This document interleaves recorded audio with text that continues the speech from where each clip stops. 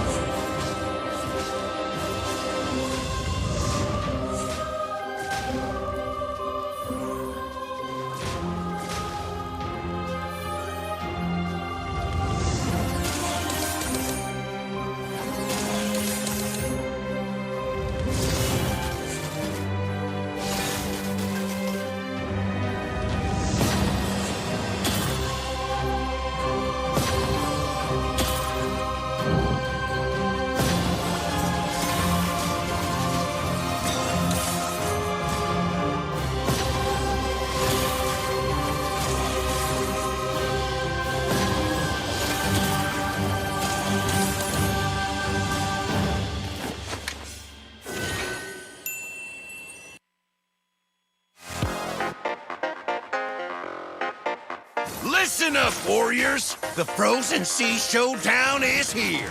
8 Brancos, 2 sides. Ready your hooks. Well, the rules? Real simple. Hook 'em over, then bash 'em. Or hook 'em back and stash 'em.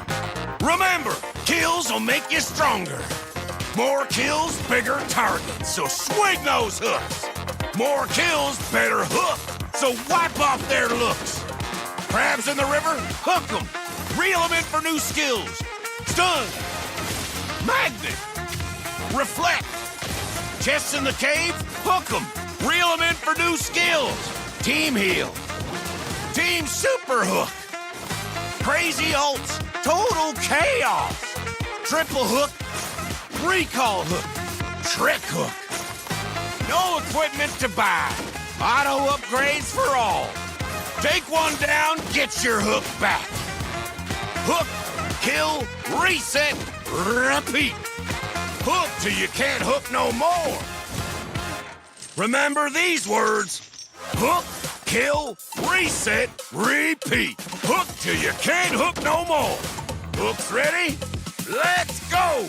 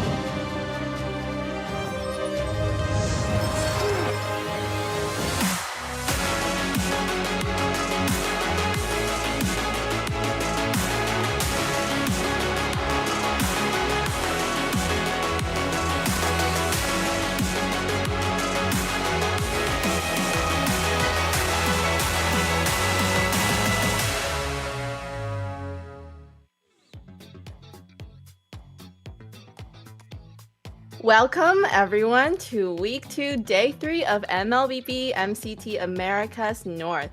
The competition is heating up and every match is starting to matter more than ever. I'm your host Layla, and joining me at the desk today is Kronos and Trek. We have an exciting lineup ahead today, We are. and let's get into the action. I'm excited. It's day 3, of course. We're talking MCT AMER, and we've reached the point where, hey, a team that could pick up a win today gets seeded directly, Trex. I think that's what we're on about today, aren't we? Yeah, we're getting to that point, right? We're about halfway through the Swish stage. Teams are either going to be getting knocked out this week or also sent to a great spot on these playoffs. First of all, Layla, it's nice to have you. We have our official host now locked in for the rest of this season. So we are finally a complete trio. I'm excited for tonight. Yes, so we have 2 great matches coming up. We have Stamina Esports and Influence Rage Origins, and then we have that's a best out of 3, and then we have a best out of 5 for Alpha 7 North and Vendetta. It is very, very exciting, and I'm definitely excited to be part of this whole journey with you guys. You know what? You don't sound exciting enough, Layla. I'm not gonna lie. Oh, You said you're excited. You said you're excited, but then you're just like walking on eggshells around us. Like, come on, it's okay. You're not carrying no glass bowl. But you're right. It's a best of 3 and a best of 5. I think the best of 5 is gonna be more exciting, but the best of 3 before that, that's probably gonna get a lot of eyes, isn't there? So I think about that later on, Layla. so coming up, we're going to have a quick explanation of what the Swiss format is, and this is what we're going to be operating on. And let's Check that out. Let's have a look. Welcome to AMER 2026, the official league for Mobile Legends Bang Bang in the Americas. In this video, we'll walk you through the format of the competition.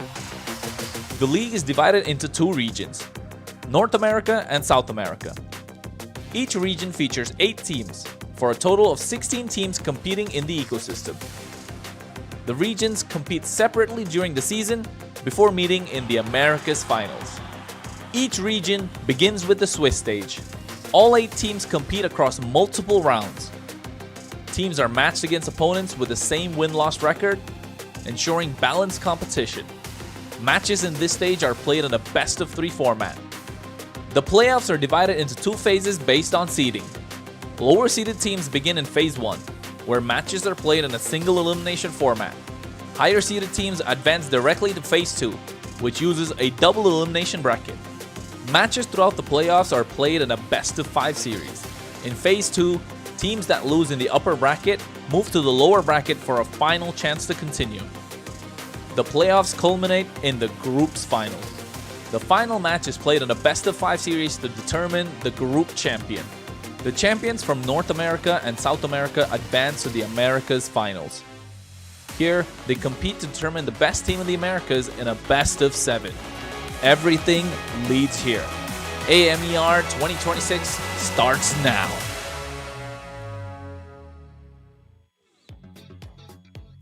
What an exciting new format that we have. I'm just curious, what do you think of this new format that we have, Kronos? It's been tried, tested throughout. We've seen that in the World Series as well. I think Trex, you know more about that than I do.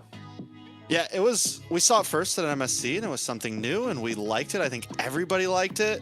It was something intense. It was quick pace, and we got to see, it just felt random for once, and there was never knowing what was going to come the next day, and that's exactly what we're getting now on a slightly more microcosm base.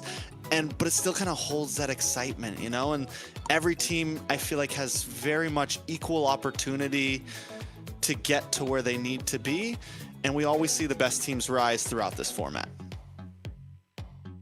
Yes, I, for one, is very excited to kind of see how this unfolds. And with the Swiss format, there's more fairness. And then wouldn't it be amazing to just kind of see somebody go straight to the finals?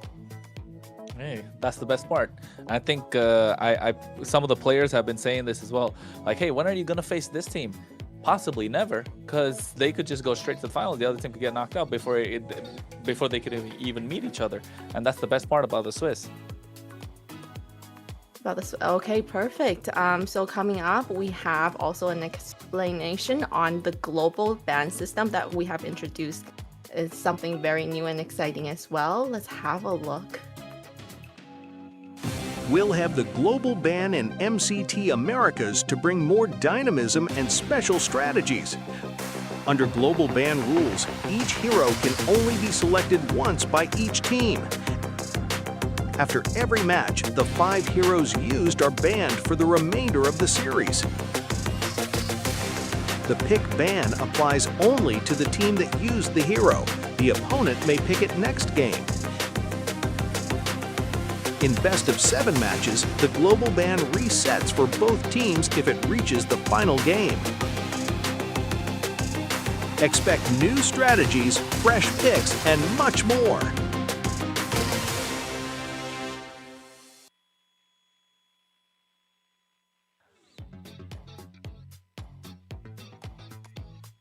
Yes, the global ban system. So with this, I kind of feel like it's really hard to play the game now.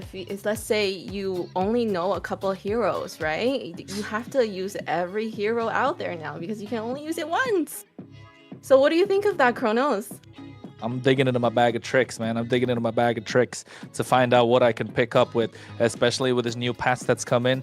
Does this hero work anymore? No, this was in the past. Let's put that aside. Wait, this hero works now? Yeah, I think we need to try this. Oh, wait, what about this one? I don't know. It's all about the different combos that's going on, right, Trex? And I think that's what this global ban brought to us, especially on the first 2 days. And the best part, today, we see it go into a 5-game series. And that's where it's going to get interesting, right? We've seen it at the 3-game. We've seen about 30 heroes banned out completely. And for me, as someone who's never casted or analyzed or anything through this type of format, this is the real hitter for me. The Swiss stage is cool, but it's something we've at least seen and done before. But to be thrown into this, everything changes. But honestly, after all the interviews last week, it seems like about 90% of the players are all enjoying it. They really are, which was surprising to me, honestly, to hear that they are honestly very happy with this format. It's making things interesting and fun for them. So coming up, we're gonna have a look at the bracket.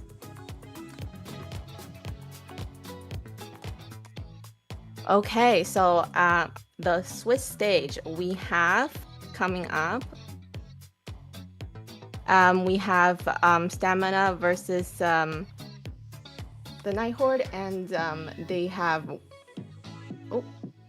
Oh, well, yeah, you're right. I think day number 1, of course, we could see about 4 games go about, best of 3s, 2-1, all the rest being 2-0, and then the final game being a 2-1 as well. And then they moved on to the 1-0 brackets, your 1 bracket, and then that really resulted into something that we were excited about, which is coming in today. What we're going to look at is the first game, or at least the first best of 5 that's already been sorted. That's Alpha 7 North versus Vendetta, and then the other best of 5, which we'll be covering tomorrow, U2 Esports and Leon. And the other best of 3s, that's a 1-1 bracket. We're looking at Stamina versus Influence Rage, which is our first game that we're going to cover. And Leviathan versus the Night Horde, which we will be covering tomorrow. So we're covering basically the top half of the entire thing. The bottom half is going to be tomorrow. And it's going to be exciting this week, only for the fact that we get to see who's going to be the Seed 1 team and who is going to be the unfortunate one to get that Seed 8 tracks. I think another great thing looking back at this bracket is we've had a great division of best of 3s, 2-0 sweeps. It's right down the middle. 50% of the games have been 2-0s, 50% of them have gone the distance. And it's just showing that, you know, it can be a little depressing sometimes when it's just 2-0, 2-0, 2-0. I feel like this is one of the closest 8 teams we've had in a while in this level of play here. And it seems like there could be a lot of teams that can upset some others. And maybe we see that happen today. Maybe we see possible upsets happen today. I mean, it definitely feels like it could happen, is what I'm saying. Yes, very exciting. I definitely want to see the game that I am very, very excited for, obviously, is the best of 5 with Alpha 7 North against Vendetta. Why? And I'm excited. well, if you remember last year, I did kind of say something like I was thinking, Area 77 was gonna win. But now, Alpha 7 North is coming in, and I kind of want to see them win this year. Okay, Did fair you curse Area point. 77 last year? Is this your fault? Alpha 7, this might not be the fan you want, man. I'm just. Hey, I'm trying to be redeem myself. To be fair, Alpha Area 77 did go to the MSC, so I guess everything worked out in some way, shape, or form, right? Ooh, good point.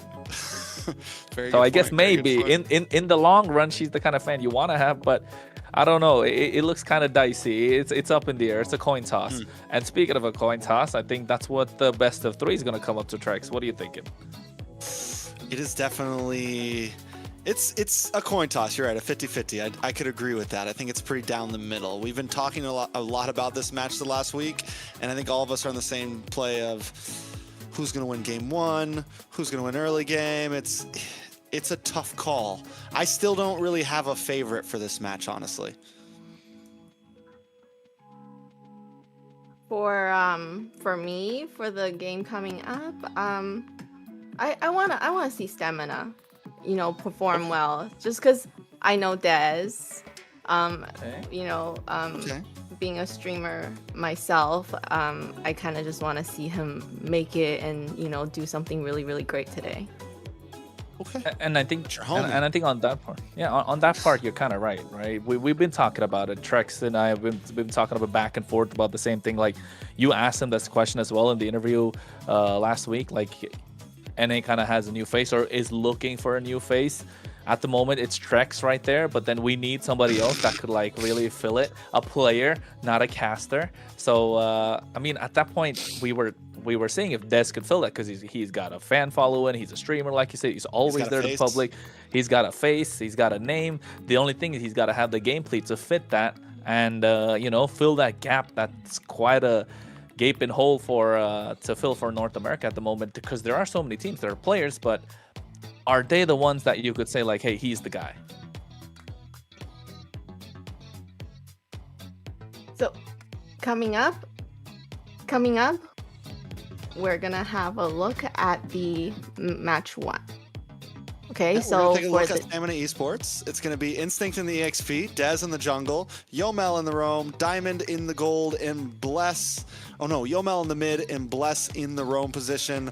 This is Stamina Esports. This is the team we've been talking about, right? This is Dez. This is what some people, his fans, would want him to be the face. But so far, the reality is they have fallen short here and there. Last year was their first time breaking into a top 8 position. And yes, they've grown a lot. But for me, I want to see them push it further. I want to see them I'm not putting them at a first place finish this year, but I am hoping that they make it to a top 4. I'm hoping that we see growth from last year. That's what's going to be big, I think, really in the general scheme of things for this team, because then next season we can see even more.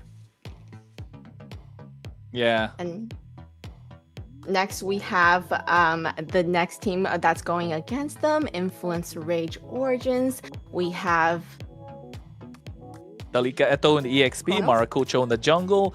We got Nox in the mid lane, Replic in the gold lane, and Astro in the roam position. And you spoke a lot about Dez, Trex, and you're right. I don't think I got them in my top 3. I think I got them in my top 3. At least I want to see them be the top team. But then with the first week performance, it kind of a little bit of a letdown. But then what was more of a something that rejuvenated the entire letdown that we had was Influence Rage Origins with their gameplay so clean, so crisp, understanding what they got to do, fulfilling each and every single player's role, understanding the map, the draft, how to execute the draft, everything. Even the games that they lost were really down to the wire, right? Not like it was just a throwaway game. And that all comes down to, of course, their jungler. 5 games they played, 5 different picks. We're talking Maracucho.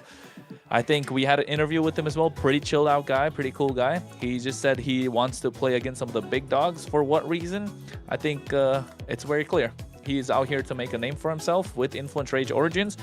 And with the gameplay that they've put out, Dalika, Eto, Nox, Replic, and Astro, yeah, I think this is a team that could pull off a lot of upsets.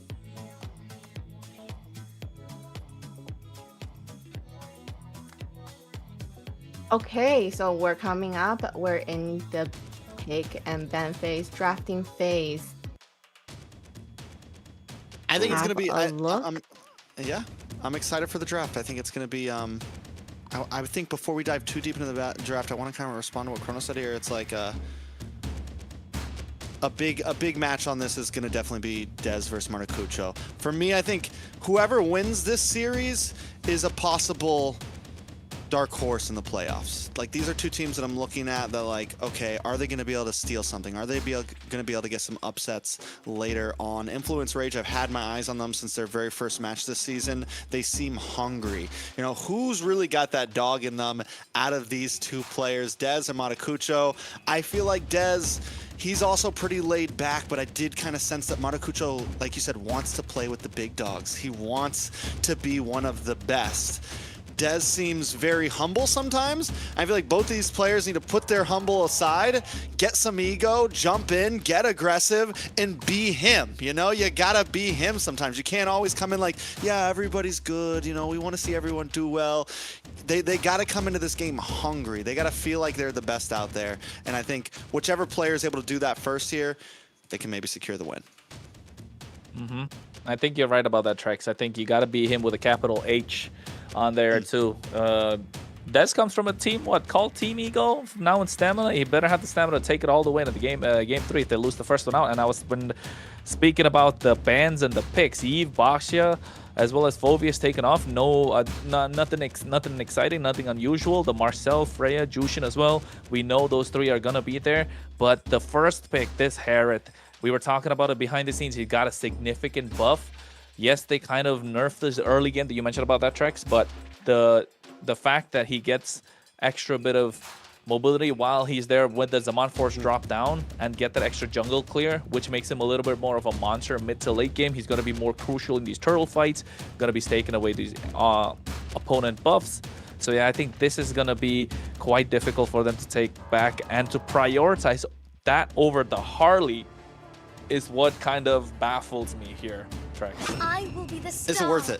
That's the question. We don't know yet. I haven't really got to see this in that much play just yet. And even if you play it in game, even if you're playing it in rank, it doesn't mean it's going to hold up in a tournament setting. We see so many heroes get played in a casual rank game and people think they're great, but on the pro level, it's just not the same.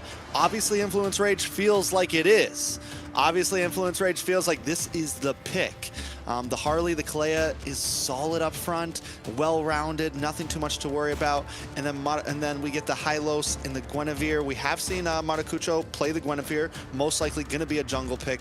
Possibly could get nope, no roam because the Hylos is already there. So definitely jungle Gwynny. You know what? I think Wu Zetian is still open, right? So I feel like that could be a pick for them. It's been a very strong hero, and we see a lot of players getting MVP with this hero because she can do so much just with her ult, her global ult. Ranger can poke far enough to at least maybe deal with Harith in early laning phase, comparative to certain other picks, but it's still a tough one. Kimmy gets banned out by Stamina. Layla, I mean, you were right about the Zetienne. It might have not got picked up, but at least it was good enough to ban and get out of the way. But yeah, they do still need a mid lane pick. And some possibilities. Maybe the Yi's been banned out.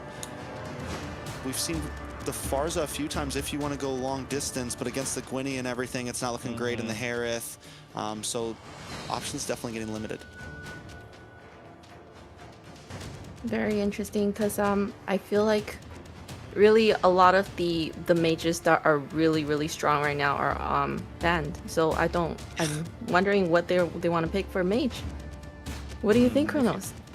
I think with the Lunox being banned out, Kadita, Lilia is probably the best option here. Maybe Valentina, you're right, but then again, is it the best one? You kind of prevent the the Black Dragon if they go for it, but yeah, Lilia is the best possible choice, I'd say, especially against the Hylos, against the Harriet, the Guinevere, Black Shoes, Purify, so basically two lifelines you have. So maybe save the goal lane until the end. We can always see a Beatrix, even a Claude. I'd be leaning a little to the Beatrix since you have the Kalea already on your side. The Claude because you have the Alice, so they got 2 ways to work around it. Over here, mid lane, honestly, Valentina like for influence, maybe. Valentina. Yeah, I'm thinking Steal the Tsunami Valentina. Slam.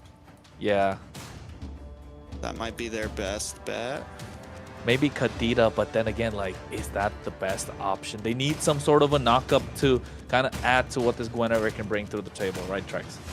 The knockup would be nice, it's very true, and the Kadita could be something, but I yeah. think Valentina's safe, it's easy, it's comfortable, you still get it, you get the Tsunami Slam if you want to steal it away, you get the Black Shoes if you want to steal them away for survivability, and then whatever Stamina's last pick is, which honestly Stamina still could use maybe a little bit of crowd control. They need they need gold lane, so you just pick up the Claude here, right? It's simple, Yeah. it's safe. And even though normally you would pick up, he's a shred hero, he still does great against squishier heroes. It's not like they have to have nothing but a bulky lineup for you to pick up a Claude. You know what? Melissa is still a solid choice. Got a nice bit of a Against buff. the dive? Yeah, against the dive, it's all right. The go away gives a little more sustain right now. I was thinking about the Wan, but never mind, because I was going to say, I haven't seen her in pro play for, what, years now? That hero is forgotten, but hey, we get to see the Granger, because you get to kite the Hylos. You can poke the Herald from far. I think this is looking solid, Trex. What you call the 50-50 in drafts you with me today. Yeah, I think the Granger, this is what we saw when the Herald was possible. It was a good pick. The Granger was a good answer to the Herald, and Herald has such big poke in the laning phase. The Granger can at least kind of keep his distance and hold lane. He might not win lane. Could come down to a 50-50 in lane between these two. We don't know how good the Herald really is just yet, but the possibilities are there. I will say this, from Stamina, there was some big some damage, some kill pressure burst between this Granger and this Harley. If they can get any kind of big pickoff early on, it's dangerous. But then on Influence Rage, same thing. Kill pressure with all the knockups and crowd control. So a lot of it's come down to who can land those combos. Okay, so we have our picks coming in. Looks pretty evened out. I know that Stamina has the coach, so I'm hoping, the coach knows what he's doing and had these picks trying to counter pick. Well, what do you think, Kronos? Yeah, I think you're right. Of course, Rage Origins don't have a registered coach right now for MCT, but we know they're working through the background and doing their thing. But Stamina Esports, Rage Origins, with this first series, the first game, it's all about momentum. In a way, I still feel like Rage Origins kind of have the upper hand because they have a Guinevere against the Harley, which does really well. The only way I see Stamina really clutching this is if Dez finds those early pickoffs, if Kalea finds, Kalea is able to get those nice pickoffs to feed Dez or to feed Diamond. I think that's the way to go for this one. I agree. I think, again, it comes down to the feed the jungle, make the plays happen.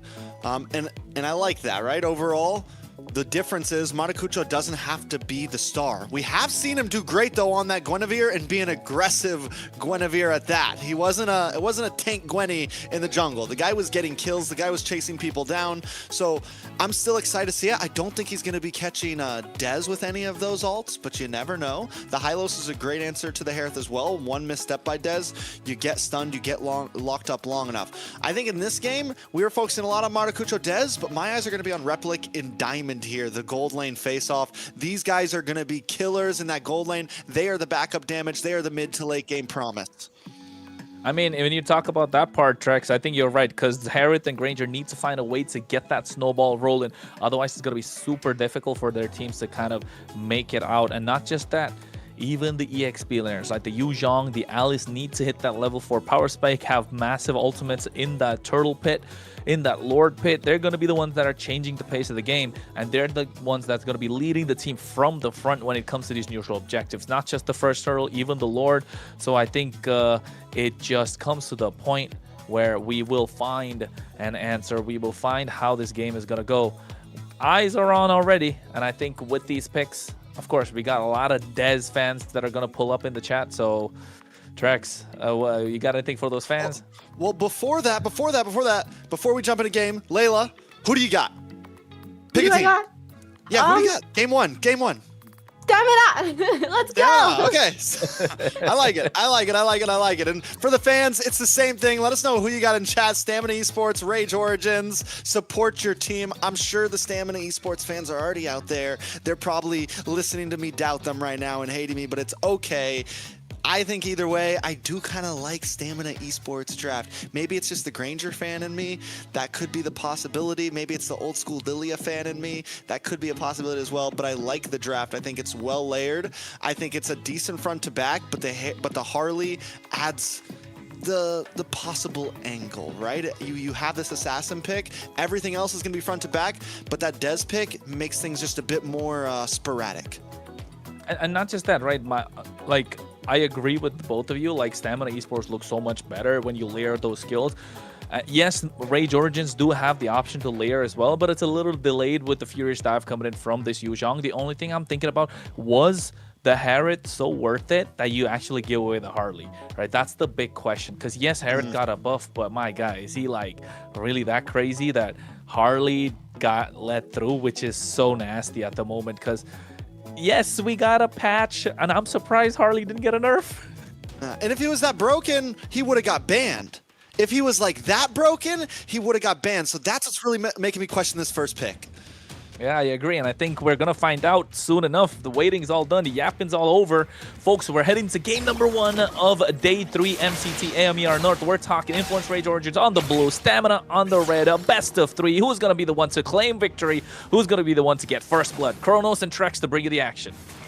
Yeah, so we've had Influence Rage, a team that has done okay so far. Day 1, they did take a 2-0 loss, but we saw some great games from them. Day number 2, they were able to win in a best of 3 against U2. Stamina Esports also a rough start. They've had one great game in their bag so far, I feel like, in day 1, then just had a big downslide. They were able to get the win on Leon, so both of these teams are kind of working for something here, and this is the day to decide whether they're really going to be able to pull it off, and I feel like whoever takes this is going to has a possibility, really. I think the team that loses this, I'm gonna start feel iffy about. Whoever kind of loses, like, okay, we'll see how you do in playoffs. But again, like I said earlier, the team that wins this, I'm looking at dark horse material. I'm looking at maybe they steal a top 4, top 3 slot in playoffs. Maybe they make it to grand finals. Kronos, do you think that, which team, if you felt like could be the big like stealer here,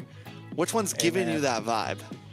I'll be honest, after the first week's performance, like I said, right, kind of had higher hopes for Stamina Esports with them being the first game, but the first game that the way they started the first 10 minutes, like, yo, this is a championship dark horse tier 1 kind of team.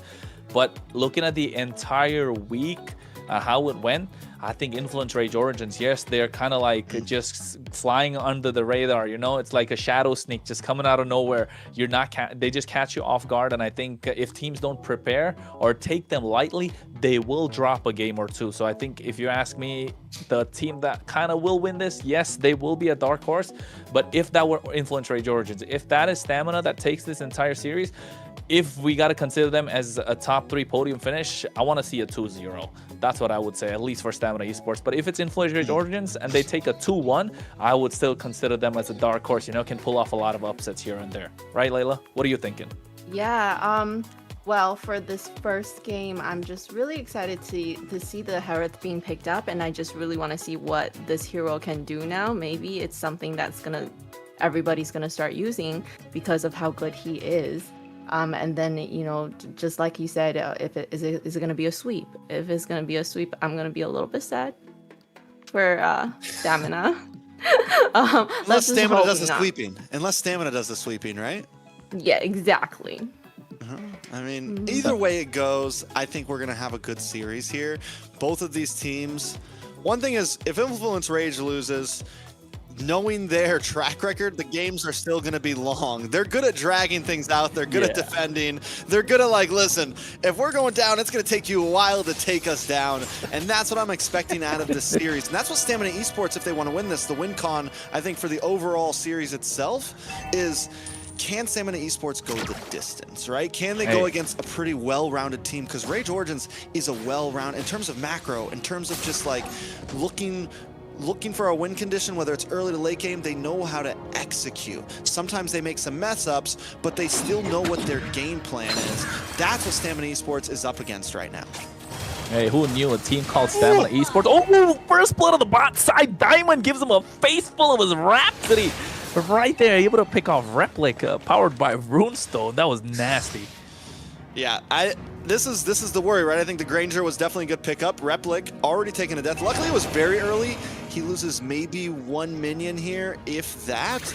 But we're already seeing the possibilities. A nice gank from the bot as well with Dez. Oh, wait, spatial migration. Whoa! While the Requiem comes in as well, terrifying. Bless might be going down. This is another kill in the pocket of Rage Origins, and they're moving confident here. Yeah, now with Turtle, should be able to easily go into Rage Origin's hands. Dez, nowhere to be found. He's down in the bot lane. So at this point, it's a nice Turtle plus a kill over to Rage. Going to even out this gold a bit. Yeah, and I think I was going to say, is with a team name like Stamina Esports, you got to know how to go the distance. Because if you're not, you got to at least live up to the hype at this point, right? Both teams sitting at a 1-1. You can see Dez actually stealing away the orange buff by giving away the Turtle and a kill. So you know it's not exactly a worth the trade, but they get something back in return. Yeah, now taking a look at the items, we do see this Harith going straight into a Starlium Scythe and picks up the half boots a little bit early, but still already looking for some damage, already looking for some mana. Yeah, and I think that Starlium side getting a slight bit of a buff. Of course, it was always a core item for Harith, but right now makes it a little more valuable. You got the passive that's reduced from about 5 seconds to 1.5 seconds. So that being a big difference maker, you know this Harith's going to rely a lot more on that. So maybe this could be the reason the Harith's unlocked. Maybe something we haven't noticed yet. I just want to see how Influence Rage can really pull this off. Speaking of First Blood, I don't think it really did any justice. This is Harith being picked up first pick. But maybe as the game goes, because Origins are starting to get control of this river and slowly converting into the objectives. Yeah, right now Fraud Alert is possibly up on the Harith. You know, the jury is watching closely, and we're wondering, was this worth the first pick right now? They seemed confident in it. But again, like I said with the patch notes, you know, we saw his early game damage go down a little bit. Yes, the scaling goes up, but we're still wondering, you know, is that going to matter? Again, like I said, it was a death in the first, like, 30 seconds, so it's not the end of the world. I'm excited to see how... Oh, big Tsunami Slam up at the top side. And they get the Dalika as well. It's not looking good, if you ask me. If you were Rage Origins, Stamina Esports, this is what they need to do. Get on the hunt. They have an assassin. They have someone who can just catch you by surprise, suplex City the entire time, and next thing you know, you're taking one out. So I think this is how they got to play. Look to get pickoffs across the map. Find yourself in a better position for these neutral objectives, which they haven't been able to do. They get the pickoff, but they're not able to convert it. I mean, they get good pressure, though, on the top side. Plus, this could still be a turtle. But right now, Stamina Esports systematically attacking both off lanes. Maybe they're not as stressed about the mid. Maybe this is the goal. Make sure Instinct has a good game. Make sure Diamond has a good game. Turtle, though, is getting low. Can Death steal it?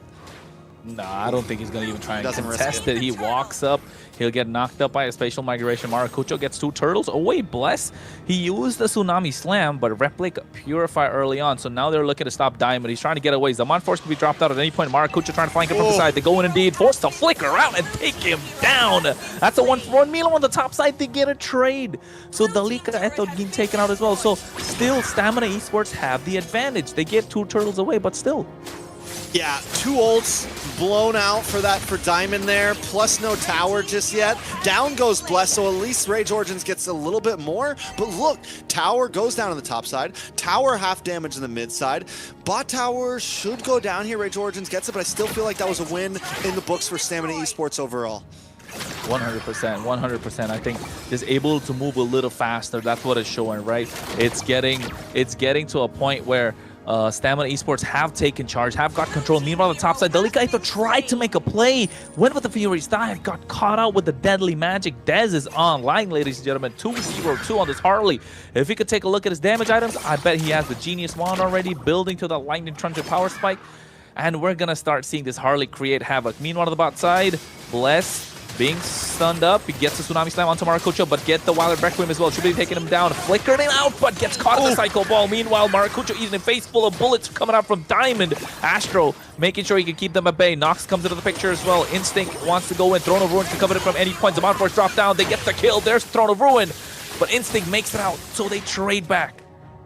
Both teams make some critical mistakes there, over chasing, get responded, lose a member, but in the end, Stamina Esports does lose 2. Rage Origins now taking a small gold lead. One thing I do have to point out though, Delika Eto. We've seen Delika do a great job in the XP lane and really kind of help out with the team, but Delika being 0-3-0, especially on a Yuzong, you're not going to be that good at jumping in the back line. You're not going to be that good at zoning. And though Rage Origins is putting up a fight right now, when this translates into mid to late game, not having that black dragon as powerful as you need it to be could be a problem. And another pick off onto Delika, deleted, and the kill goes into Diamond's pocket. Deleted Eto, man, that's what they're talking to him about. He gets another turtle, 3 turtles in their pocket for Maracucho and Rage Origins.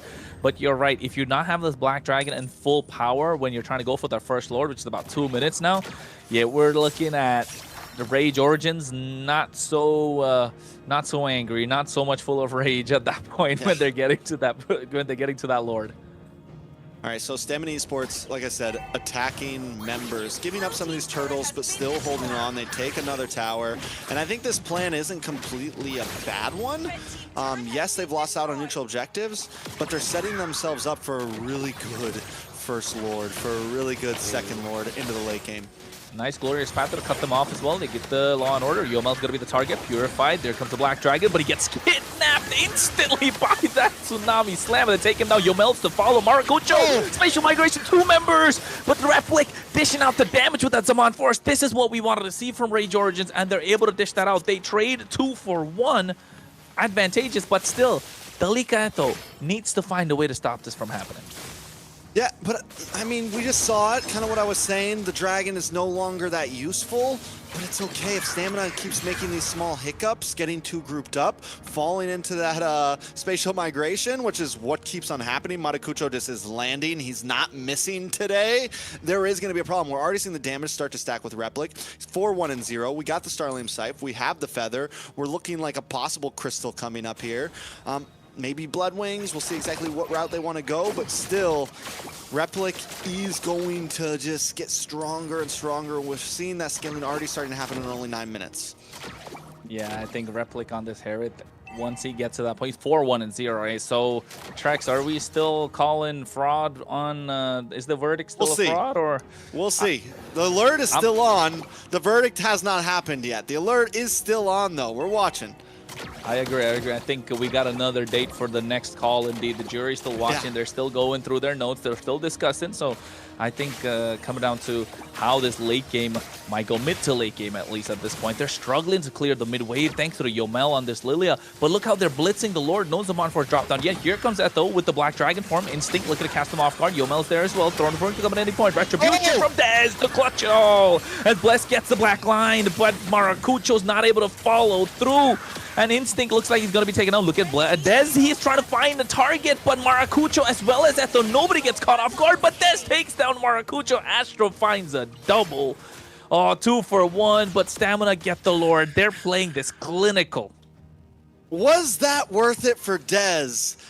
My mind is questioning right now. Yes, you got Maracucho. Maybe if you got Replic, but I'm wondering, you get the Lord. You're good. If they just lost Instinct there, I think it would have been okay. Instinct could barely get away. I felt like it would have been a win in the book if they just lost Instinct, but losing Dez as well for Maracucho, I don't know. I'm questioning the stability of it right now. Lord is at least still marching. Stamina is able to take a tower in the mid. So right now it is looking good for Stamina. Yeah, I think at this point, with Yomel, especially if you're Stamina Esports, now you need to start relying on Yomel to try and open up the map a little bit more. Because you know Bless is the one that needs to cast them off guard. Dez is the one that needs to cast them off guard. Yomel being the Lilia should peel for the team with those blooms bursting up here and there. And nobody right now from Rage Origins can really tank that amount of damage, right? Even Astro at this point, he just got the Dominance Ice. I don't think he'll be able to... Okay, he does have the Radiant Armor, so yes, he can to a certain extent. Never mind, the fight breaks out already. They go in, Spatial Migration, and the Violet Requiem. Maracucho Sho's the first one to get caught. A Purify comes in from the Tsunami Slam. Bez looks to get taken down. Instinct has to get away. Stamina Esports biting more than they can chew, but still an even trade, Trex. Yeah, 2 for 2, jungler for jungler, roamer for roamer, very even trade. They freeze that top lane so well. They pretty much have a Lord at full push here. Tier 2 goes down on the top. Tier 2 almost down in the mid, and I gotta say, it feels like Stamina Esports are making mistakes, but somehow they're still winning out in these fights. You know, even there, Dez, a little too caught up in that pit, gets picked off by the Hylos, or gets the stun by the Hylos, ends up biting the bullet there, but Stamina Esports is still winning on the map, right? And they're still, even when they're a little behind on gold, they're still able to find small moments and turn it into a win. Diamond does finally get some more kills in. He gets a flicker. Whoa! Oh, shut down coming in from Diamond. I was going to say he flickered forward for it, Bless, with that title strike, and he knew Replic didn't have the Purify, catching the right target just before the Lord. You don't get a lot out of it. You get a punish, but then again, Trex, now you don't have the flicker for the Lord. Is it worth it or not? I mean, I think it is. Diamond's doing well with. I mean, the Bless doesn't have the flicker, but Diamond getting that kill, he picked up the Sky Piercer. I was about to talk about it, and he needs to get those stacks, and we're starting to see it show up here. So I think getting Diamond as many kills as possible right now is huge. We're already seeing Dez, the damage start to not matter as much, so they need somebody in the book. And having that Sky Piercer, I want to say he's gotten 3 kills onto it, maybe 2, is going to be huge, because that's the only way this Granger is really going to be able to output. He's got, yeah, he needs that Sky Piercer stacks. You're right. He's only got probably 2. Yeah, you're right. Yeah, I think 2 or at 3. this point, but look at how the Blitz and Lord again. Dalika goes in, Black Dragon. Hopefully they get the retribution on the point. No, they don't. They're still able to clutch it out, and now you can see Ethel, the back line gets 2-man Petrify, finally finding a shutdown onto Diamond, and this is the moment that they're looking for. Yomel, no Black Shoes, should be taken down instantly. 2 traded again. Bez able to clutch the retribution. Somebody gotta keep it on. He is on demon time.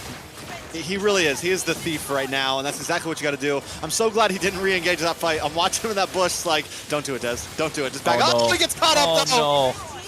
Caster skirts in full effect, Trex right there, but they don't care about the Lord. Etho is dealing with it. They want to get this inhibitor to the mid lane. They do have the damage. I don't think they could go for the end, but they get another kill. Bless was caught off guard.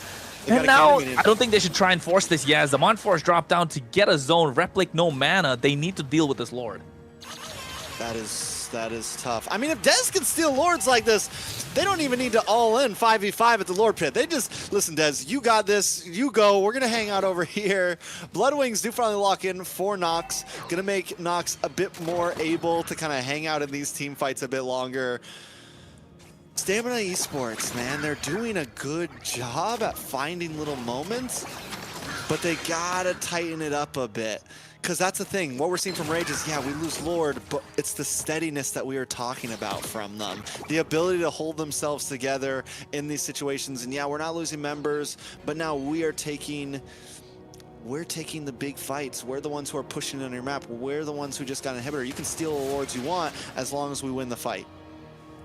We're not, yes, but at the same time, if you take a look at the map, the sides of Stamina Esports doing stronger than Origins.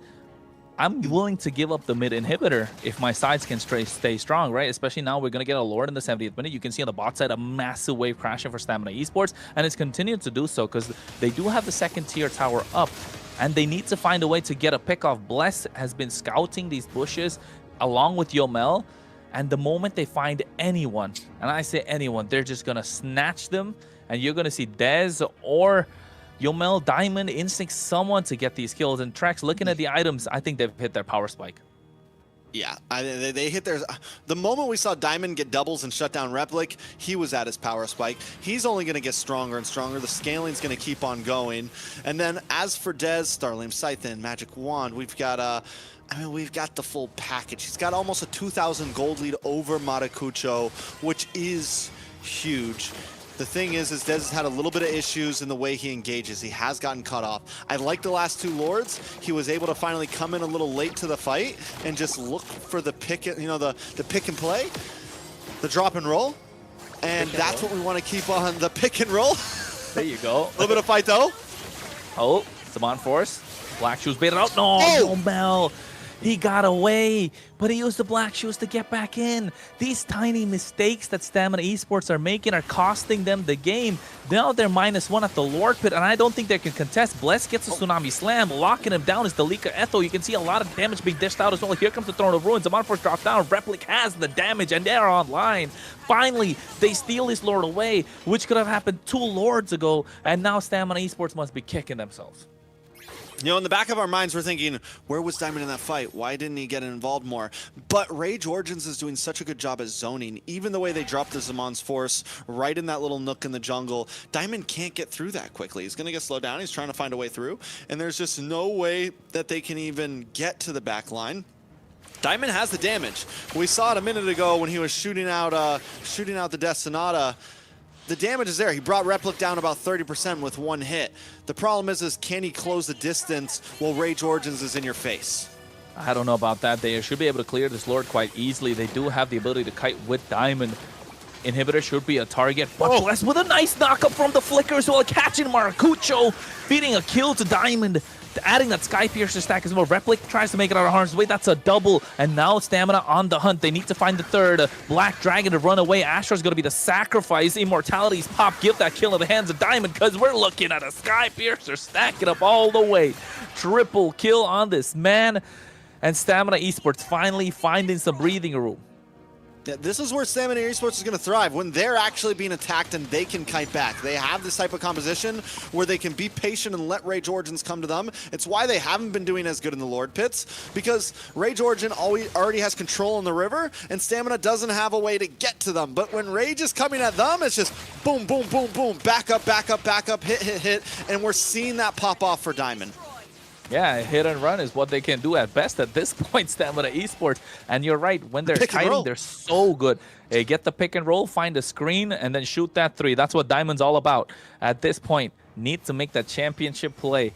But Delika Etho, again, in the early game, if he didn't get picked off so many times, they could have been a different story. If Maracucho was able to get those 2 retributions on point, it could have been a different story. But if we're talking about ifs, buts, and maybes, ain't nothing going to happen.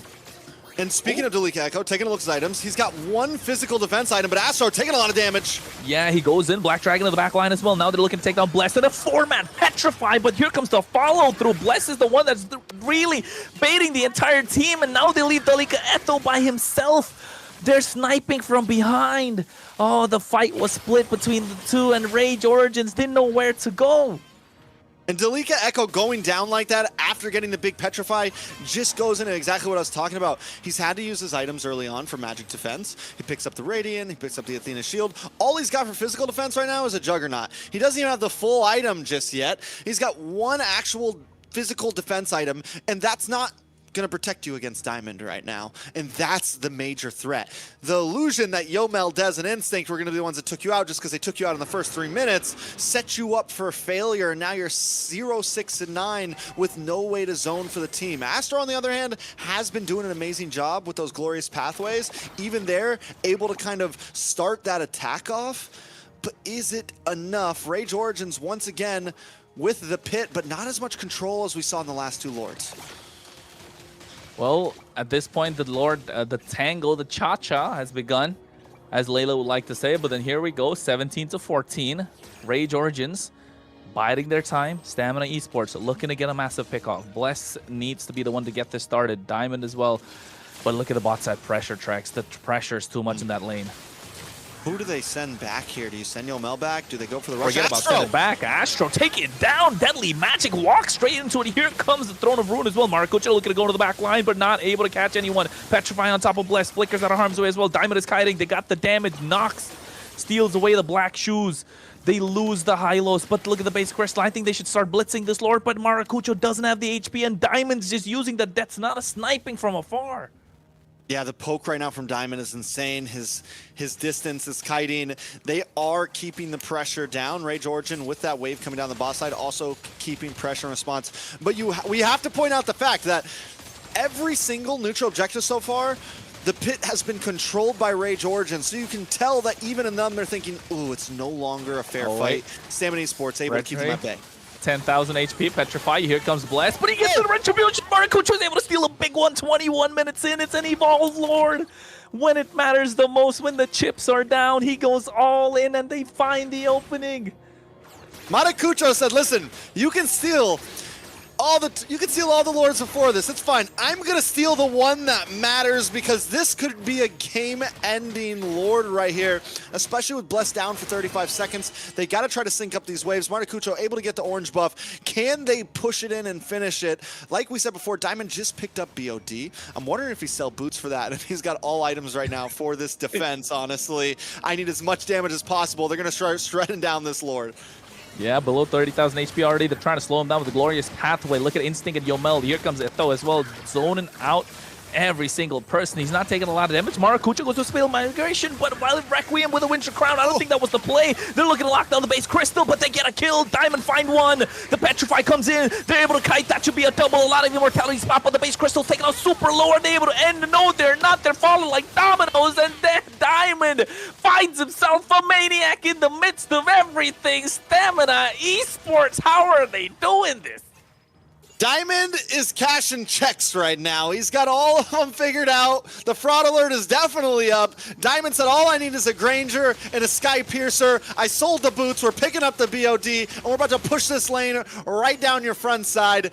I think they can pull this off. It's nothing but Nox. 3-0-11. Are they finally going to put a kill on this man as they take out the crystal? He's been the support of the entire day, but the star walks in. Oh, wait, they're trying to get a clear, but at the same time, Nox taking a little too much damage. The crystal's not going to be taken down. They get the clear, but 6 seconds for Maracucho to come back up. Stamina Esports looking to get that mid-wave crashing in, but I don't think it's going to be possible. They do have enough time to get a clear, and Nox just bought enough time for them to try and get a defense going. Where's Maracucho going? Oh, no. He's gotta go for Oh, nice. Okay. They get the Violet Requiem with the spatial migration. At the same time, they find a kill. The Likato comes in as well. Diamond adding another stack to the Sky Piercer. And you're right, he's cashing checks. He's cashing checks that Rage Origins didn't see coming. You know, and I think it was funny. We said it. We're like, okay, we're going to talk about Dez and Maracucho this game. But right when we saw that Harris and that Granger, it's like, maybe this is the real anime battle here. Maybe this is the one we need to watch out for because Diamond did not want to get left out of the conversation. Oh, wait, speaking of a conversation, Astro gets picked up, put down. That's another stack we're talking, sir. He is online. He's on fire. Here comes another one. They're looking to get Replic. Might as well give that to him as well. He's been on a roll. Stamina Esports, after everything, take game number 1. Diamond Esports at that. The guy just shredded through all of Influence Rage. My God, my Lord, that was a game. I honestly thought that Influence Rage was going to be able to defend that a little bit longer, and we were going to possibly break another 28 minutes or something. Layla, how are you feeling after watching that? That was crazy. That was really out the way that Sanma was able to defend that Lord and turn it around. Unbelievable. I thought it was going to end right there. Yeah, and I think it was a slight bit of a mishap with that push, right? They kind of overestimated the Lord. It was an evolved Lord. That was the possible end for them, but not able to find the angle, or rather a mistake from Maracucho when he dove in, didn't get Diamond, and preemptively, panically used that Violet Requiem and the Winter Crown, and then get the split. Dez was waiting, Diamond was waiting. If it wasn't for that one mistake that he did, that panic Winter Crown, yeah, I think that could have been for Rage Origins. Not only a panic Winter Crown, but a panic Winter Crown plus Violent Requiem. He didn't catch anybody. He was just quick. Like, you know, you jump in, you don't catch anybody, you just jump back. You don't hit every skill you got in the book. But the pressure's on. You know, the pressure is definitely on at that point. I don't know. I get the goal. We have to zone Diamond away because as long as Diamond is in that defense, the Lord is going to get shredded down. The fact that the Lord was sitting in front of the base crystal for so long, too. I mean, Stamina Esports, not able to defend it, but also had the ability to, I mean, maybe shouldn't have been able to defend it, but had the ability to, right? And Influence Rage maybe bit off a bit more than they could chew. I think once they were kind of sitting there for so long, maybe it was time to, all right, let's fall back. Let's play safe. But the fact that they just put, listen, we're going all in here. It's win or lose. That's kind of what ended the game for them. They lose 4 members, and from then on, it's over. If they would have maybe abort mission a little bit sooner, maybe there could have been a chance. So let's have a look. the highlights or the post game. It was a pretty long game, right? And you know, with Harith, we thought he was gonna be a great pick. He was gonna carry. But what happened there, right? Actually, I noticed Replic, his main hero is actually Harith. And then unfortunately, he just couldn't beat the Granger.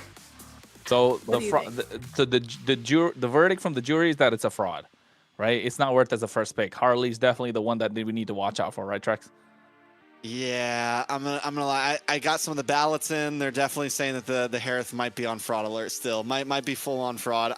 Especially for first pick. I'm not saying it's not good. Replic showed some decency at it. Maybe we'll see something later on tonight. Maybe there's still possibilities. But for that game, all it took was a decently placed Granger, and there was nothing that Harith could do. Decent? You're talking decent? 18-3-2. Are you out of your mind? That's not decent. That's my kind of Granger, bro. That's the kind of Granger I right there. Yeah, I know. He got double O's right there on his name. He's trying to show the double O this time for Influence Rage. Are they going to pull it off? They already got one in the bag. And I think with the way that they played Dalika Eto, yeah, he's looking to make that egg a comeback. He needs to find at least one kill in the game, especially with the last push. And you're right, that last push could have been so different if it wasn't for that spatial migration Winter Crown while Requiem play just coming out of nowhere. And Diamond on kiting heroes has been doing so well. So I think Stamina Esports finding their moment, finding their ways to get that victory. And you can see 33% kill participation and still Replic able to get a 38. So I guess is a great pick, but as a first choice, I don't think so. You know, I will say this, for Influence Rage, it was kind of surprising because in the past, they suffered from taking games almost too slow and not being willing to force the end. And I'm wondering if that kind of is what got them here. It's like, okay, we know that Diamond's getting out of control. The stacks are too high. Maybe we need to try to force an end here. When in reality, maybe they didn't need to force an end there. They do go for it. But in props to Stamina Esports, taking a look at these replays, I said in the beginning, they gave up every turtle. But what were they doing? They were systematically attacking the off lanes. They were focusing on Dalika. They were focusing on Replic. They were making sure that Diamond and Instinct had a great game. And by doing that, when it came to mid to late, they were able to shred through Dalika. And Bless almost never got a big catch onto Replic, never got a big catch on a Matakucho. It was almost always either Astro or Dalika, but that was enough. You get rid of the front line, and Diamond can get to the back line. Mm-hmm. I think that's what the idea was. It made it possible. And especially with that assassin pick coming through, right? Yes, we're talking about Diamond. He's been playing crazy, but Dez able to get those picks, able to extend the game a little further, contesting those neutral objectives. I mean, yeah, that Petrify, 4-man Petrify should have made it all possible, but Bless surviving, even with the slightest bit of HP, after that immortality gets popped, buying the time that they needed. So every small micro decision turning into something big, turning into something that Diamond can really find a way to snowball from, even though it was past 15, 20 minutes. When Diamond found his stride, yeah, Stamina Esports found their groove as well. The way that even Matakucho steals that last Lord, I think we all felt like it was a wrap. We thought Rage Origins was going to be able to pull through, but Stamina Esports does it. And in that, we get to see the MVP. And Layla, it is Diamond. How you feeling about it? Amazing. I was looking at the stats and he was the richest guy there. He did so much damage. 129k. That's crazy amount of damage. He's just doing amazing and definitely well-deserved MVP. I think nobody doubted that at all, right? He's a stone cold killer. Look at him. If it wasn't Diamond, I would have had a riot for sure. If Diamond was not on this MVP screen, I would have walked away. But luckily it is, so we're still here. I do want to point out the guy did sell his boots for that BOD at the end there. Or maybe he ended up stealing it for the Winter Crown. But either way, I think on that final push in, we knew it's like, okay, it's all or nothing here. I'm not going to need to run across the map. I just need to stand in front of this Lord and do as much damage as possible. Pew, pew. And it paid off for sure. Hey, man, he looks like a stone cold killer, all right. I'm telling you. With the item build that he has, with the heroes that he's been playing, and the way that he's been playing, we want to see this guy pop off a little bit more. Forget about Dez. Ain't nobody going to talk about Dez right now. We already talk a lot about it. We want to see Diamond pull up for Stamina Esports because he's been carrying this team, and it's been hardcore. Bless, yes, he got those early pickoffs, but Nah. Diamond, it felt like a one-man show after 12 minutes, Trex, I think. After 12 minutes, it felt like a one-man show for Stamina Esports. Yeah, I mean, don't get me wrong. We still got to see, like you mentioned, Dez getting those Lord steals and everything, like at the 8-minute, the 8-minute mark and the 12-minute mark, somewhere around that range. And even then, him being able to keep the pressure. But yeah, Diamond, once, I think it was like the double kill in the mid or something, he killed Replic. Once those Sky Piercer stacks started coming in, it was just out of control. He was sniping. If your health got below 50%, you were gonna die in the next second. Pretty much. That's the way it happens. Once your health drops to 50%, you got about a second to live, and that's it. Yeah, Granger, what a hero. Like, it just, once again, it reminded me that Granger is a very dangerous marksman. Granger's just been I mean, he's a fun hero to play. Even when he was in meta, I don't even play marksman that much, but Granger was someone I'm like, this guy's just so much fun, easy. You kill people, they go down, you shoot, that's it.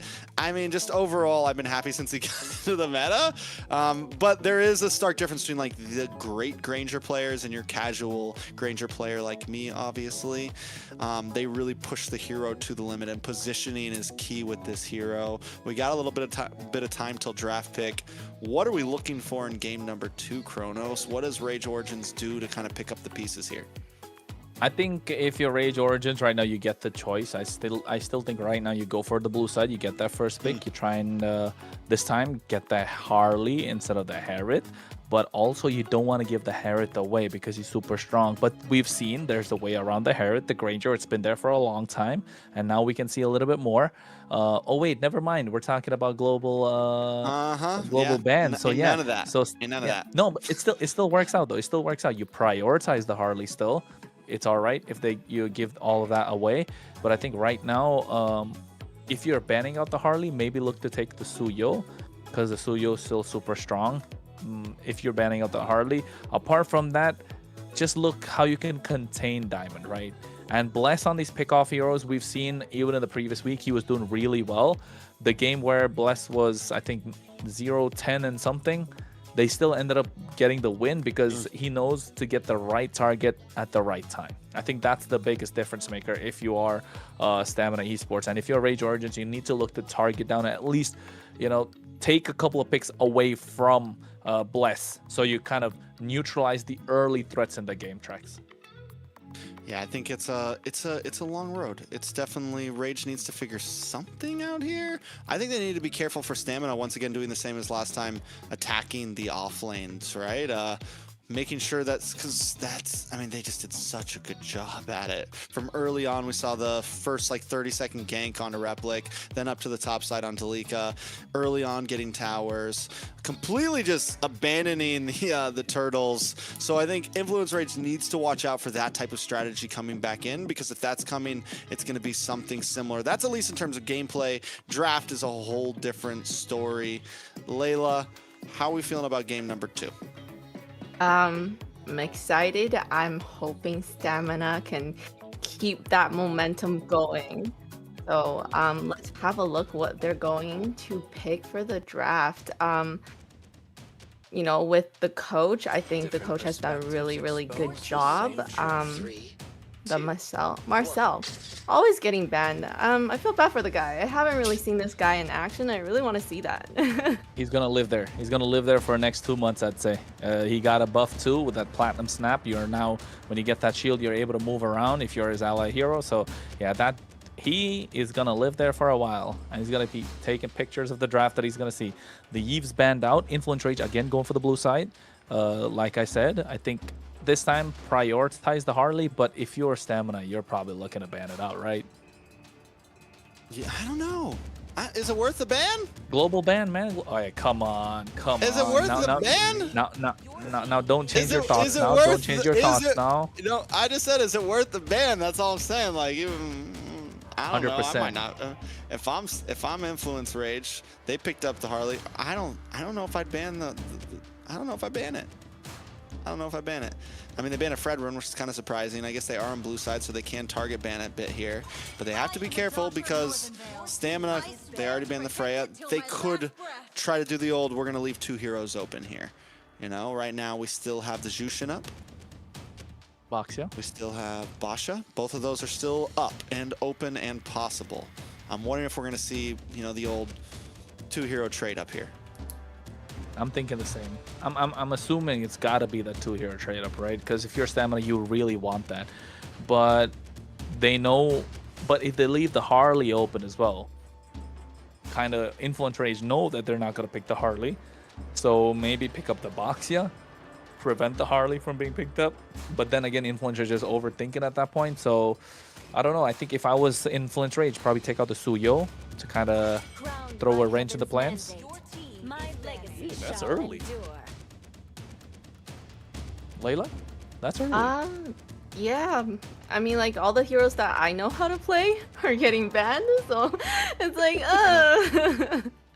and I'm just wondering for game 2, you know, if Stamina really want to bring it, are they gonna pick a hero that Dez is really familiar with for jungle? Yeah, I mean, Right? we've been waiting for Dez to pick up like something Dez-ish for a while, something like a big assassin pick. The Basha though does get left open, but they decide to ban the Zushin, so no trade up for Stamina really here. Really, do we see that? Do we see the Harley come in? It did not get banned out. If Stamina doesn't first pick the Harley here, it was a fraud from the start. Hey man, Stamina already picked Harley the previous game. We're talking global bans. Where are you at, Unk? Come on, Well, you gotta I mean, Harith, a little bit more. Harith Okay, is what I'm yeah. talking about. I'm Okay. talking about Harith. Okay. I'm talking about Harith. I was gonna It's say the Harley. Harley, Harith. It's Okay. close.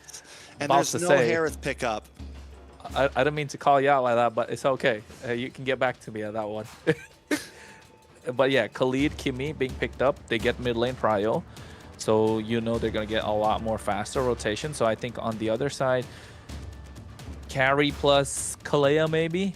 Lock it down. But then again, you're lacking your mid lane rotations. You're not going to be as aggressive. Hilda plus Lilia. I think Hilda plus Lilia is so good for Influence Rage. Or Hilda plus Valentina.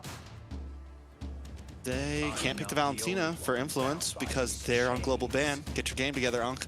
Oh, sheesh. There, he got one back on me. I like it. I like it. On the other side, they do go for the I'll take Phobius, it. and they pick up Right the on the carry. chin, So huh? you do get one in there. You get the carry. You definitely. The question now is, do you pick up Purify on this carry? Do you go Flicker? Purify might be the safe pick, especially with the Khalid on the field and any more Flicker's crowd well. control that Stamina wants to bring in. You mentioned Layla. Dez picking something he's comfortable on.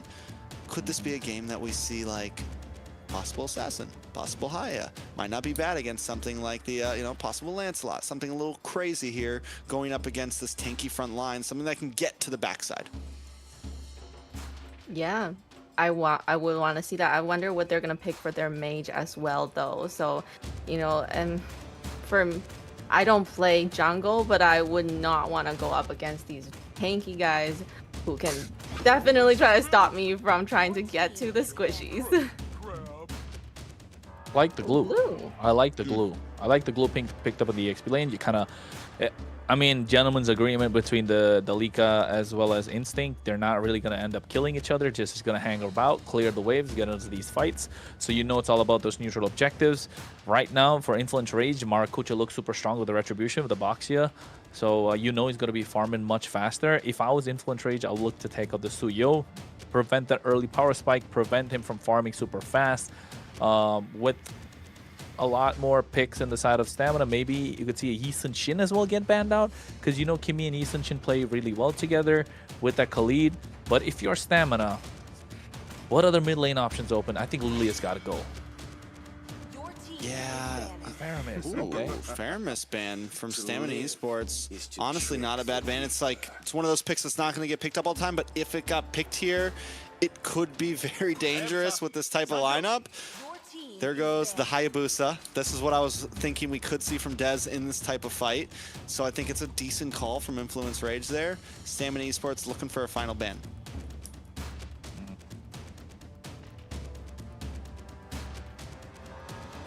I'm thinking, I still think Lilia is a solid ban here, because there's not a lot of mid lane options open. The Valentina's already picked up.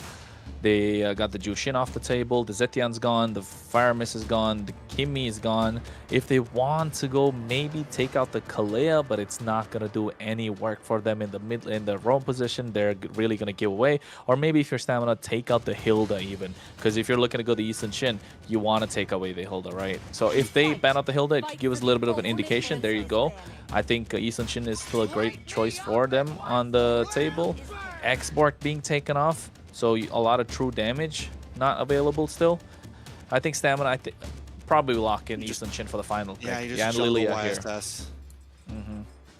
Jungle YSS is simple. Lilia's they can't pick up the Lilia for Stamina, so they're kind of they need to look for something else. Yeah, gray hair getting showing. Fast, man. You're hanging out with us oldies too much, honestly. I know.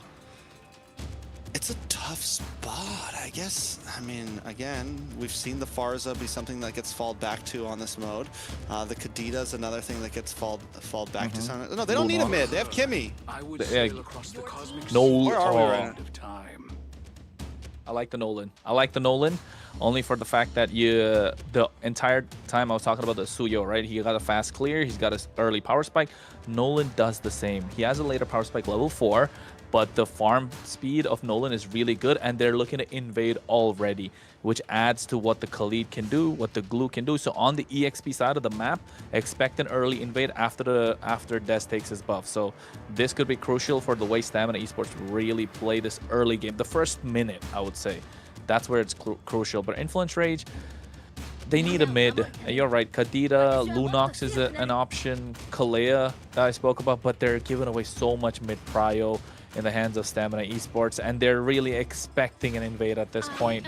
So kind of like a countermeasure. Novaria. When was the last time you saw Novaria tracks? M7, I think. Rosa probably picked up a Novaria, I'm pretty sure, on Team Aurora at some point. But it's been a while. And even then, I don't think it ever did that good. It's a pick that for me, teams will fall back to it, and I'm like, ugh, it just doesn't hit for me. But we'll see exactly how it goes. Layla, any thoughts? I mean, I've seen a lot of really great Novarias that has great aim. It might hit. It might hit. The right people in the back. True. Claude makes it a strong lineup. You know the Claude's gonna run the Purify, so is the Kimmy. I like both sides. I think Influence Rage have a decent lineup. What are you thinking, Layla? Last words? Last words? Go Stamina! I'm really hoping. I mean, I'm a little worried about him using Nolan and then having the Kalea there to kind of stop him. And then I don't know what the win rate has been like for Nolan. Nolan hasn't been picked up as much, and I don't remember Nolan winning. U2 has a clutch Nolan jungler. They've won one game with it. They lost one game with it. But they're the only team that has used this Nolan. We've been wondering if anyone else is going to do it, so I am excited to see Dez on it. You know, you mentioned the Layla. I mean, you mentioned the Novaria, Layla, and I like... the more I look at it, the more I think about it, it's not a horrible pick. Against the Khalid, against this dive potential that Stamina Esports have, the problem with it is it's a little slow in the start. But if it can come online, those meteors could definitely start to hurt for sure. Yes, and I think those Astral Meteors are going to be crucial when it comes to sniping somebody, at least poking someone down before carry or before Replic or Astro can get someone. And not just that the ultimate kind of gives an extra hitbox for Astro to pick somebody up. So yes, I think in the grand scheme of things, Rage Origins look solid, but if you give the Nolan a little bit of leeway in the first minute or the first 1 minute 30 seconds, it's gonna be difficult for Origins to find a way to come back. And then Nox is just gonna get hunted down by Dez on this Nolan. So yeah, I think still 50-50 for me, Trex, but I'm leaning to the draft of Stamina Esports a little bit more because they can be more active with this Nolan on the map. What about yourself? Yeah, I mean, they can be active in terms of, like, again, early game kill pressure, which is what we saw from them last time. It's what they like to do. But Rage Origins does have some quick movements on the map. You have this Basha, you have the range with the Novaria, you have Astro on the Kalea that can, like, help kind of stiff arm a bit here and there. So I think if Rage Origins can find their spike and not fall behind in the off lanes like what we saw last time, there's a lot of opportunity. Yeah, you're right. I think a lot of opportunity is what they need at this point for Rage Origins to try and make some sort of a comeback possible. But folks, we soon will be heading into the game. You can hardly hear the sounds, but I think we're probably gonna get a little bit of a tease before we go in. Layla, in these last few moments, you said you're supporting Stamina Esports, right? You're supporting the streamer Dez. But what do you think Rage Origins could do to make themselves come out with the win? I mean, if they're able to protect their back lines, I mean, they have, you know, the great front line. As long as their back lines are protected, we doing good. We're doing good. We're doing good. We're doing good. Yo, Kronos is phasing through reality right now. It's like super speed. We just need the little momentum going in the back. There you go. Yo. He's flying at peak I'm going through right now. Speed of moving light. through time. I'm Oh, moving there you through time. I'm moving through time, I folks. didn't know you looked like that, Kronos. It's all right, man. I got some Imagine makeup on. having two I got some Laylas makeup on. Anyways.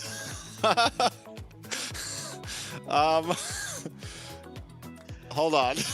We skip that. Back to the back. Focus. Focus. Influence Rage. I like the lineup. We're gonna be jumping back into the lane, into the game, Kronos. Yep, we're going to go in, folks. We see the graphic. We're talking about how we're gonna get to that point, how far we're gonna go through with the Influence Rage Origins and Stamina Esports. We're talking game number 2 right now with this best of 3. Influence Rage looking to make it and take it to a game number 3. Stamina Esports want to close this out as fast as possible.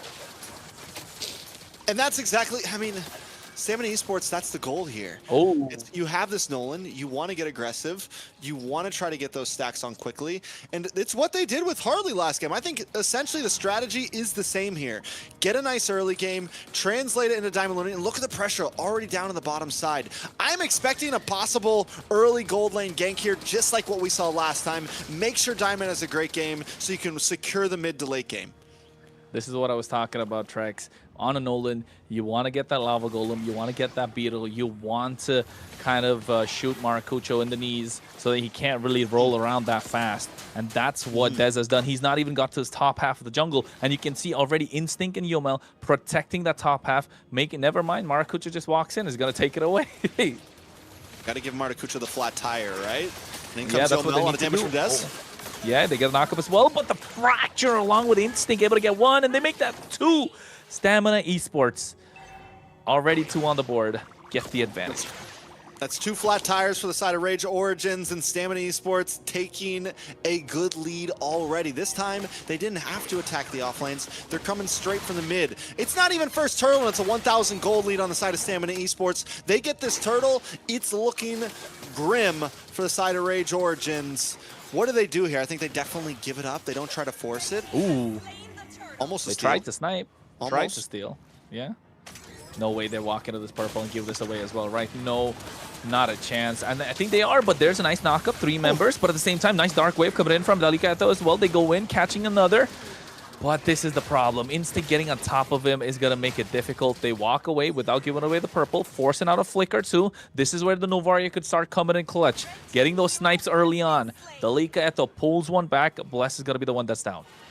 You know, during the draft, you mentioned the possibility of the Khalid going into EXP lane, and I forgot I wanted to comment on it. Honestly, the glue does a good job against the Phoveus, and you can still get some nice rotations. The Khalid is still going to apply great pressure, and by them putting him into the roam position, he's able to move fast with Dez and look for pick pressure. Now, the glue overall is just a monster pickup, and it's going to do even better against this Basha. We saw it already. Basha tries to roll in, you get stopped right in your tracks by that stun, and that's where the glue meta, I think, has just done so well, and it's why we've seen the Basha lose sometimes. You pick up something like the glue, and you just stop this heavy utility jungler from doing what it wants to. We're back with Layla, though.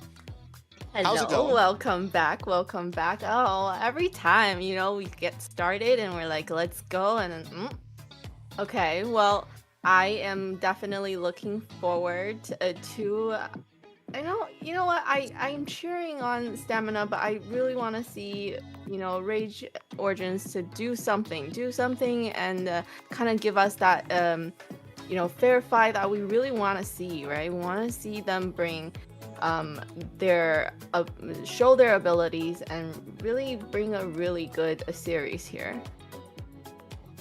You're right. You're right. I think that Khalid being in the roam position, I didn't say he was going to go to the EXP, but you're right. I mean, that Khalid is able to rotate much faster with the Nolan, and talking about the glue that you said, he's going to be really annoying getting on top of the box here.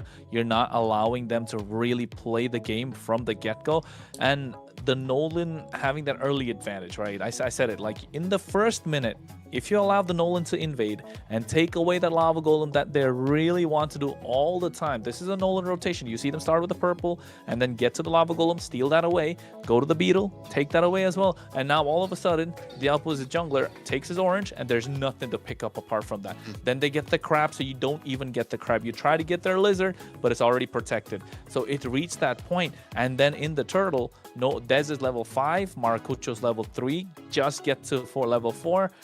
It's a slaughter. It's a complete slaughter, and it's going to continue to do so if they don't find a way to stop this Nolan from that snowball. But the problem is not even the Nolan, right? The problem is the tools he has around him.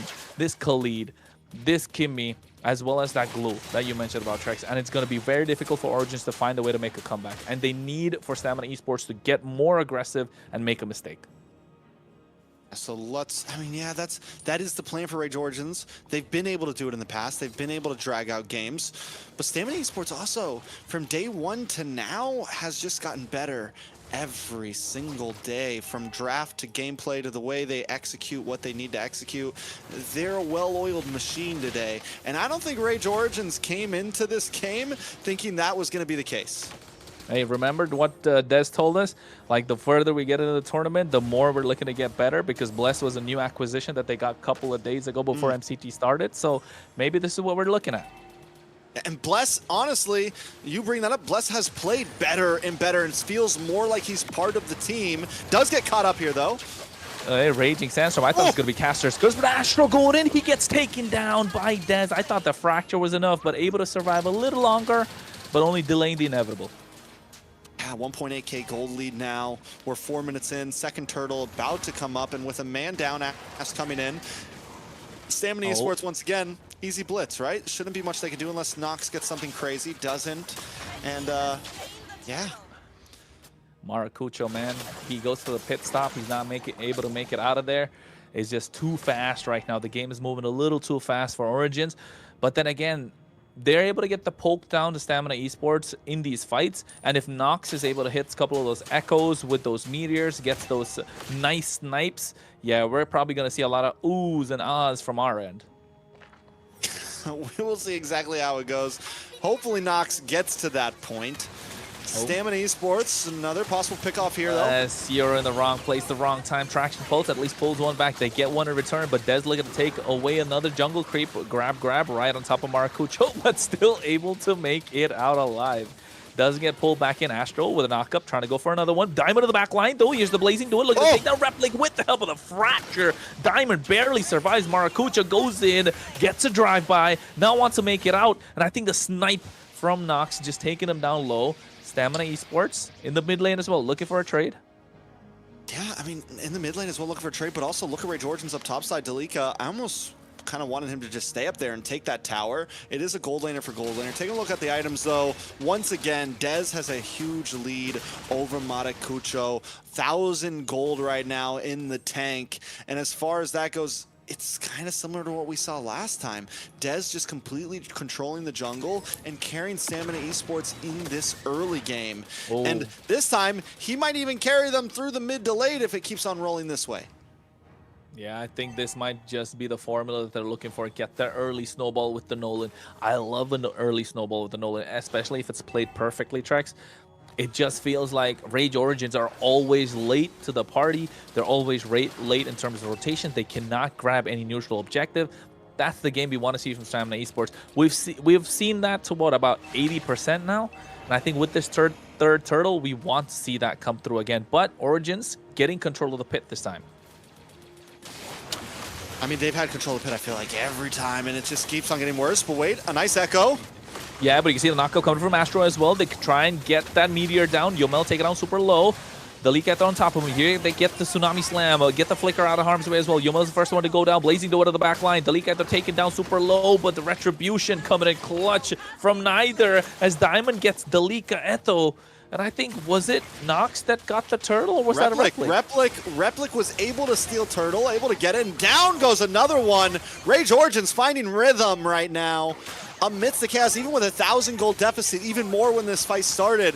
They're now looking for a purple buff. Dez unable to get it. Grand Theft Purple comes in, and Rage Origins has taken control of the game, possibly. And that's the mistake that I was talking about, right? Stamina Esports made that mistake. They could have gone from the orange. Dez could have gone from the orange to the turtle and then to the purple. But they prioritized the purple over the turtle.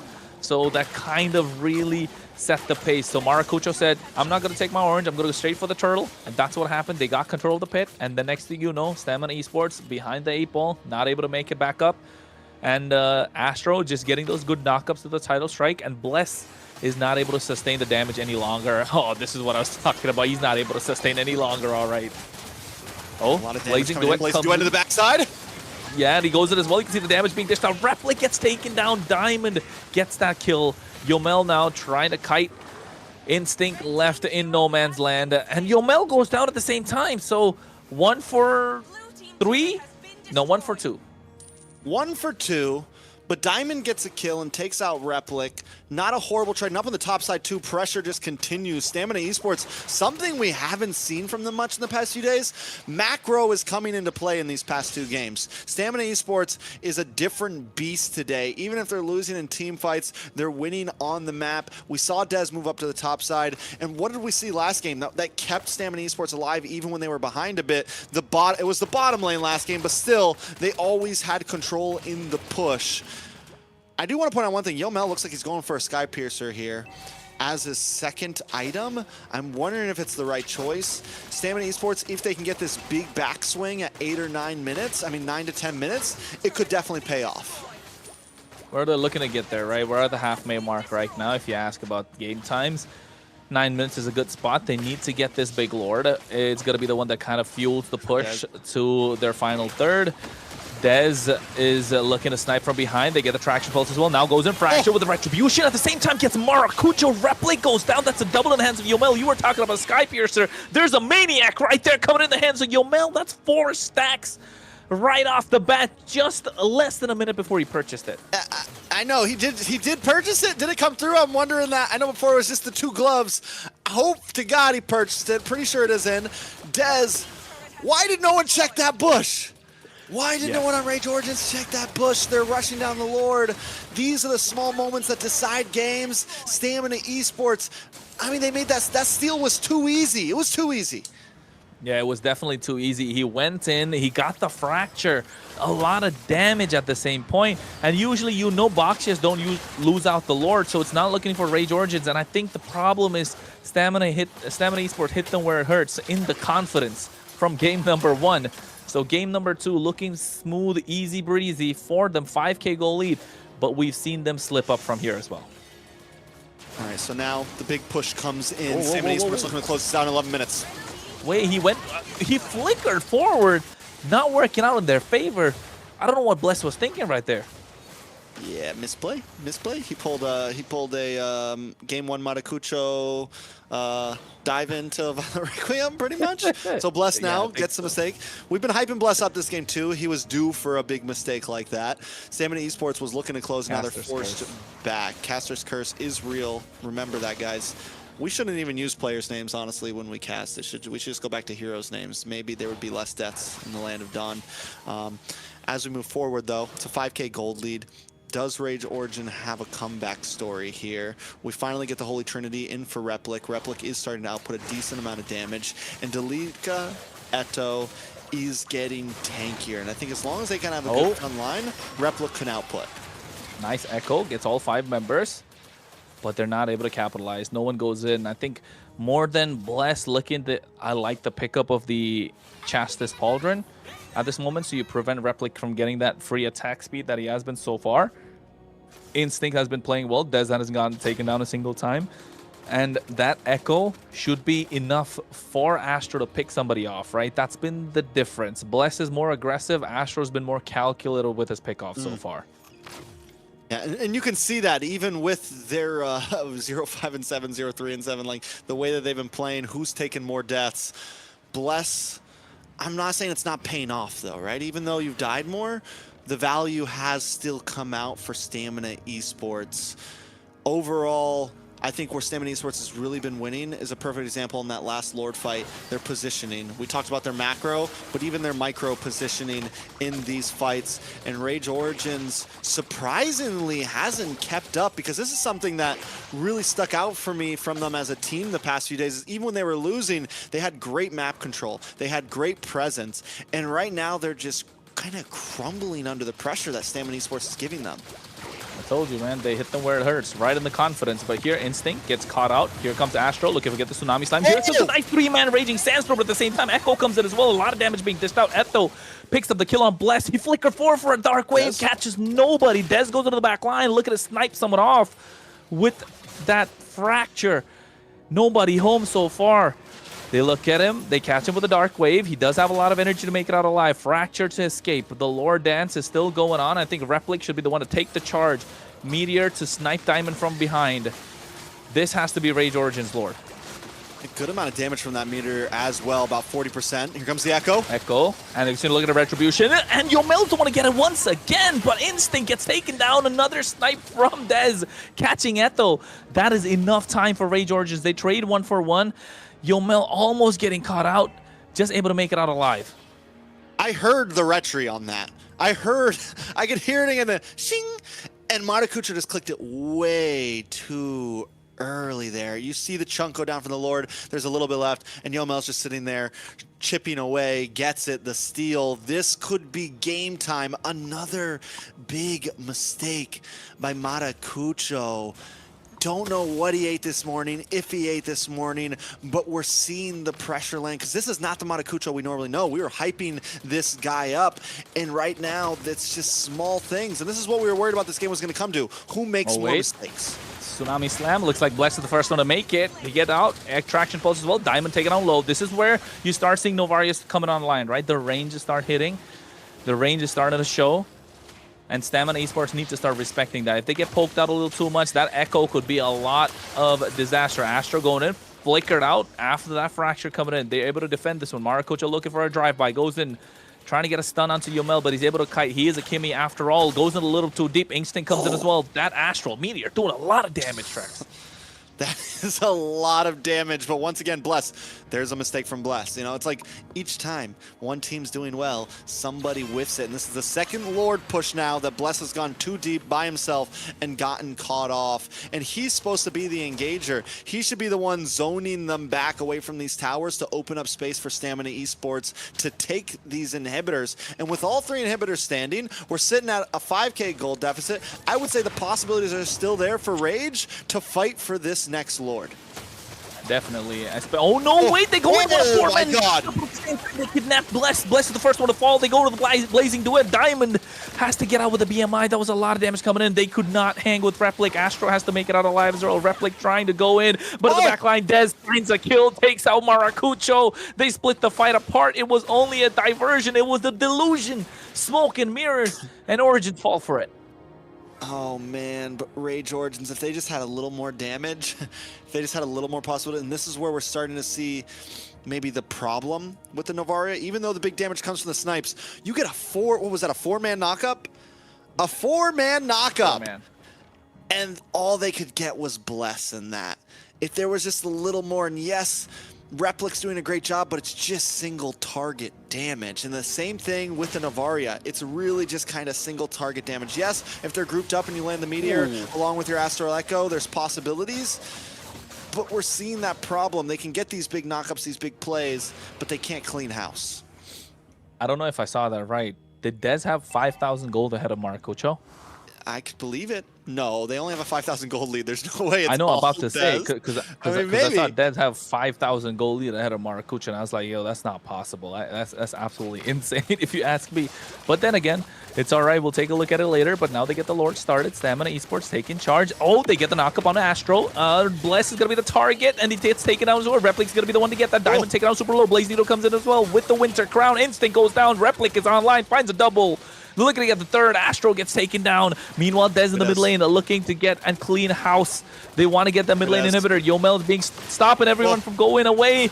The Liqueto buying time. Maracucho is going in on top of Yomel. Looking to get that kill. Gets a stun. Finally finds a Diamond, able to get that one as well. They get a trade 1-for-1. Replic and Diamond. Replic flickers forward. He's looking to take Diamond down, but look at the base. They find the opportunity, but Dez wants to finish the game. Only Nox is there trying to defend. They have a whole big wave coming in. I don't think Nox has the wave clear. He tries to flicker forward. He goes for the fracture as well. But Mace is going to be the target. I don't think it's going to be a super nice idea. Dez sells boots to get the immortality. Oh my god. But that's worth it for Dez. That's a win. That's a dub. 2 inhibitors. And Rage Origins didn't even get Lord. And he bought so much time that everyone's back on the field. And yes, that's a 6,000 goal lead for Dez right now. What is going on? The pickoff at the Lord Pit. Astral Echo does come out. Stamina Esports will have to back off, but still, it's still in the hands of Stamina Esports at this time. You just lost 4 members and somehow you won. Oh my lord! Replic flickered back, but here comes Bless as well with the Raging Sandstorm. Wind of Nature coming out at the same time, but he gets shut down, and Dez finds the big one. Yomel gets taken down by Nox. Astro has to get out of harm's way. They trade 1-for-1, but you know Stamina Esports got the one big jackpot. I have no clue what's going on right now. Stamina Esports Astro somehow keeps on. Oh! By the 2-man knockup, Bless is going to be the target. Immortality purchased by Diamond. Maracucho, Tortoise's Poison makes it out. So Stamina Esports with the Lord marching down the mid lane. No Yomel. So maybe it's still a blessing in disguise for Origins. Maybe. Possibly. There's a Lord coming. Stamina Esports are taking it slow. Nobody's at the Lord. They should be able to rush this. I still think Stamina Esports, at this point, I feel like they could try to get aggressive here and push. How, though? How? Echo coming out, getting 3 members, 16,000 HP on the Lord, so below half HP. Replic taking a little too much damage. Oh, Diamond gets out with the BMI. Astro just needs to zone. They're able to clear the Lord. 5-man could go in. Yeah, I think Nox is doing a phenomenal job on this Novaria, right? Just making sure by the time these guys get into the fight, they're already softened up for the big blow. Yeah, if this game keeps, I mean, that damage is just getting harder and harder and harder.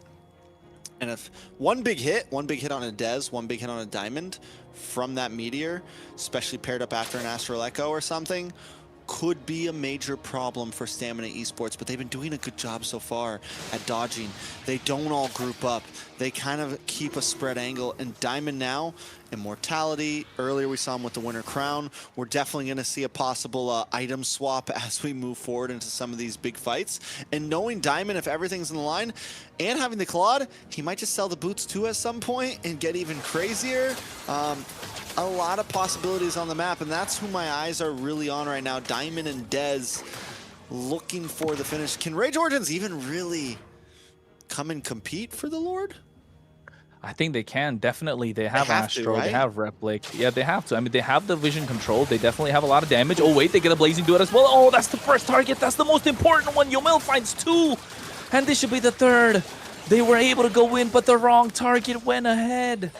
Rage Origins throwing the advantage that they had, and now Stamina Esports, they don't need to wait another 20 seconds. They can just walk into the base crystal, and that's what they're planning to do. A wave coming in the mid lane, a wave crashing on the top side, a bot lane inhibitor is going to be taken down now. Delika Eto buying time, gets a grab on top of him, canceled out with the Winter Crown, but Yomel's already hacking away at the base crystal. Noxus can barely stand. And Stamina Esports clutching it out 2-0. Layla, what did you think about that one? Wow. Haha. What did I say? Who's gonna be sweeping? Yay! That's all I can say. I'm very, very happy. I like it. I like it. You know, Stamina Esports, they had a rough start, and as I was saying throughout those games, it feels like they've gotten stronger and stronger and stronger. Influence Rage did not bring their A game, and overall, Stamina capitalized on that. They continuously, there was still some small mistakes from Stamina. I think there's still a lot in terms of progress for them, but they definitely made less than Influence. They definitely were on point in so many plays of that game. The one Lord Steal with Dez hanging out in that bottom bush, just back to back, they were able to kind of make things happen. Yeah, I agree, and I think the only ones that we could really point out as a mistake from Stamina Esports was Bless, right? There weren't really other crucial mistakes from the Stamina Esports, so I think if Bless is able to lock in a little bit more, I think we can say Stamina Esports, a good victory. Still, with a 2-0, I think they've impressed. We want to see a little bit more next week as well. Yeah, with that game, like what could what could have they done differently to even turn that around? Like Dez was so far with all that gold, he had no death, did he? Zero death. I think he did go deathless there, and I think Influence Rage, the real goal of that game was to don't lose the early game. That's what they could have done differently. Don't lose so bad in the early game. Don't let what happened in game number 1 happen in game number 2. But Stamina Esports was able to do that. Yeah. So let's look at all the stats. So Dez with no death. Amazing. Like you said, Bless, I think we've been hyping him a lot. It's okay though, if he dies, but they still capitalize from his death. It's fine. You can die as many times as you want. It doesn't matter, right? True. And I think the big one to point out, like you mentioned, Dez going deathless, right?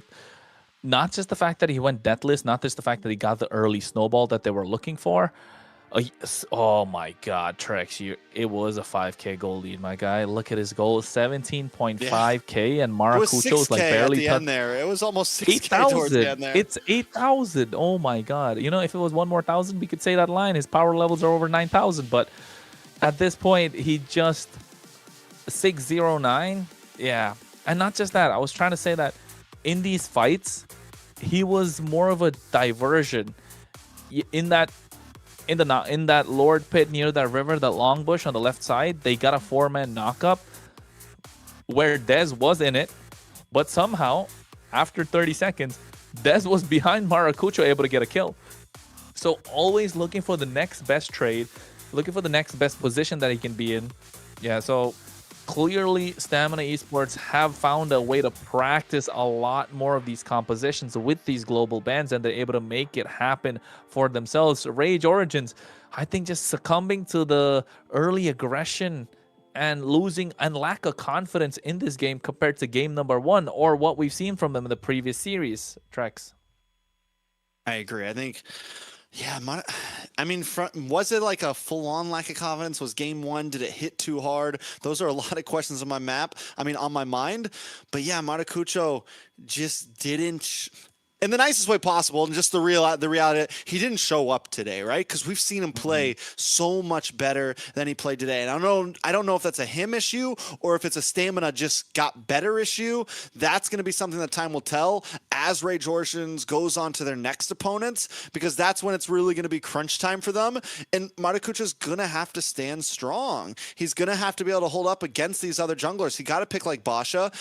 In game 1, they got their Prio Harith. They seem to be getting what they want in terms of draft. It's just execution that they're not able to pull through with. Yeah, and I just the Novaria, she had a lot of team participation, but it's just not really making that much of a difference. And the Yep. MVP goes to Des, our boy. Let's go. What do you Hey. think, Chronos? Clearly, Layla is a fan of Dez, right? Yeah, we figured it all out. we figured it out finally. Ice I know caster alert.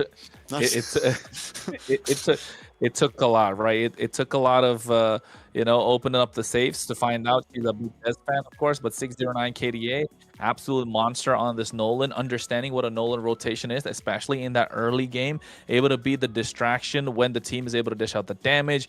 Knowing when to go in, knowing whom to target, knowing when to get out, even allowing Yomel to get a Maniac in those fights where he was the one to kind of start the things and starting to get the ball rolling in a certain way. The only complaint I probably have is with the early aggression on the board, they need to find a way to close games out earlier, right? Trex, we said this earlier as well. They did this in game number 1 in the opening game of MCT AMER. They got the early snowball 10 minutes in. What should have been a 15-minute game went about 20 minutes, 27 minutes. It could have been closed out a little earlier, a little more clean towards the final third. Maybe able to get that final fadeaway when when we're on when the shot clock's down to about 5 seconds. Just needs to hit that game time when it comes to the end. Get into demon time, Dez. That's what I'd say. Demon time Dez, but honestly, There you go. even with them, demon. There it is. Is that it? Is that it? That's it, Demon bro. time I'm telling Dez. you, demon time Dez. I called it. Approved. He did lock seal, it. Let's And go. he did lock in a day. But what's really shows out for me with Stamina is that they didn't have to do the early game, right? Like they were able to really translate Dez winning early game into a nice mid to late game.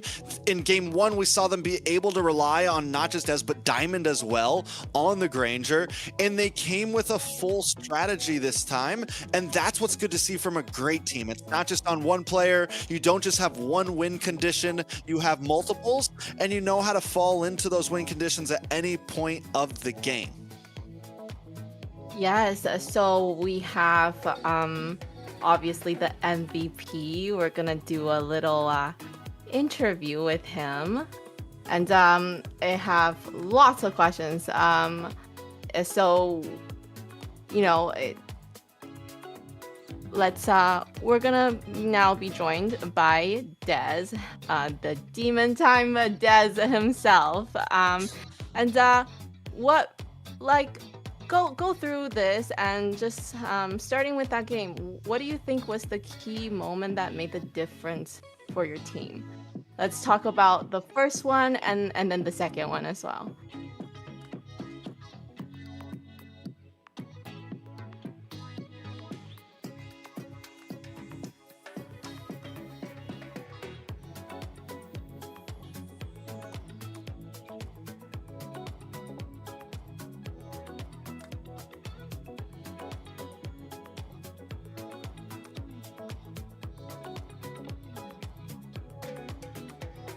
And speak on Discord. You're all right. We No, can hear it. I'm speaking Yeah, in we Discord. I don't know about we the can hear it. broadcast because I was told to only speak here. They didn't send me the link. We're good. Let's get back to the interview.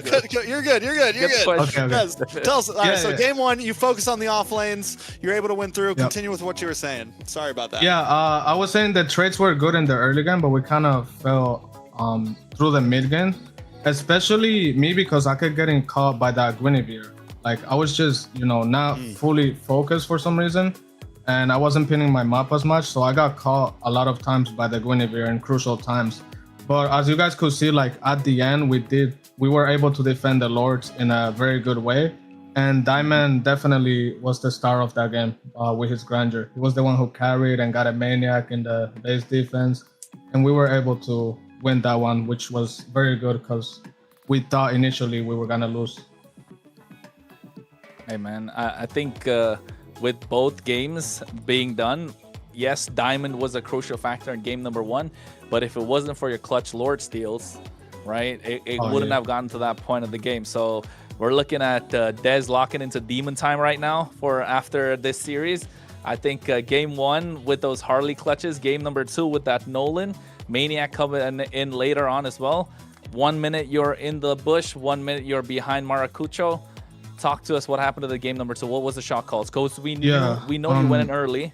How did you lock in? So game 2, like I had a few choices for jungle, but as soon as I saw Vasha and the kind of comp they had, I thought Nolan was a good pick because of his farming speed, right? He can keep up with the tempo, he can do a lot of trades and move a lot around the map.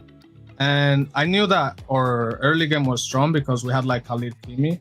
So I told my team to just invade. And as you guys could see, like I'm pretty sure like we got a kill and we were able to shut Basha down. He wasn't level 4. And we even got the first turtle, but then we lost the team fight on the blue buff, which was bad. But a lot of the mistakes that game was like, letting Khalid get vision because he was obviously gonna get bursted. So at the end, we realized that we should just let Glue walk in first. And as you guys could see, before we ended the game, we caught them at top just because Glue was there and then the Khalid could counter engage. And that game was also like one that a lot of trades were made. And I think my positioning during some team fights were also good. And make sure I didn't overstay and I look for the next objective in mind. You have to think quickly with these kind of heroes, because of their high mobility. But it was definitely a good match. I like it. I want to focus a bit on some more behind the scenes. You guys really seemed like a well-oiled machine coming in today. Every day, it seems like your team has gotten stronger and stronger. And on the other side of Influence Rage, they just seemed off. It felt like the mental game wasn't completely there. I'm wondering, you didn't have to wait till 2 a.m. to play tonight. You guys had an early start, right? So is there anything you guys do before games? Any like prep, like hour before game? Is there any kind of, Pre-game. anything that happens that you pre-game? What's the pre-game Ritual. for Stamina Esports? What's the ritual? Honestly, we didn't have much time to warm up because, some of the players, they have to work, they have schedules, even on the day of tournament. So we only had time for like 2 ranked games and, rank doesn't always help. But the best thing to do is probably to, analyze games, learn from other teams, and try to apply those things in the tournament. You also have to be like really mentally prepared, you got to make sure you're locked in, you're at your 100% before the match, and never like underestimate your opponent because again, every team in this tournament is very, very good. So, with your amazing carry on that second game as a jungler, what advice would you want to give to the viewers? So for all the viewers watching, especially those that are looking to improve as a jungler in their gaming, what one piece of advice would you give them? I would definitely say the best thing to do and the best thing that helped me was watching other players, watching other MPLs, learning from your own gameplay as well. You can always watch your own mistakes and try to learn from them. But yeah, mainly just watch other tournaments. Don't copy paste exactly what they do because every team is different, every region is different in their play style. But definitely try to see situations and try to learn things from it every single time. Yeah, and I think that goes for, not just jungling role, just if you want to improve your gameplay in general, definitely looking at all these tournaments, looking at these pro players, learn from them. I know when I first started as a roam, not so good. And then I got better. Someone was like, you should probably watch MPL. I'm like, okay, let me do that. So once again, congratulations. It was such a big win. And we really look forward to seeing more of you in the next matches. Hey, you know what, Des? One question before you bounce off. Oh my You said sorry. You said last week, last time we had you, you said that Bless was a new introduction to the team, right? And you're getting better as the season move forward. So are we gonna see that get better now? Last week was 2 1s. Now we're seeing 2 0s. Maybe we see 3-0 next week.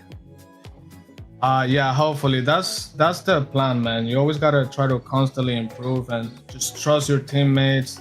Always try to communicate well with each other and just get along, because if you're in a team and you're not really like friends, then the synergy will not be there. So you have to try to respect your teammates, be there for them, and just have a good time overall.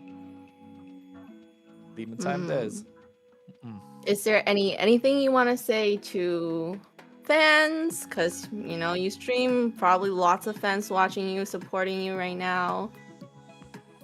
I just want to thank everybody who supports this competition in general, because it's always very fun to just compete in it and watch it. So any kind of support that comes from fans is obviously appreciated for future tournaments. And I want to say also thank you to the people that are supporting my team. I know we didn't have the best start, but we're trying our best, and we hope we can keep improving constantly. And Well- yes, you definitely did really, really well. What a great big win for you guys. Proud of you guys. Thank you.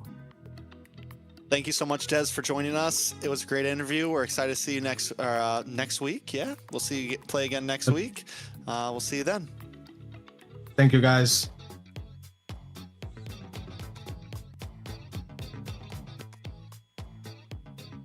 Well, that was I got to see Des. I was in a call. Are you I'm fangirling such a fangirl right now. Are you fangirling Yeah. right now? Hey, like, get it together. Get it together. I know. No wonder. So, great big win. Well, it's just he's a streamer. She doesn't I'm know a she's got streamer. butterflies. Very, very proud. Imagine You if know there what? was two Deses. No, bad. Sorry, I had to do the throwback.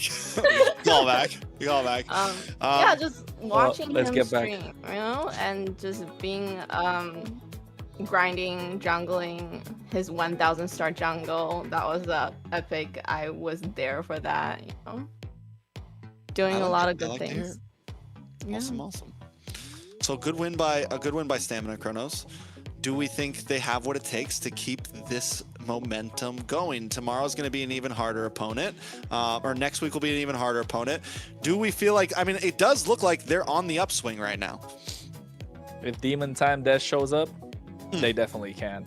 If he locks in, gets those retributions, those Lord Steals, able to get that early snowball, going deathless throughout the entire game, definitely.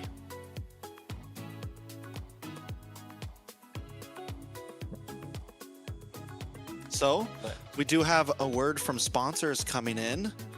Layla, you want to tell them about our sponsors? Yes, so today's games are brought to you by runestone.gg, a platform designed to help you better understand your gameplay, which we all really need, and improve with real-time data. It's a perfect place to track stats, improve your gameplay, and stay ahead of the competition. Go take a look and start climbing smarter today. I like it. Have you checked out Runestone, Chronos? Have you actually I have. applied it? You have? Tell me. I have actually. I have gone through their website quite a bit. It feels like I'm giving a test right now, but of course it comes down to they don't have a lot going on there, right? They don't really have a lot going on their website, runestone.gg. But if you take a look at what they offer, of course, they're talking about real-time data. They're looking to bring in a lot of information into one place, so you can be there. The kind of one-stop shop kind of for everything. One-stop shop. Yeah. One-stop shop. Yeah, that's the one. The one-stop shop for everything. So I think that's the crucial one, of course. But I think moving on to the next part, Layla, what do we got? Oh, we have a break coming up. Am I right? Yes. Okay. Yes, we do. Okay, so we're gonna be here. We'll be back in 3 minutes. I hope you guys really enjoy the game, and we'll see you back here at the desk soon.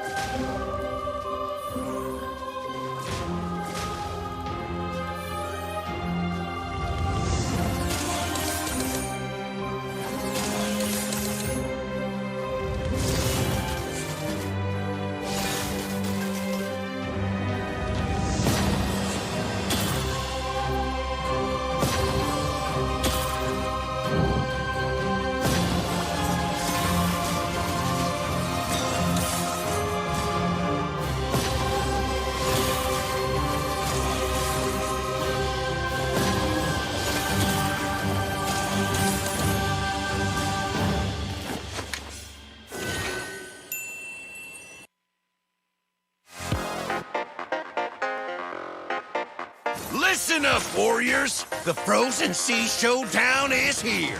8 Brancos, 2 sides. Ready your hooks. Well, the rules?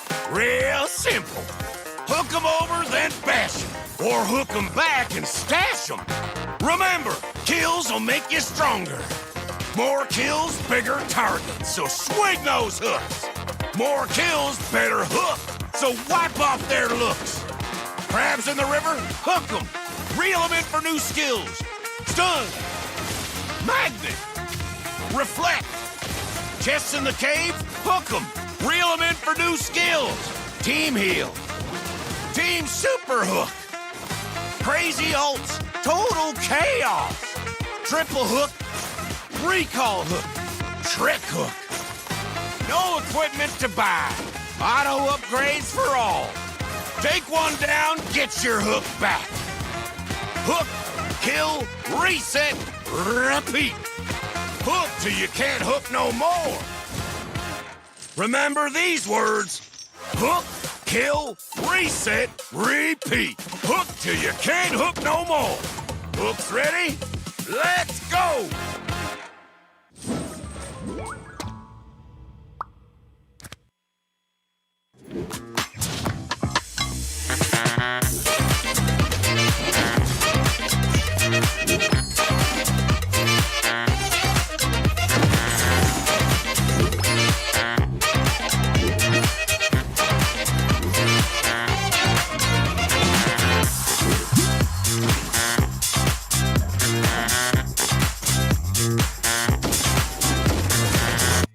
And we're back. How was that?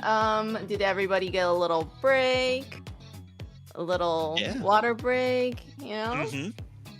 Okay. Little popcorn break. Prepare myself. Put a little like voice spray in. You know. I don't know. Yeah. Still a bit sweaty palms. But you know, ready to rock and roll because all the nervousness from game number 1. I think game number 2 we're gonna, or rather, first series match number 2. I think this is the one that Layla was waiting for, weren't you, Layla? Ooh, it's very, very exciting. Can I say these teams are, you know, what we're really, really looking towards.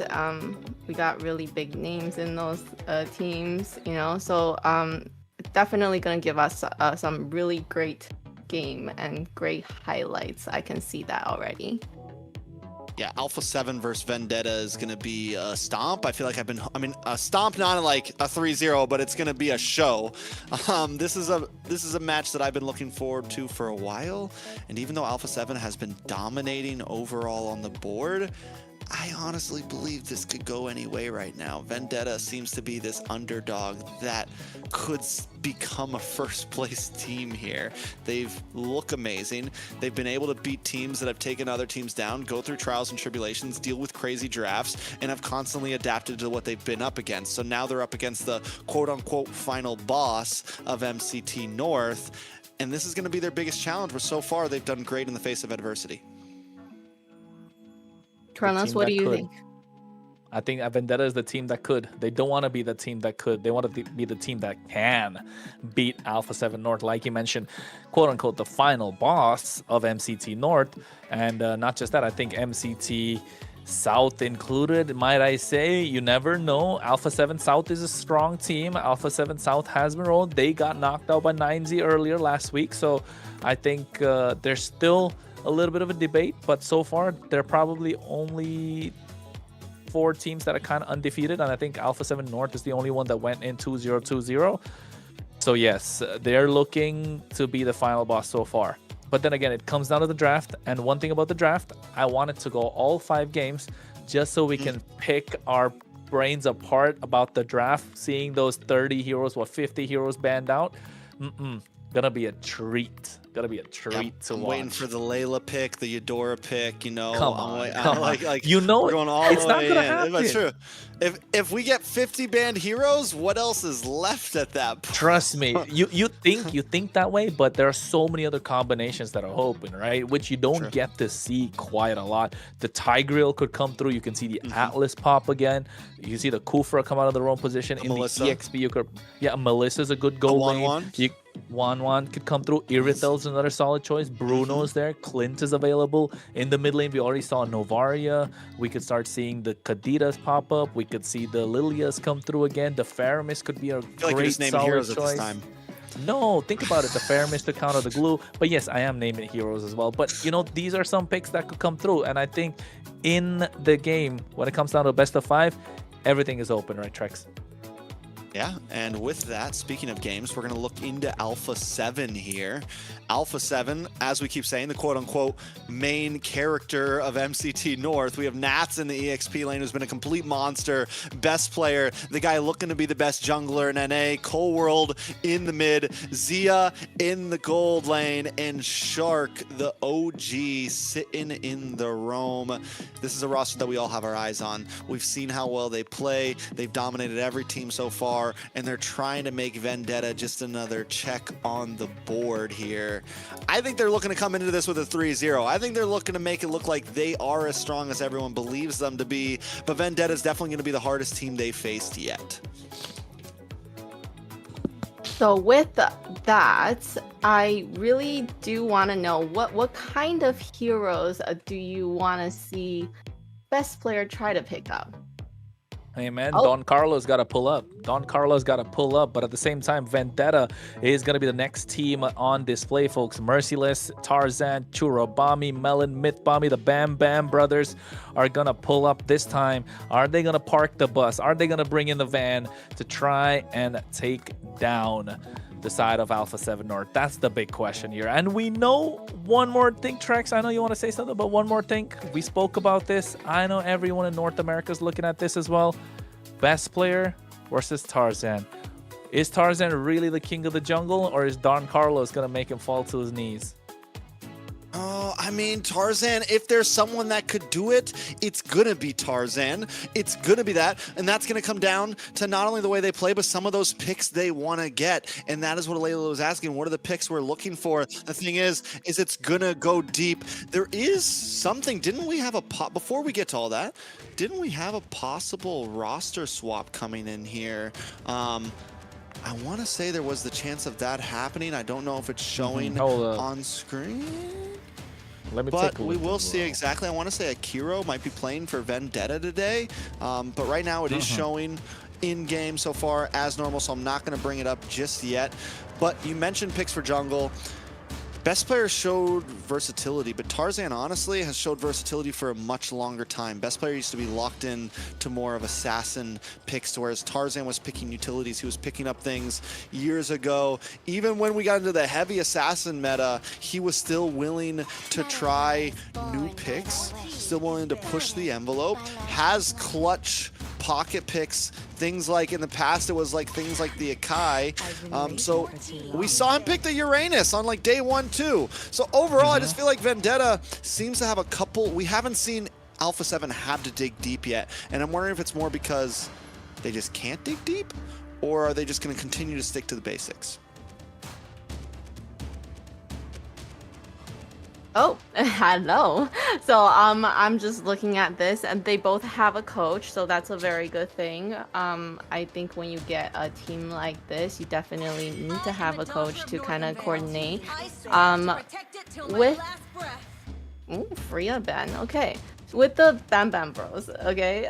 When Kronos was talking about this, because I play Roam, I do think it's kind of funny that the Roam and the Mage, they're always rotating together. It's very cute. So I kind of want to see them, kind of see what they pick up, and then kind of see that combination happen.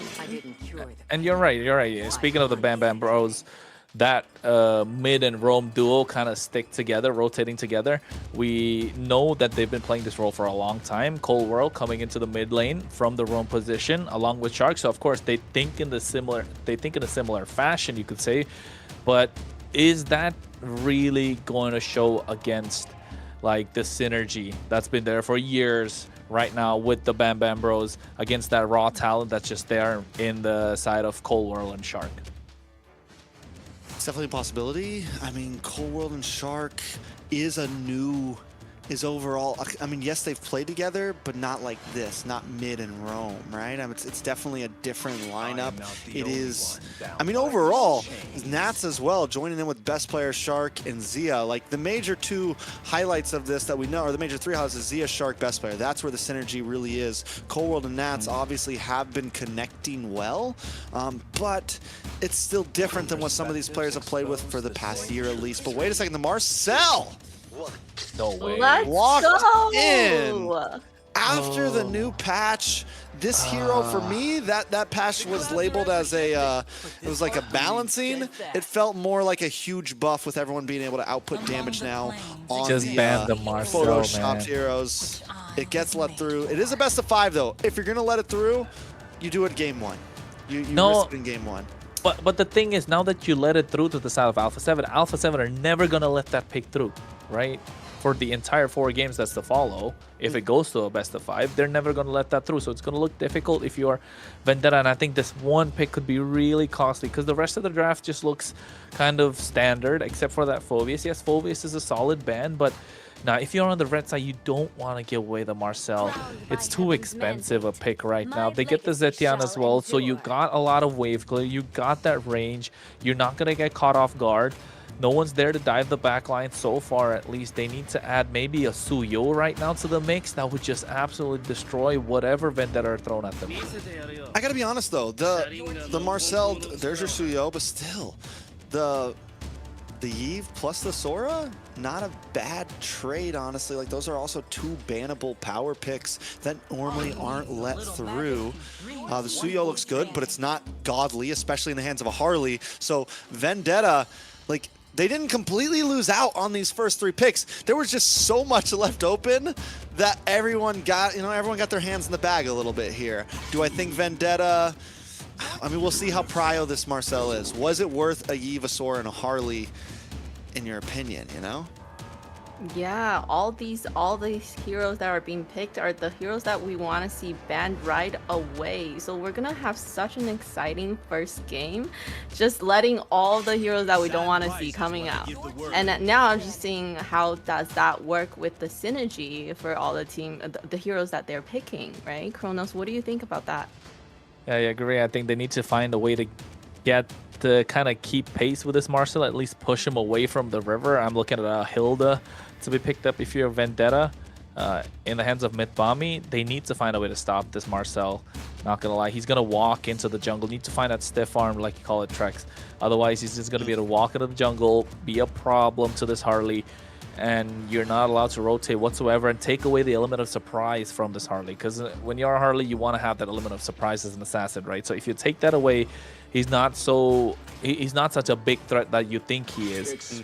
So I think at this point, Hilda should come out. If you're on the blue side, Granger's a solid choice. You prevent that kite, you prevent that kiting ability, you prevent that range that they have along with the Zetian already.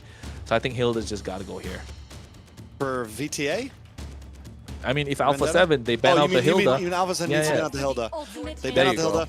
VTA maybe picks up glue here. Wouldn't be bad. I mean, it's been a monster overall. It can kind of be that stiff arm, and you still leave yourself some flexibility for possible EXP lane roam swap at the end. Well, no, I think he goes Sora. Oh, so Sora EXP. Yeah. So just because you get to dive into the backline, right? You can dive onto the Zetian. You have that BMI. So Arlot EXP, okay. So that makes things work for them. Yeah, it's fine. You don't really die early. You do have a little more damage before level 4. Even level 4, you're able to get those massive final slashes. Ethan Shin in the goal lane is absolutely solid. You get the better of the Claude in the laning phase. So I think Alpha 7 North have cooked up a solid lineup. VTA with his high lows looking to dive. I still think the Marcel was a little too expensive to let go here, man.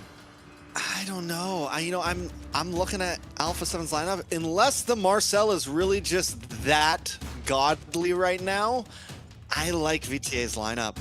Like Alpha 7 has not a whole. I don't know, the front line's just not completely there for me. I do like the R-Lot, but it's going to be hard to catch multiple people on the side of Vendetta. The Claw's going to be everywhere, the Harley's going to be everywhere, the Sora's going to be everywhere. There's not a lot of targets that, it's going to be hard to get like a 3 or 4 man big swipe there. So we'll see if they can pull it off. If there's a team that can pull it off, Nats can definitely do it. Like if there's a player that can do it, that's who I'm going to put my money on. But I do really like Vendetta's lineup here. You're Any right. thoughts? Yeah, you're definitely right about the Alpha 7 North. They don't have that kind of set, and they don't have that kind of front line to really tank the damage or anything. So I feel like Vendetta has definitely a more solid composition. Well, let's see exactly how this goes down. It's a best of 5 tonight. Probably one of the most exciting games we're going to see so far in the MCT North Americas. This is Vendetta going up against Alpha 7. Alpha 7 hasn't dropped a single game so far, Kronos. Do we think they're going to drop one tonight, or are they going to clear through Vendetta? I mean, if they're going to drop one, this is the game. You guys said it. VTA's lineup looks super solid with this Harley being there, right? You'd have this Marcel that can walk in and out, but if the Harley has enough damage in the early game, get that farm, you're going to be able to push him away. That's what they want to do. Okay, still gets that golem, so still alive in these fights, still not giving away a lot of gold. That came in clutch, otherwise it would have been disastrous because best player would have hit level 3. Yeah, we are seeing movement already from Alpha 7. The Zitian, one of the great things you get, the wave clear, is very clean. Myth Bomby, though, already holding down the front side, looking for the stun. They're actually going to clear away first, and Shark brought low, sent back to base already. And this is the thing, yes, you are... Oh, nice damage on a Nats as well. Merciless in trouble, forced to use a flicker. Nats gets through, goes down to the minion. A 1-for-1 trade, but we're already seeing the aggression happen from Alpha 7. This is what I was talking about. The R-Lot's going to be able to get a better trade. In the early, has more damage till level 4, and then we can talk. Merciless can come into these fights, maybe dish out some damage, get that crowd control going. But what you want, if you are Vendetta, is poke out the Marcel, send Shark away as early as possible, let Tarzan roam free. Let that element of surprise be there, and now they're looking to get a cut on the bot side to make faster rotations to the turtle. Man, Melon, the rookie, the kid, going to get pinned down on the boss side. He's going up against Zia, and Zia's been doing this a long time. We have one of the most OG gold laners against one of the newest big faces in the gold lane. Tarzan does take first turtle, a little bit of damage, lands down on a Shark here. A nice mountain shaker onto 3, but wait a second, Zia brought low. Cold World able to find Merciless though, and Vendetta's unable to push through with that attack. A nice kill from Cold World, so it's 2-1 turtle over the side of Vendetta. So Vendetta still have a little bit of an advantage, and this is how they need to continue to play. It's all right. Alpha 7 got 2 kills on the board. Vendetta needs to keep that element of surprise going. They need to find a way to get into these fights. Churro Bomby, Myth Bomby, once they get to that point where they can use their RWM Glorious Pathway at the same time, slow down Alpha 7 as much as possible, then we're talking, right? Then we see those big ticket ultimates come into play. So far, Alpha 7 North have tried, haven't succeeded. Shark needs to hit that level 4 before he could get that golden hour, create the space that Alpha 7 North are looking for, and find a way to get Nats into these fights. You want to include Nats into every single fight as much as possible, and so far, Vendetta have been doing a great job by keeping him at bay. I got to point out, though, Alpha 7, even at first turtle, wait a second, nice RWM, forces a flicker out of Cold World. 40 seconds till turtle. Cold World won't have a flicker coming up on that next big neutral objective. That could be big for Vendetta. We see the rotation from both gold laners. What I was going to point out is Zia rotated early for that first turtle. Cold World taking a more steady approach in the gold lane, kind of hanging out, making sure he gets his gold. Melon, and it's taking a more... Hey, he's the kid, man. He's the rookie. He needs to find a way to get there. He's evolving as we go, game by game, series by series. And I think looking at the items as well, going for DHS, gets that Warrior Boots early, so he's not really afraid about any sort of crowd control coming in from Alpha 7 North. They don't really have that much apart from that Platinum Snap that comes in from Shark. So Vendetta, they've been holding their own. When is this bubble going to pop, right? When is the volcano going to erupt? And I think it's going to be this turtle, because you can see already 5-man rotation from Alpha 7. Yeah, they are looking for these fights. They want the second turtle. As Zia makes his way in, Glorious Pathway does come down. RWM as well. Gets some nice shots onto Nats. He is caught in the midst of things. In the backside, though, Merciless looking for a target as well. It's Tarzan secures the turtle. Merciless gets taken down 1 for 1. EXP for EXP. Once again, the trade is on, but Vendetta finds the objective. Alpha 7 unable to break through. Yeah, and I think that's the crucial part. They find the objective, right? Able to get the advantage. Those little trades and taking away an objective. 2 + 1. Kind of 2 - 1, still 1 ahead.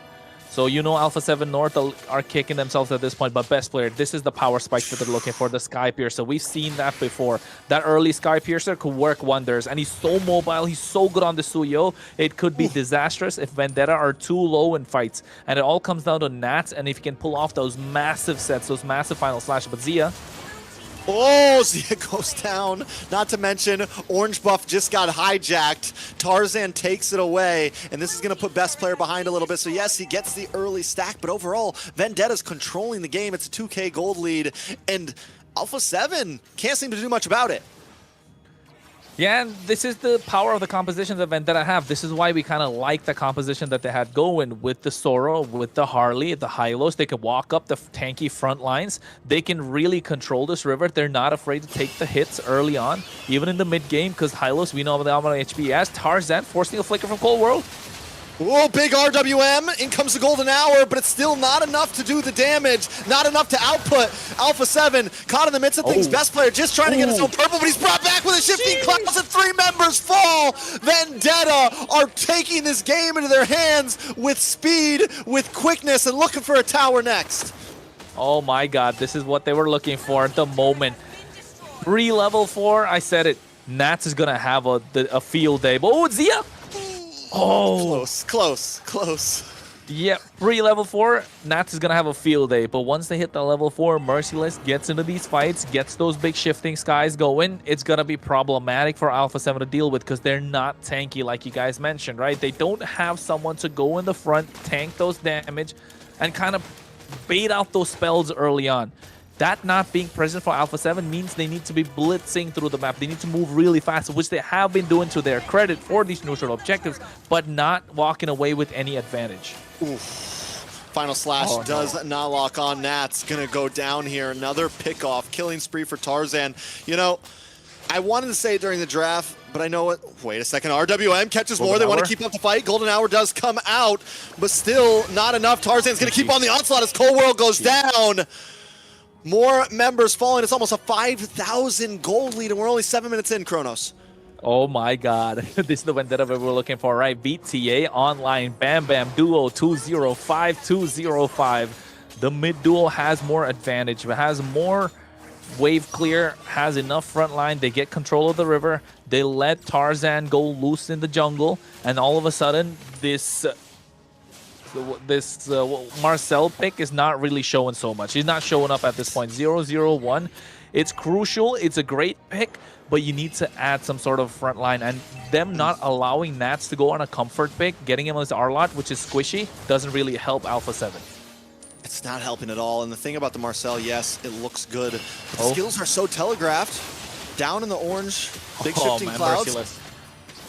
Nice damage. Everyone taking things slow still as Melon on the backside just gets gold. And we haven't even seen Melon really get fully involved in these yet. And that's the thing. Even if Vendetta has some trouble at some point, Shark takes a little bit of damage. Golden Hour comes out again, but it's just an escape mechanism as Tarzan with the hat trick falls back. But VTA continues to push forward.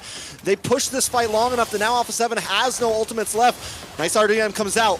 Melon still holding on to this blazing Duet for dear life. He doesn't want to pop it too early. Vendetta just smothering slowly. The tempo of the game is too fast for Alpha 7 right now to catch up. They were relying... Oh, no. What was he doing? What was he doing? The deadly magic, it's delayed, you know? It's like it's a slow kill. It's a slow burn. And that's what Vendetta's doing to Alpha 7 right now. It's a slow burn. So clearly, Harley is the pick you want if you're on the blue side. You don't want to give that away.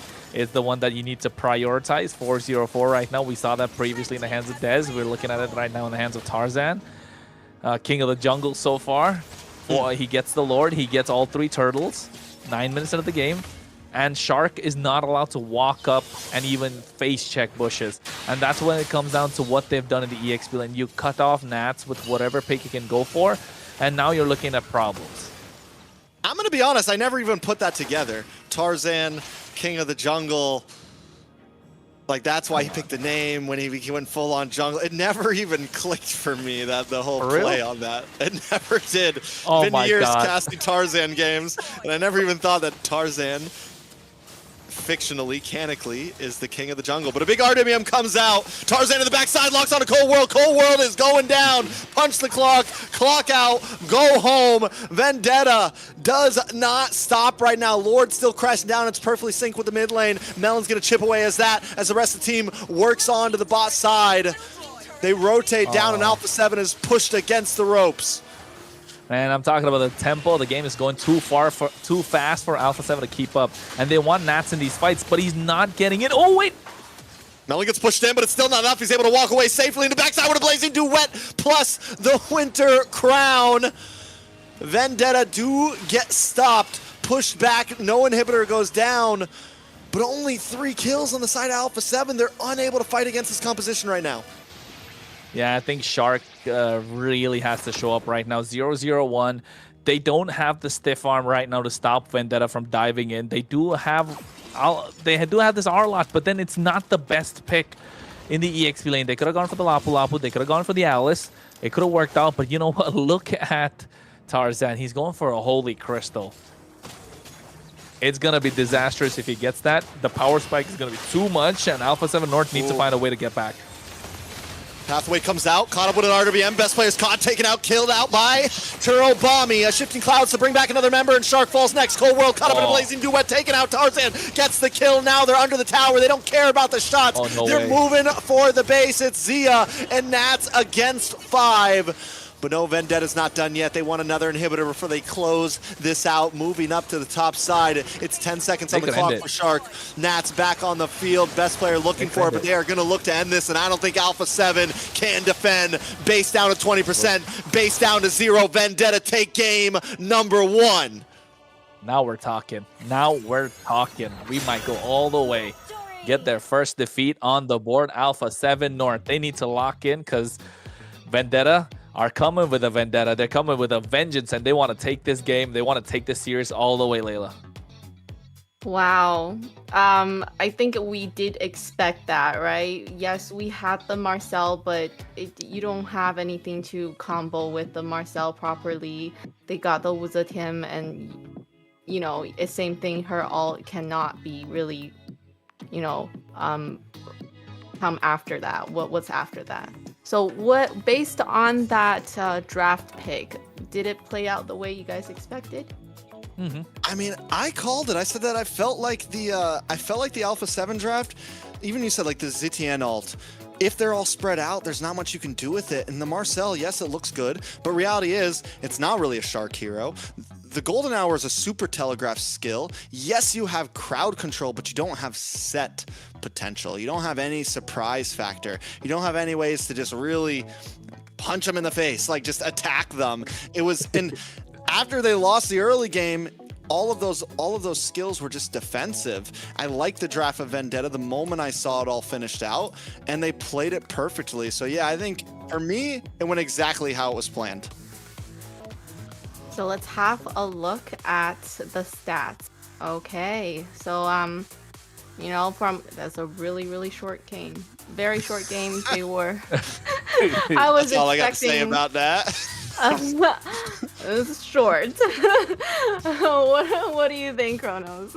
I think apart from the fact that it was a short game, you can tell that Vendetta had it locked in. Because like Trex mentioned, right, you could see that this Marcel wasn't able to do anything. Yes, the skill is quite telegraphed. You're able to zone them out with that Golden Hour. It's not a set.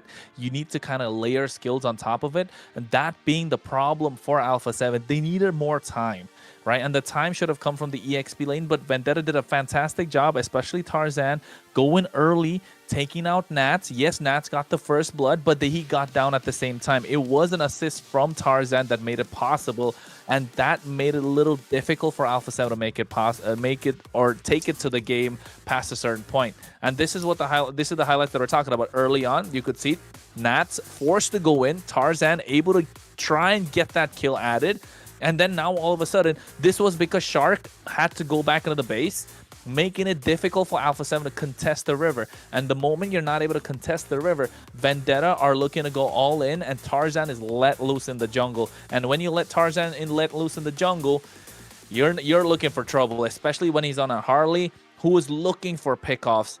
You can't see where the deadly magic is coming from, and Alpha 7 North just couldn't hang. Best player wanted to get the better of him, wanted to be able to roam around freely just like Tarzan in the jungle, in the river, but this Marcel in the early game not getting any added damage along with him just didn't allow them to get to that point, Trex. Yeah, and at this point, and we're looking at these highlights, I mean, early on, the pressure was on. The RWM was perfect. We asked the question during draft, the Marcel, was it worth a Harley a Sora and a Yves? And then they got the Harley to top it all off.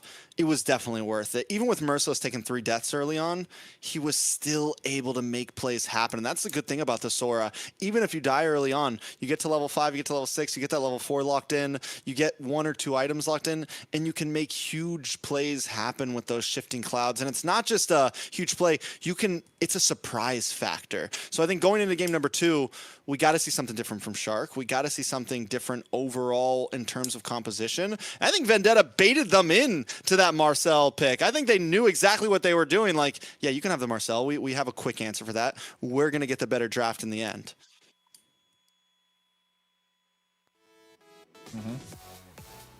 And the MVP goes to Bambi mid Bambi.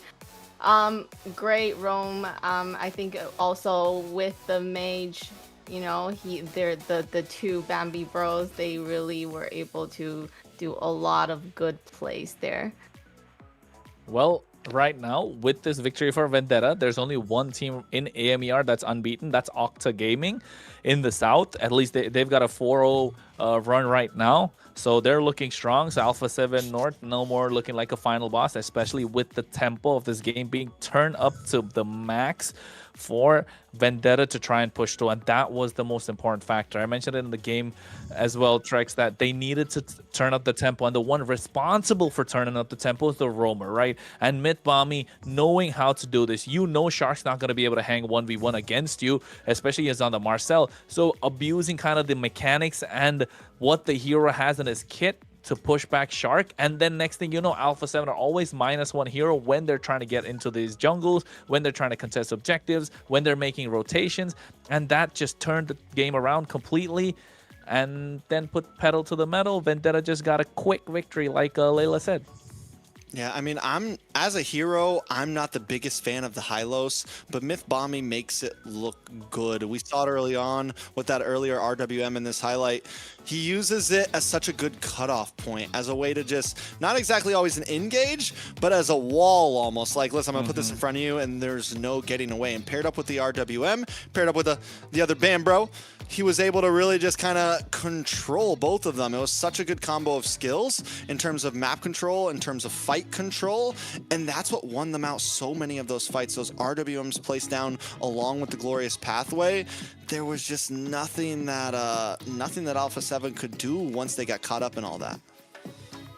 Was there ever a moment where, you know, Alpha 7 could have turned this around? If there was, it was supposed to be the first 30 seconds to 1 minute. Shark just had... Honestly, the game's it was right so in the very beginning. It is right in the very beginning because it turned into snowball effect, right? We've seen that the first blood that came out of the top side, 1 minute, 30 seconds to 2 minutes-ish. I would say not even 30 seconds, though. 30 to 2 minutes. That's the timer, right? You got Shark taken down low. He's forced to recall. The moment he recalled, Tarzan is +1 on the top side, and Nats, he's already too deep into enemy territory, trying to take down Merciless. He gets the kill. He goes down because of the help of Tarzan. If Tarzan wasn't present, that could have been a win for Nats. And then from there, Tarzan got that kill, and Harley getting a kill. That's 200 gold. you're really, and not just that, he was able to walk freely in that top half of the map before the first turtle, because Shark went to the bot side to add more pressure along with best player. So that kind of freed up what Tarzan could do. And after that was just Tarzan probably telling Mitbami, like, or Mitbami telling Tarzan, hey, look, Shark's on the bot side, you don't have to worry. And he's roaming around freely. Whoever walks up, especially Cold World on that Zetian, don't have any stun to lock him down. He just walks in, deadly magic, poker trick, get out of there, and that's another kill. So there's no possible way to stop him. So if they needed to win, Shark needed to dominate the river with the help of Core World, and simply they were not on the same page, or they didn't have the tools in their kit to make that possible. And that's when it comes down to the draft, right? Yeah, I would say it was more of the latter of what you just said, right? Like they didn't have the tools. With having such a squishy EXP laner, such an aggressive EXP laner, there was no way that they could get through the front line. Like how could they really pop off in the early game? It was really just Suyo. Suyo would have had to get a quick pick off. If Nats doesn't die in that top lane gank and Suyo gets the kill, maybe there could have been some scaling that happened. But overall, it just didn't seem, honestly, the chance that they maybe could have won that game was in the draft, maybe before the first 30 seconds. True. Because the moment I saw their draft, I'm like, oh, there's no set potential. Marcel is not a Shark hero. I don't care how good everyone thinks he is, how good they think Marcel is. Shark is a great player, but there was no pressure early on to pair up with the Suyo, to pair up with the Arlot. They gave up pretty much all of their front line and early game aggression. So heading into the next game, what would be the biggest priority for each team? A better win condition. I think for that's the problem here, where we're going round and round. It just comes down to Alpha 7 having a better win condition. That's the way we could sum it up, because in the previous game, yes, Marcel an OP hero, but it's not like Trex mentioned, it's not a Shark hero, and there's not enough aggression paired along with the Marcel, so you're really threading the needle. That's why I said it's like the first minute, it's really fine. You're looking for a needle in the haystack. It's not every day is a Sunday, so it makes it difficult for them to find a way to victory. But if any team could pull it off, it was definitely Alpha 7 with the high skills that they have, with the caliber of the players present. But again, you can't pile the pressure on just from the start, right? So maybe give them a little more room for finding win conditions, a little more ways to find a couple of answers. Then we could see Alpha 7 be able to pick up a victory. If you just give them one win condition throughout the entire game, get the early snowball, get best player to do the best that he can, get that level 3, steal that golem away, and then direct snowball, it's going to be super difficult. But because of that, Vendetta knew it, pushed the gas, and the next thing you know, they walked out with a 11-minute, 39-second victory. So game number 2, I would say find a better win condition if you're Alpha 7, but if you're Vendetta, keep pushing. Don't let Alpha 7 breathe. Keep that tempo going up. Yeah, so with that, Alpha 7, I don't think we count Alpha 7 out, right? They lost the game. Oh, yeah. A lot of these players are used to losing a game 1 and coming back and winning game 2 and 3. I think it definitely felt like a draft issue there. Now, VTA, though, they get blue side. Alpha 7 opt for red side. They opt for second pick. And we've seen red side do well. The double hero swing back, especially once the draft starts to open up. And that's what we're possibly looking like right here. Jushin is banned out, but the Eve can be open for the side of Alpha 7. Vendetta do not ban it out. They leave it open, which means Alpha 7 has a free Eve here. They have a free Sora here if they want it. What is VTA getting out of this, honestly? Valentina. I think Alpha 7 banned Valentina here, right? Yeah. Harley, all those things. Vendetta left all those things open for Alpha 7 right now. It's Valentina banned right here. It's gotta be. It's gotta be Valentina first pick. Yeah. I mean that's. Yeah, first pick. Sorry. Because if they get Yve and Sora, then you need that Valentina no matter what. 100% Valentina here. If VTA let that through, yeah, it could be disastrous for them. There you go. So Alpha 7, you just take the Yve Sora, or you can get that in your second 2 picks. You take a jungler. True. You take Harley. What's good at? Oh, No, no, you don't even have to take the Harley. Yeah, you take Harley. Well, obvious. You're giving up at least one of the 3 now. You're giving up either the Sora, the Harley, or the Yve. Since you only get 2 picks left in your first phase. Yeah, I think lock in probably the Eve. But then again, you're giving that to the other side, so probably Harley. I think Harley would be the better choice. For who? For Alpha 7? For best player, yeah, just to get best player to lock in a Harley right now.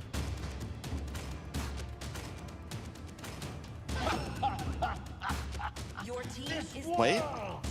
Yo, Wait. what's going on? That's the gourd. Was that a miss? Is that real?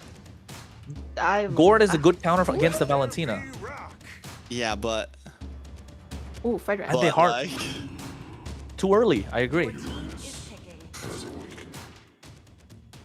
What's going on? What do we think about the drafting picks? The coaches? What are they thinking? Sir Rose is either I don't think he's cooking. I don't know what's going on. Glue? So forget Sora. We'll save that for game 3. We'll save that for when we're at match point. We'll save the Sora. Yeah, maybe that's the strategy. They're saving the best heroes for the match when that they're about to really lose? counts. So the gourd is kind of indirect counter to the Valentina, you can say, right? With the Mystic Gush. Yes, the Valentina gets that, but you have the range good against tankier heroes, and I think they hard reading into the fact that Tarzan was probably going to go for a Fredrin, maybe. I don't know. That could be the possible It's answer. early. They could pick that gourd It's very early. whenever they It's want. They super could early. fifth pick that gourd. I agree. And now they give up jungle possibilities. Fredrin Uranus pickup Harley's from gone. VTA is solid, super solid. They even take the Uranus as a possible counter in the jungle to the Fredrin. They can't take Suyo on Alpha 7 side. and Do Shin. we see maybe a Fanny here from Alpha 7? It could be possible. It player? looks super strong. Yeah.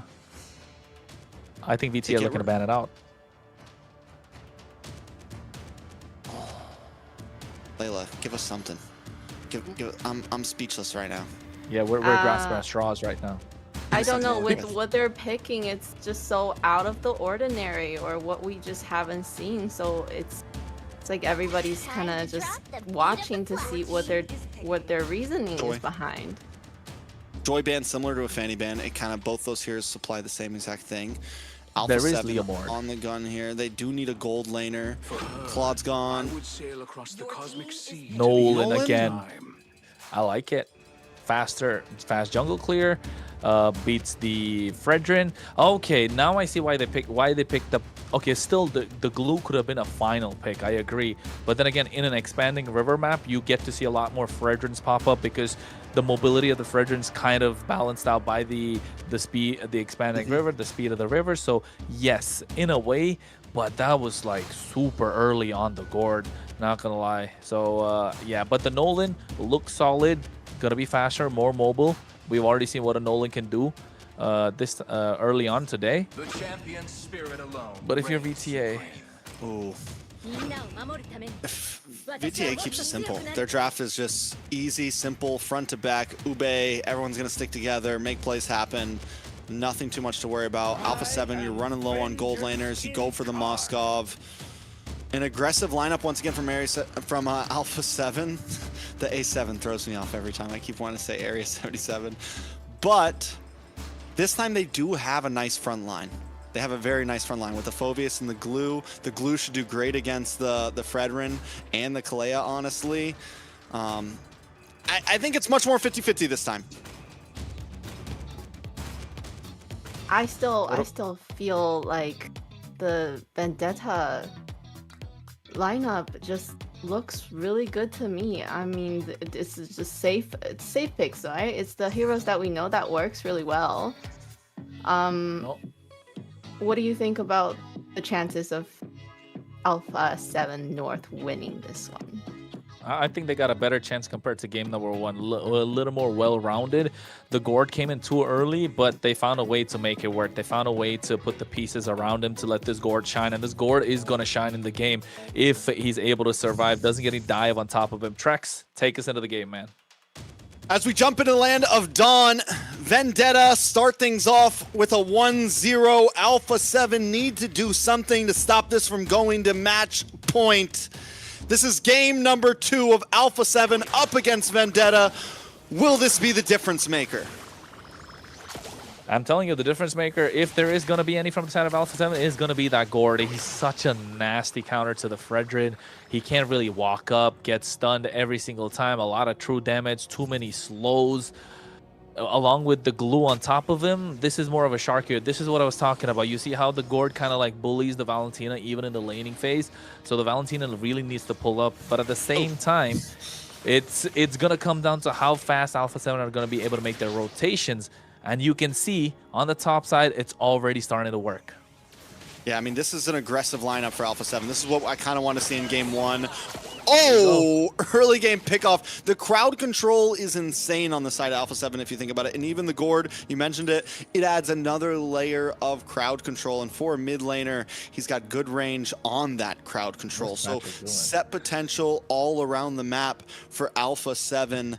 Vendetta. The thing is, with the Fredrin, you can still kind of take this match slow, right? They don't need to really try to rush things. They have decent ability to fight in turtle pits and still contest for them. Just the Fredrin alone can kind of hold his own. He just needs to watch out for the glue. So when I think about a win condition on both sides, Alpha 7 maybe wants to rush things a bit. Vendetta can take it slow and look for a mid to late game spike. I agree. I think looking for a mid to late game spike just because of the fact that they have the Granger, they're okay inviting the pressure.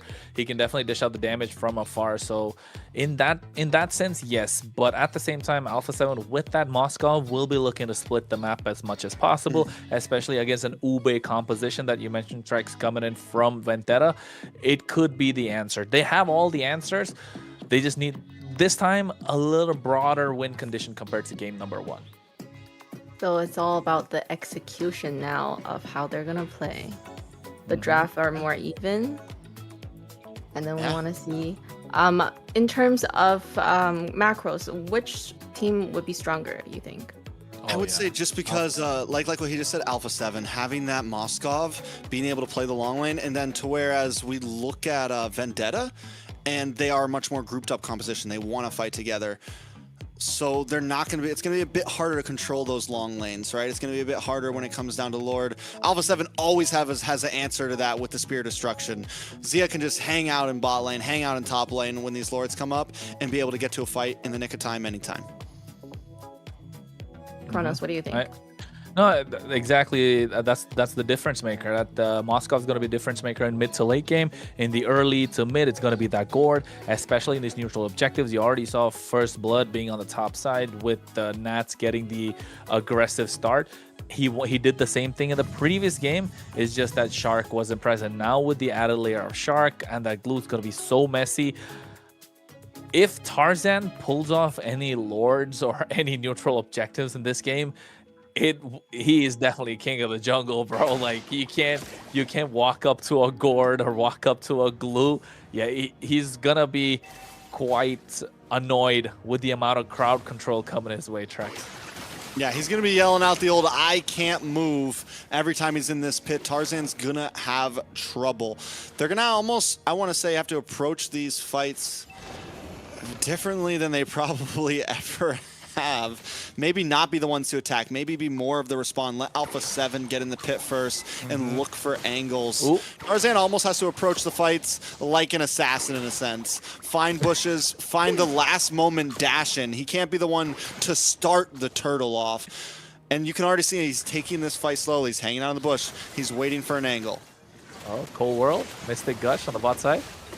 Yeah, nice damage on a Merciless. Has to use the flicker already as Myth Bombing jumps onto Cold World, trying to keep them both at bay. Alpha 7 also taking their time. Best player is going to move down and possibly go for purple buff before this. Tarzan makes his way in. Merciless push back. Churro Bomby finding an angle onto Nats. Spear Destruction does not connect onto anyone. Tarzan with the Appraiser's Wrath. Nats brought low and Merciless picks up the kill. Best player making his way back to the turtle. Vendetta doesn't want to rush this, but neither does Alpha 7. This is what we were talking about. They need to go for a re-engage in the turtle pit. That's what's happening. Shark goes down. That's huge for Vendetta here. Tarzan going to be able to chip away, and now Merciless and Myth Bombing putting pressure on to Best Player. Best Player brought low as Tarzan takes the turtle. Orange buff there as well. Best Player jumps in, but he's at 10%. He has to get out, but he can't. That's a big pickoff, a big misplay. Alpha 7 lose a turtle and 2 members. No, this is nasty. This is exactly what they need to do to get the win. And Alpha 7 are letting them do it, Trex. This Fredrin jungle has to play like an assassin, like you said. That's why I was kind of laughing at the back, right? When was the last time we would actually said that? And he's playing it so well. He is doing such a good job. He's keeping best player at bay. Merciless, yes, he's gone down once, but at the same time, look now. Oh. And Melon gets the kill. And they give the kill to exactly who they need to give it to. No. It's not looking good. I painted the picture on like, listen, Vendetta can't start off the turtle. They need to be patient with these fights. They need to try to draw them out as long as possible. And Vendetta did it. They executed it perfectly. And this is what, no matter the lineup, Vendetta seems to be executing. I'm not counting Alpha 7 out. It's only a 900 gold lead. Retribution is used by both. I didn't see who got it, but look at the 1v1. Look at the 1v1. Tarzan, here comes Myth, here comes the Bam Bros. Down the mid side. And all Cold World can do is stop him in their tracks, and Tarzan's not getting up. This is my jungle. King of the jungle, my guy. That's what he's telling best player right now. Don Carlos, I'm not bowing down to you, but the way he's playing, he's so aggressive like he should be, and he's gonna get this orange too. He's another one. Grand Theft Orange, another one. DJ Khaled in the jungle right now. Trobaum takes it. Tarzan with the Appraiser's Wrath. All Alpha 7 can do right now is just stun him from a distance. Look at Tarzan. He's not letting up. He's not giving away. Ashley, we're still supporting VTA. If you're watching, just say it. All right, best player did at least get his purple. He secured a camp. But on the boss side, though, Merciless taking some damage, forced use of Flicker once again, as Nats enters the fray. Spirit Destruction once again connects to nobody. Turtle low. Shark trying to make his way in. Best player in the backside looking for Turtle Bomby. You need to be looking for that turtle, but he loses it. Tarzan takes it against, and nobody goes down on the side of Vendetta. I think Alpha 7 are disconnected today. They probably woke up on the wrong side of the bed. I don't know. They're so disconnected. Best player should have gone for the turtle. He could have easily got that with the help of the fracture, but opting to go for Churobami instead and not even getting the kill. Oh, he didn't even have the flicker on him at that point. Vendetta are playing this so aggressive. They're doing every single thing right, and Alpha 7 North are not able to stop it. And it's all Shark. Shark is just allowing them to walk through it. He's 0-3-1 on the glue. We saw first blood in the early game.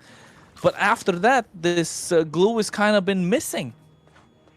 Yeah, I mean, the glue's missing because he died 3 times. He's been off the map for a while, you know? Best player, a level behind, about a level and a half behind, honestly. Merciless takes a death early on, but now he's tanky enough where he can kind of hang out and just bully. And you pair that up with Tarzan, and it's true, best player just can't do much. Look at the damage on Merciless. Consecration comes out. Does get pushed back. 3 people on him. Here comes Myth Mommy. It's no problems, no issues on the side of Vendetta right now. Hey, just shrug it off because they know what they got to do. And he gets the purple in the Tarzan. Oh, no. Once again, this is my jungle. I am the king. Appraiser's Wrath comes down. Merciless comes in as well. Melon finally showing up to the fight. Hasn't even had the chance to pop off yet, but it is coming soon. Cold World down. Merciless takes that one for himself. They're owning the jungle right now. They're owning Alpha 7. 1.8k gold lead. The good part for Alpha 7 being now the Moskov can do what the Moskov does best, right? Split the map. They get the tier 1 on the top side. But again, Tarzan. Oh. Point to be made. Melon picked up an early game Skypiercer. He might have not got the first kill, but that's going to be his first stack into it. Another turtle going to fall into the hands of Tarzan. This is looking rough for Alpha 7. And I didn't think those words were going to come out of my mouth in game number 2 of this best of 5. I'm not going to lie, same here. I never thought we'd be hearing I never thought we'd be hearing those words. At this point, Alpha 7 are never going to see the light of day because Vendetta are so aggressive and not allowing Alpha 7 to breathe. So far with the victories that Alpha 7 have got, they've been allowed to play their game. They've been allowed to go the game at their own tempo. But these 2 games so far, Vendetta are making Alpha 7 play to their tempo, which is not allowing Shark to do what he wants to do. There's no breathing room. There's no kind of disruption that they can look for. There's no way to kind of stop the aggression coming in from Vendetta, and it's all coming out from the jungle. It's Tarzan leading the charge, Merciless doing what he can in the EXP lane, and he's not going to go down even now. Fracture and all used on him. We're talking the whole kits are getting pulled out on Merciless, and he's unfazed. It's a bug bite at this point. Tower's going to go down. Tarzan's going to take another purple. I mean, Alpha 7 doesn't have a jungle at this point. They've given up at least 70% of their buffs over to the side of Vendetta. The gold lead continues to escape. They are doing the right thing, though, with Zia up on the top side. They're able to take another tower. Zia just needs to farm. He is the only saving hope, the only possibility for Alpha 7 to win this game. Their opportunity was the early game. They don't have that anymore. Best player is a glorified retry button at this time, and they got to figure something out. Bro, look at the way Tarzan is. He's everywhere where best player is. The best player wants to split the map. He wants to get some sort of push going in, but Tarzan's just not allowing that. And look at his items. He's building into a Guardian helmet. He's going to sustain longer in these team fights. He's going to have a lot more HP, and it's going to be a problem. They already have the dominance ice, and if Zia goes down now, Alpha 7's hopes might as well go down with it. Up in the boss side, though. The Magic Gush does come out. Doesn't do a whole lot to anybody. Vendetta able to push away back to the river, and they're just it's pick and roll time. You know, we poke here, we go there, we put some damage on Zia. Now we're back over, quickly rushing, using these expanding rivers for speed to burst down this Lord. Best player may be able to make it in time. This time, hopefully, he doesn't target Churro Bomby. He needs to go for the steal. Merciless, though, is just keeping them back. The one-man army right now up against them all. Oh, no. Nice pick. Shark. Ooh. Oh, he splits. He gets out of there. MLBB didn't have the Tsunami Slam there. If he had the Tsunami Slam, Shark would have been down and out, right? Melon has been stacking these kills, and now I think Zia's going to be next on the chopper block. Zia dashes back, is brought low, will be able to get away.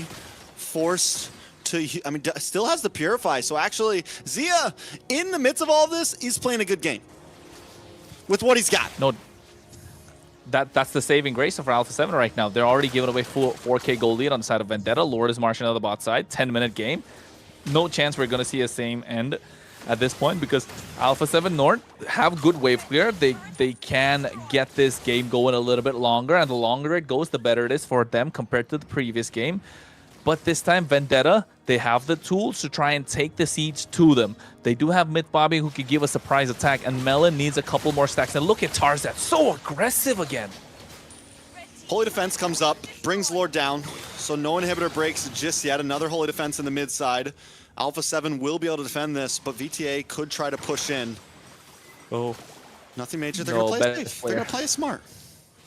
Look at the damage best player's taking. That's 2 Death Sonatas. He has to go back to the base to heal up. And that's what Melon can do right now. He's dishing out a lot of damage. I don't think Tarzan should be that. This could be disastrous for Vendetta. Yeah, Tarzan is brought low, but in comes Merciless on the backside. Once again, keeping best player away. Tarzan escapes safely. MLBB Death Sonatas come out as Merciless dives onto Zia. Zia, if he goes down, he will go down. Melon showing up the Rookie of the Year with the double kill. Another one, shots to the face. Abort for Alpha 7. Vendetta is relentless right now in this best of 5. Yo, that better be in the highlight plays. Melon pulled up with a flicker in the face of Zia and Shark to get that double kill. Now look at Merciless. Ooh, oh no, big grab. Melon. We've been hyping him up, and he does not disappoint right now. Oh, this could be over. 5-0-1 on the Sky Piercers. I don't think there's anything Alpha 7 can do right now to stop this. There's not enough tankiness for Melon at all. Another inhibitor is going to go down. Shark jumps up, tries to get the stun, will get the grab, and the slam onto MLBB. He falls, his Nas picks up the kill. Zia now trying to get some free shots onto Tarzan. Tarzan just too deep, taking out Zia, picks up the kill, and Vendetta has to run for the hills, but there's no inhibitors left for Alpha 7. They got the job done. If it wasn't for Zia, even the top tier 2s and the tier 1 would still be standing. Vendetta, they said it last week, Trex, they have a Vendetta against them, and they're bringing it. They're bringing the Vendetta. They're bringing everything that they can. Merciless will be going down. Okay, damage is starting to stack up for Zia. The items have locked in. That's the first time we saw Merciless go down since the first death, but we're not counting that one. Lord is up. Alpha 7 find a moment. Is this going to be it? Shark finally making plays. Nas finally holding down the front side, and Zia chunking away at the team. This is the winning formula that they need. This is what they need Zia to do. Churobami with a Mystic Gush gets them poked out. You force them back. Best player right now, like you said, a glorified retry button, but able to get that purple this time. Melon is the hope that Vendetta have, and Alpha, honestly, along with Melon, everybody else, but Alpha 7 are relying so heavily on Zia right now to dish out the damage, and Cold World. That Gourd can create the space with a skill 1 to try and peel for the team. And looking at the items, Merciless does get that Chastis Pauldron. We want Tarzan to get that item as well, and he has. And now it's going to be disastrous. It's going to be difficult for Alpha 7 to do anything. Ooh, look at the damage on a Myth Bomb, though. Zia. Has to try to get out of there. Best player's going to lock on, be able to get the kill. Immortality does pop. Myth Bomby able to use the flicker. They're still chasing him down. He will not escape. A Shark picks up the kill. That's 1 down for the side of Vendetta. Alpha 7 unable to fully pop off. Merciless now getting locked on by Nats. A Shark, Cold World, and Zia keep on moving up with this Lord. Wait a second. Did you see the big damage I saw that SOD. on the best player, the SOD? Churobami's not going to go for that 1v1. Down in the top side, though, Lord is going to connect. Merciless going to get brought back to the team, brought back to death as they chunk down. The Magic Dust does come out. Best player takes down a tower in the mid side. Lord continues to push in. A couple more shots onto Nats, but Tarzan can't connect. He doesn't have a flicker. He doesn't have a dash. He's just got a retry, so he's just got to defend. The base does finally go down. Best player continues on the attack. Alpha 7 North finally evening out the playing field. Oh, that took a lot. That took a lot from Alpha 7 North just to get the kill on the Merciless, right? And even then, it wasn't like they did the damage. The damage came out from Melon that kind of reflected back to him, and now you're seeing another pickoff. The damage from Melon is insane, and that's what they got to look for. Little pickoffs before this and next Lord, because now Alpha 7 is here to play. Best player, he was behind for a while, but now he's got the items, and he's taken a gold lead over Tarzan, and that's huge. And you know what, Trex? The RNG is not even the favor of Alpha 7 at this point. They got the inhibitor, but it's on the top side where the Lord is, so you know Vendetta can clear it. They can make their way to the pit, and they got the pressure on the long lane. So what Zia's got to do is come to the bot side, and it's not going to help their cause because he wants to be there. They got 3 lanes that's left open. Even looking at the items, they have everything in their arsenal, even a Wind of Nature at this point. And I think if I was Melon, probably sell that boots, goes for a Rose Gold Meteor, and he's not going to get taken down. There's no chance whatsoever. The other thing is Cold World does have a lot of damage, gets that Divine Glaive, so Tarzan really needs to think before he gets into these fights. Or if he's not, if he's still going to be as aggressive as he was early on, he needs some support. He needs some follow-up, and they need the damage to take down Shark first. Once Shark goes down, it's going to be easier. All right, Vendetta, all they got to do is slow play this. Magic Gush does come out, though. Alpha 7 looking for the attack here. They know they've used up some of their ults. They maybe need to make a play happen. Merciless keeping down the front line. Best player brings out the Fracture. It's a lot of damage on a Merciless, but he will be able to back off. Cold World trying to get some stuns, but can't find them. Zia, more damage on a Merciless. Merciless finally pops the Consecration, able to get some health back as everyone readjusts. Vendetta just need to slow play this. It's looking very similar to how they beat Night Horde when there was no inhibitors left. If they slow play this, let the minions push in, get Alpha 7 to force away from the Lord, they can have a chance here. Yeah, look at that. You can already see the pressure on the bot side, on the top side. They need to clear. Shark has to go. Merciless is creating havoc. SOD connects. Best player is looking for the entryway. Can they get it? Yes! He steals the Lord. The Tsunami Slam does come down, but Myth Bomby may not survive. This is Tarzan and Merciless on the backside. Nat's able to find Myth Bomby, and now Merciless falls as well. Tarzan might just be the next one. A double kill for best player. A Lord and 3 members, 40-second death timers. Alpha 7 might be able to tie this up. This was nasty. All the heavy lifting done by Nats working overtime. They called him back to punch in the clock and get more work done because he was zoning away Melon by himself and Churobami. Those are 2 damage dealers that are required, and now the push. This could be the finish. It took time, but Alpha 7 were able to keep composure. They're going to lock on this base. They're going to try to end things here. Melon holds them off all alone, but it's not enough. He couldn't get the final minion. Alpha 7 takes game number 2 and ties it up. Honestly, Trex, deep down inside, you and I, we know we were rooting for the underdog. Vendetta in this case. Alpha 7 North did not look like themselves, and hopefully that was a wake-up call after that second game. Because if you let them do that to you one more time, I don't know. Can we really count them as the top dogs of this entire competition? That's hanging by a thread right now. That's hanging by a thread. They came in with so much momentum, Vendetta, and what happened? It just dropped. And I feel like Zia, what amazing damage. He really held it there. If he could just, make it to late game, they had a chance. Yeah, not only Zia, Shark 2, once he got tanky enough, he was able to really hold down the front line. I think once Vendetta lost their pacing, they even started to kind of fall apart in some of those team fights. And I don't know if it was them falling apart or Alpha 7 just playing that much better with that lineup. We liked their composition, but because they lost the early game, they had to wait for the composition to come back together in the late game. I think Layla? Okay, yes. Let's look at the stats. Okay, so we have, it's not a game that we would say short like the first one. They really held it there, and then they were able to make it to late game. And let's look at, I would say what stood out to me the most is definitely Rome coming in, and Shark doing what he can, grabbing everybody. What do you think, Kronos? I think you're right. I think, like Trex said, once Shark got tanky enough, it started to make a difference. But then again, look at the team fight participation. It's only 9%.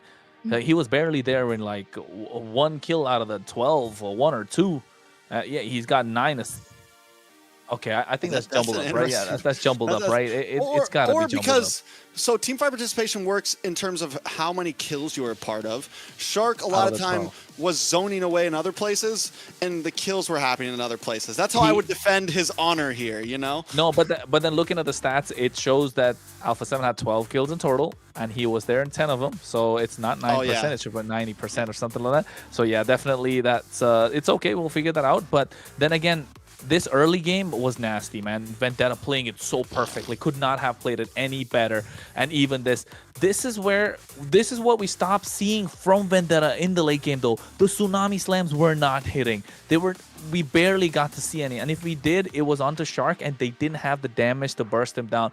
Even then, it could have been possible, but Alpha 7 North were kind of grouped up together, and Nats was so annoying, right? When Nats got to the point where he could tank so much and those Infernal Pursuits were just popping, he was just bonking and bonking and bonking, Vendetta just didn't have any answer, and he was zoned away. He was zoning away Melon as well as Churabami, which became a massive problem. Over here, you can see it took so much from Melon to take 1 kill down, and they still didn't even get that.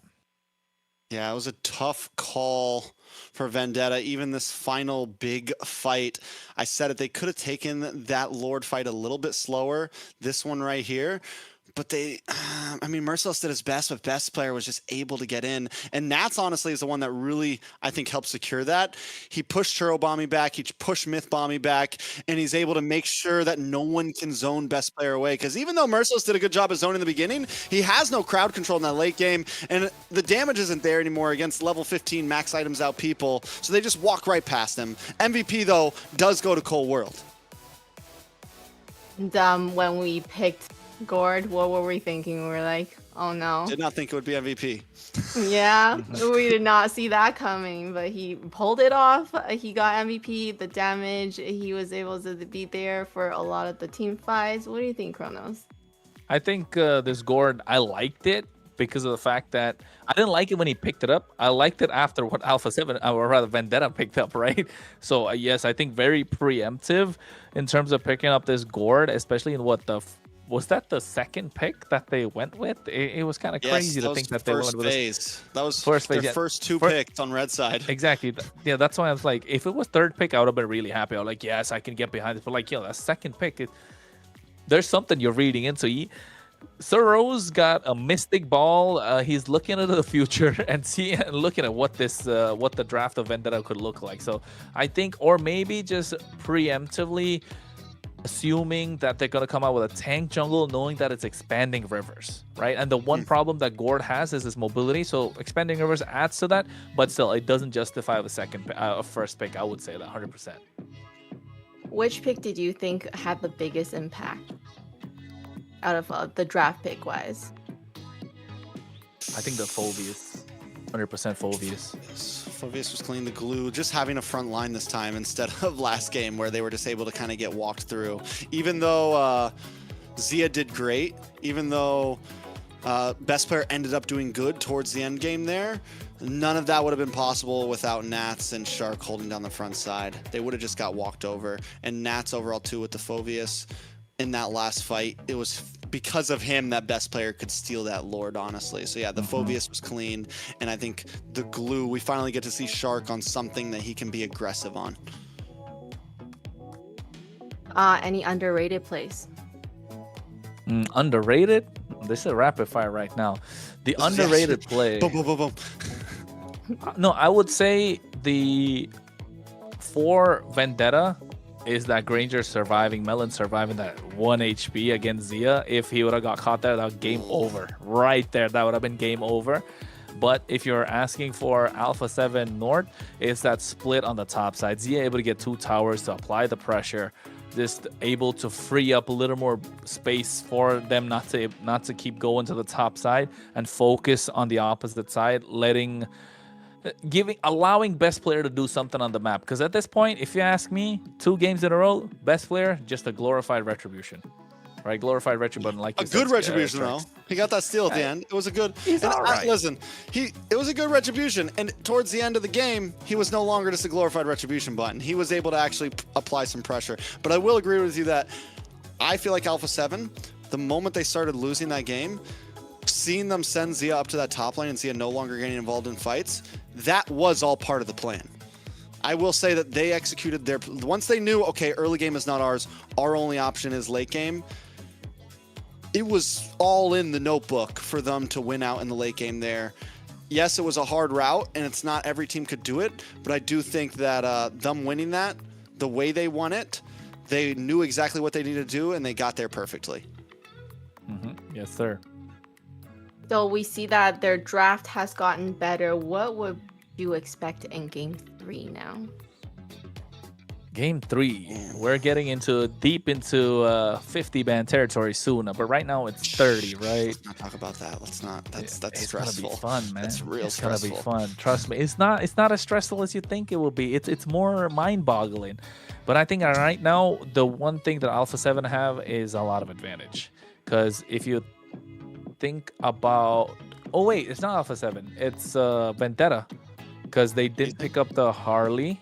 Oh wait, no, they did pick up Alpha the Harley. 7 that can still pick up Sora, Harley, and Yves. Yeah, but all looking those at picks are available. I'm looking at the jungle pool though, right? Looking at the jungle pool, in the first game they got the loss with the Suyo, not just the Suyo, even the Easton Shin in the same game. So there's 2 junglers there that's kind of out. So with that in play, it would make it slightly difficult. When we reach 5th game, it's gonna be 10 and 10 again. It's gonna look crazy. Those grayscale humans are gonna look really good. But yeah, you can see already now they're gonna target ban. Sorry, Layla, but y'all used. But now they're gonna target ban. Oh, okay. So I feel like they're gonna really have to pull out for this 3rd game here. In true Alpha 7 North fashion, they start out not so great, and then I feel like they just pick up the momentum and then just get going. Yeah, I definitely wouldn't say that Alpha 7's like in the clear. They won game 2, but they didn't win game 2 cleanly. Vendetta still seems, for me, if I didn't know either of these teams and I was just watching these 2 games, I would say Vendetta feels like the favorite. But in terms of draft, I don't know. Yeah, they don't have the YSS. Yeah, they don't have the Suyo. But also, they have the Fredrin. They have the Harley. I feel like in terms of draft, Alpha 7 has a huge advantage coming into game 3 and 4. There's just so many things open, like so many power picks open for them right now that Vendetta almost is running out of things. They almost don't have enough space to ban the Yves, the Harley, like so many things that are still on the field. The Sora, which they did have to ban here, but Claude Sora, they can still leave the Yves or the Harley open for Alpha 7. I think at this point, ban out the Harley. Just don't give that away, because that's one of the picks that best player can use, right? They still want to give away, they ban out the carry. They're targeting Zia. It is, I know. Try to give Zia as horrible of a game as possible, and he is running out of marksman at this point. There's no Moskov. There's no, I want to see what he's going to be forced to pick here. No Moskov, no Easton, no Claude, no Carry. Still has So the that's 4 Granger. picks already. He has Unless the Granger, Vendetta he has the takes it. Bruno, he has the Clint. That does decent, but then if against the Clint you're allowed to full dive. No Freya present too. So what's it gonna be here? First pick Beatrix? Right? I mean, I think don't know. they can It could be still a strat. Fredrin, so like Clint Fredrin having a nice pocket for the Clint with a strong front line can work out. VTA though, Marcel is open. Guinevere We go solid. for the Gwenny.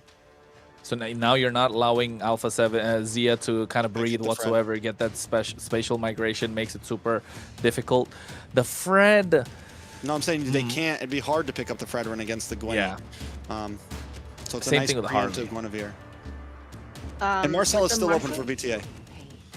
Yes, I don't think Alpha 7 North is gonna try to pick up Marcel again. I Sadly, just they feel like can't. they The can't. global They can't. right. ban. So You're all good. We've we're done still it. trying we both to did it get once. We used both did it to once. this. Yes, exactly. So I guess would they ban it? No, they're gonna pick up the Valentina so that they can still have his kit if VTA gets it. They still get the golden hour if VTA decides to pick up Marcel here. I'm looking at goal lane options, to be honest. For we're dwindling down for what Zia. For if they yeah, don't- because like VTA needs to pick up a goal lane here, like Yeah. Moskov, something. Yeah, Moskov's solid. Or do we see the sun Moscow. come out finally? Something like that. We've seen it once so far. Ashley did say that she likes the sun. I am not the only Time one to go to bound the by RT these show. chains. Your team is Obvious Lilia, still looks solid. Grok, no. I have a theory. Harriet, Jungle Uranus. Harriet. This might be a Jungle Uranus. Against the Gwynny, you get the consecration. Not horrible. You can secure things in the turtle. It's not very best player-esque, but it's something that could be flexed here, and I think we need to keep an eye out for it. either Uranus jungle or I'd say Harriet right now in the goal lane. So that way you put Uranus in the EXP, add some more damage with like Fanny, possibly Lancelot in the jungle. But I think if you're running out of goal lane options, this is the best chance to pick it up because you know VT are gonna ban it out. Never mind, they're going crazy. Khalid is gonna be the choice. They get mid lane prio. At least they're able to control the river. Now, if you are Alpha 7, ban out all the roam picks that are possible. Hylos and Kalia are already not available for them. Maybe take out the Gatot Kacha. Maybe take out another hero that could possibly provide a little more knockup. Kaja, I would say. Never mind. Oh wait, they got They're banning gold laners now. They're like, listen, we Yeah. can do this. Because they still have the Granger as an option. They still have the Harith as the option. So I think we see possibly Alpha 7 ban out the Harith here and then just take the Granger for yourself. Because then think there's ban also Moskov. nothing for VTA. Oh, Ben I think Moskov? yeah, I think ban Moskov because you have a lot Then of you magic get the on Granger other to side. counter the Harith. Yes. Yes. That's what I'm thinking. Because you don't go for the Harriet because you have too much magic on your side. But then again, yeah, the Harriet doesn't really fare well. Never mind, they go for the Hilda. Prevent the early game aggression that could come in with the and keep up with the Khalid. It still makes sense so far. Sorry, Layla, we're in deep theory right now. We're Yeah. in deep. We're in deep in this draft right now. We're deep. Leo Mord's gone. She's just, oh, I'm trying to keep up. I'm like, ignoring. let me take notes as well, you know? Make sure next time when I play I know what's going on. Hayabusa? No, right? No way. I don't think, no, they last pick jungle. I think they last pick jungle. Yeah, the last pick jungle. They need to go gold in here. Because- Granger. Just lock Granger. I don't think there's a better choice. You don't want to go for the Harriet against the Phoveus and the Guinevere. So I think Granger's a solid choice. You give Moskov or Harriet on the other side. I still think VTA would go for the Moskov. You get long lane presence. You have ability to outplay the assassins on the 1v1. You can take down the Uranus. Yeah, it's the Granger. Moskov plus Grok? Moskov. Maybe? Grok's not bad. Grok's not bad. Grok's a good, I mean, it's set, it's simple, it's... They need damage, and I feel like Moskov and Lilia just aren't packing the punch right now. What if they swap Gwynny to roam and pick up something That would be aggressive? insane. that would be like absolutely insane if they go. They could put, if they put Guinevere to roam, they could go Moskov in the gold lane, in the jungle, probably lock in. Yeah, they don't have much left there either. They could pick up the Nolan. Lancelot. Then you're kind of squishy. Ooh, No, I don't think Nolan works there. Nolan doesn't work for VTA because they have a Khalid that's just super aggressive in the early game. So yeah, maybe Suyo could be a choice. Never mind. Blue, roll. Irithel. Blue Airthel. Too late. Even later than the Moskov, in my opinion. VTA. I don't know, but the Airthel's not bad against the Granger. I would say this, because you can kite. It's easy. It's much easier to not get hit by his skill 1. It's a good hero to dodge the skill 1, at least in laning phase. And you get some burst damage. I did want some burst damage, not just like shred, because I want to see more damage. But yes, we've seen her picked up once. I thought I could swear I thought I saw a Joy ban on the other side, but yeah, it's a Joy. The Joy. It's okay, but I'm not a fan of the Joy here. I think best player has his work cut out for him. Layla, give us some breathing time. Tell us about this. I'm not sure how Lilia would do. Because, you know, yeah, she has that ult, but I feel like Joy could still catch up to her, you know? So I like Alpha 7. Okay. I like Alpha. I mean, I think it's both sides. The Joy might be questionable. It might pop off. Vendetta, on the other hand, the Airthil is kind of my risk pick there. And how are they going to output damage? We'll see exactly how it goes. We're going to jump back into the land of Dawn. It's a tie series right now, 1-1. Alpha 7 able to even the playing field. Kronos, as we jump into this, what are some win conditions we have to look at for these two teams? If you're a VTA, you want that mid-game power spike. We're looking second turtle if you're a VTA, and you want to go gung-ho at that point. So hold your own. Don't give too much of a goal lead to Alpha 7. And if you're Alpha 7, you want to blitz this early game. You want this Joy to come online as early as possible and abuse what Shark can do just like that. Get first blood. Well, but the response back. Roamer for Roamer. Shark for Myth Bommy. So a little bit of abuse, but Cold World is going to have to go back to base. And that means technically Vendetta wins the trade there. We agree. Vendetta do win the trade in that part, but for the benefit of Alpha 7, you bait out 2 flickers, right? So that's a good thing. So that might actually be a win, yeah. In the turtle pit, so you know for a fact Alpha 7 will get the better of Vendetta in this turtle pit. If Mid Bommy overextends, if Churro Bommy overextends, he does have the black shoes though. This is what you want to do if you're a Shark.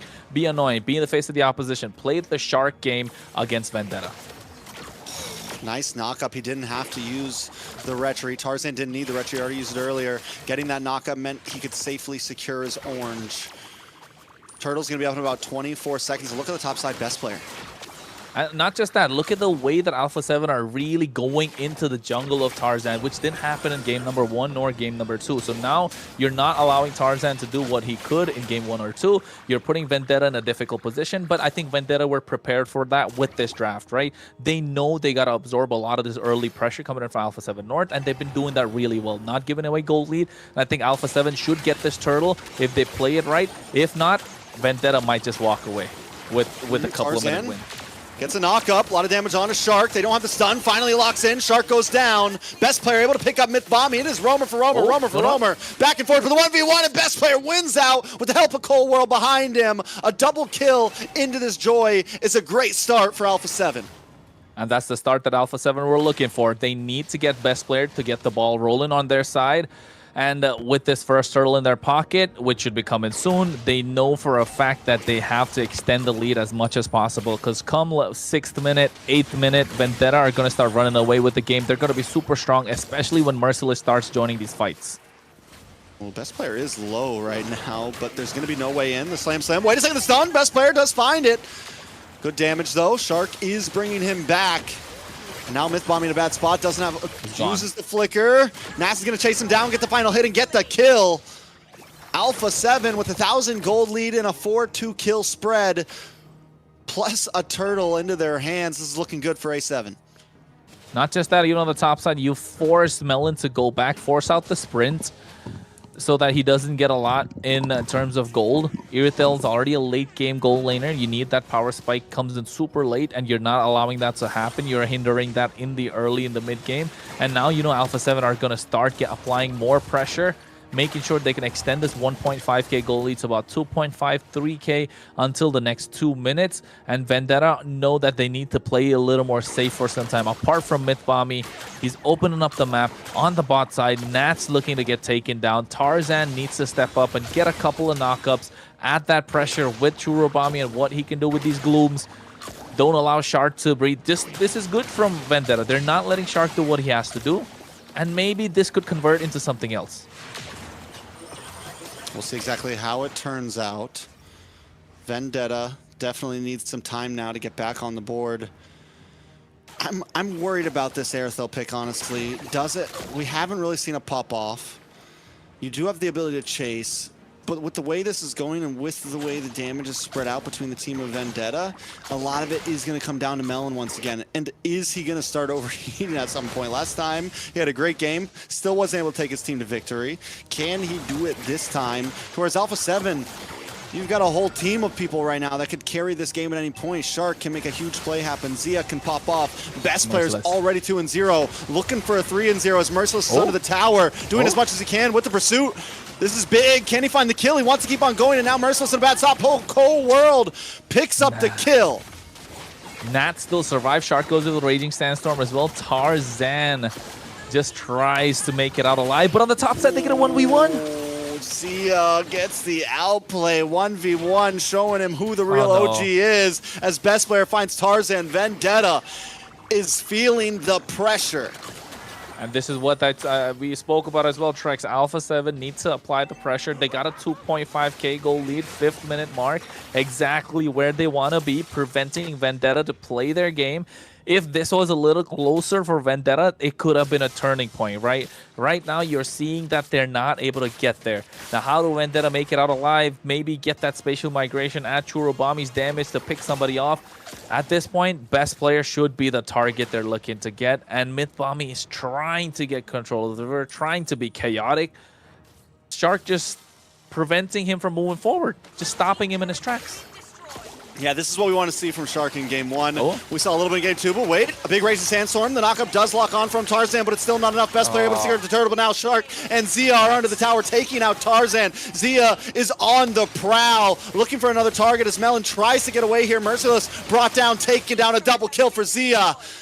Alpha 7 are finding towers, neutral objectives, and members of Vendetta every single time. Every single time, and this is looking like a flip U-turn of game number 1 and 2, where Vendetta brought in the early pressure, but Alpha 7, this time they understand what their game plan is, knowing their picks. This is what they got to do, and they're playing it well. Now the goal lead is extended to 6.5k. Once it passes the 5k mark, Trex, it makes it difficult for any team to make a comeback. Ooh, I don't think there's anything that Vendetta can even fight with right now. Oh, no, Mats comes into the backside. A lot of damage landing on Churubami. Churubami taking out Melon, putting useless shots out there. No damage at all. A Violent Requiem locks in, but still Tarzan goes down. 3 members for the price of Shark. Just isn't enough right now for Vendetta. This is why I didn't like the Irithel. Yeah, it's such a high-risk pick, like you said. If they had the Moskov, they would have had the opportunity to split across the map, use the SOD to get out of the fights, find cross-map plays. Look at Nas. He's just standing there, and as Patrick says, menacingly. Yeah. I mean, at this point, Nats is like, yeah, I can have fun with the Uranus too. We know Merciless was giving him the business in game number 1, but now Alpha 7 is getting some heroes that they are comfortable with. Nats in flow state, 3-0-4. Yeah, and looking at the items as well. Tarzan only has the concentrated energy. Looking to go brute force right now, and Tarzan, ooh. That's bad. This is bad. This is looking gruesome for Vendetta. Double kill, 5-0-4 onto Zia. Wondering how early he got a Sky Piercer in and if those stacks are locking in, because it's looking like it.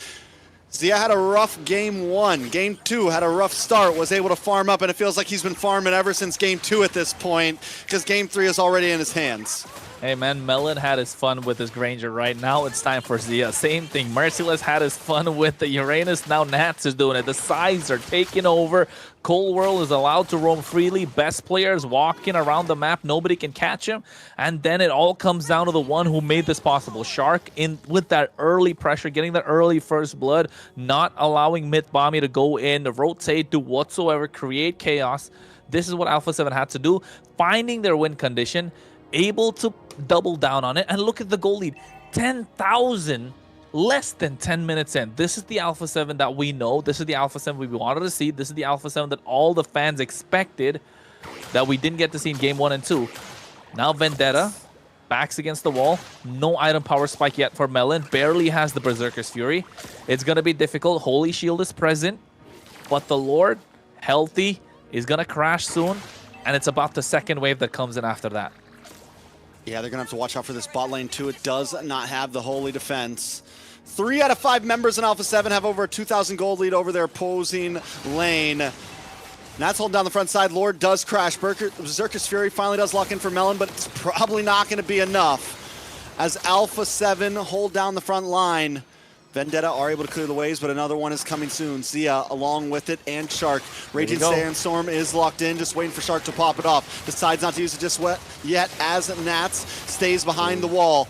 Zia looking for free shots. All Alpha 7 is looking for, they're not even looking for members, they're looking for towers. Black Shoes pops from Cold War. Here comes the Raging Sandstorm onto 2 along with best player. MLBB forced back to the base to get health as Zia chips away at the tower. Vendetta still in the defense as Merciless, Melon, and the rest of the team just look to hold down the base. Zia does get knocked up. Tarzan forces spatial migration away. Nats still just being a nuisance in the back line, and MLBB finally drops. Alpha 7 still not going away, but Zia does finally fall. A double kill for Zia right before he does as Melon gets the shutdown. With only 3 members standing, Alpha 7 might have to back off here. They definitely have to back off right now.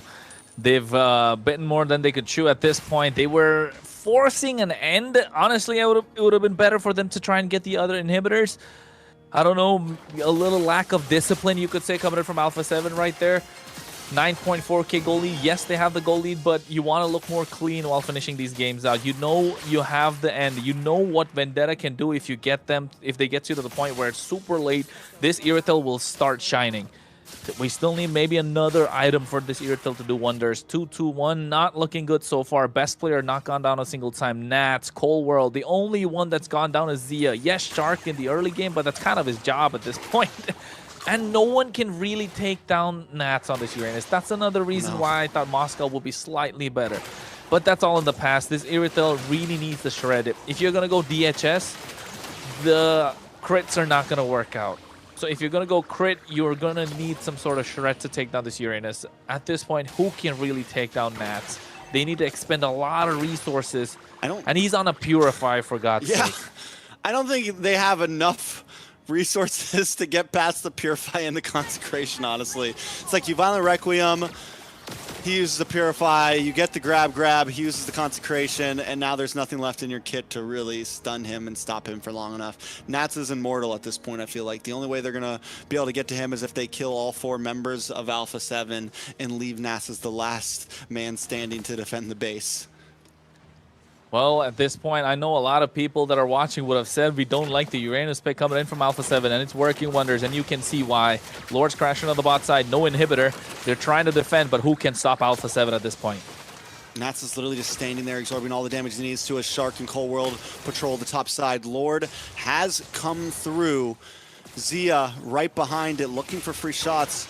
The wave on the mid is coming soon. Alpha 7 don't try to force it this time. They know what they came for. They came for inhibitors. Here comes the big flicker from Shark, and Melon is targeted down by best player.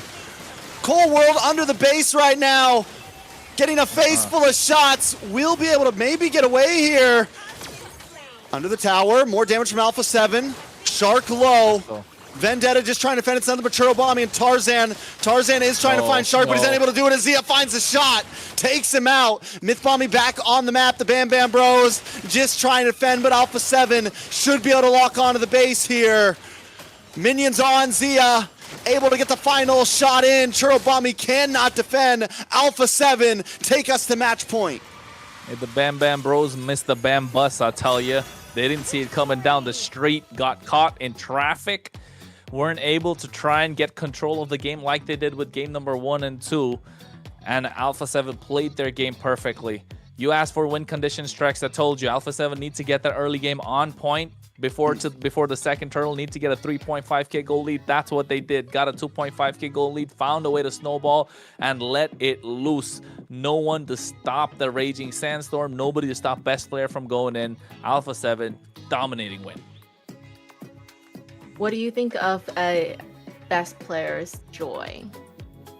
Come on, Trex. The joy was phenomenal, honestly. It was really good. It made me think that, okay, this is a viable pick. This is if best player picks it up, I don't know how many other people we're going to see use it, but best player made it work very well, and it just fit very well against the composition they had. Yeah, and there you go. Not a lot of kills at all for Vendetta, and best players Joy, no death, doing really good. What was that, a double kill that he picked up early? Yes, and Yeah. it was being able to do that early on is what really put Alpha 7 into that spot of being able to win that game so cleanly. Yeah, I think it just came down to how Shark was able to play that aggressive early game.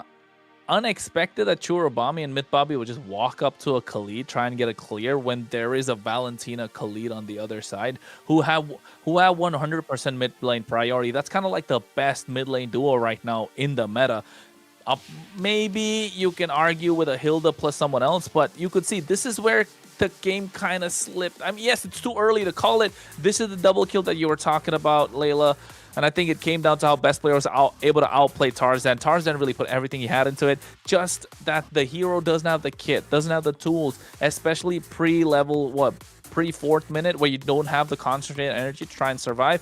It became a little difficult for Alpha 7, or rather Vendetta, to try and make a comeback. And Alpha 7 knew what they had to do with it. A run and gun, find a way to make this lead a little bigger, a little more bigger, balloon to a point where Vendetta just couldn't stop them. And the next thing you know, Alpha 7 just let it collapse, let loose. And this Irithel probably still farming for the next game. Yeah, I mean, Alpha 7, this is the composition. These are the types of compositions I expected to see from them.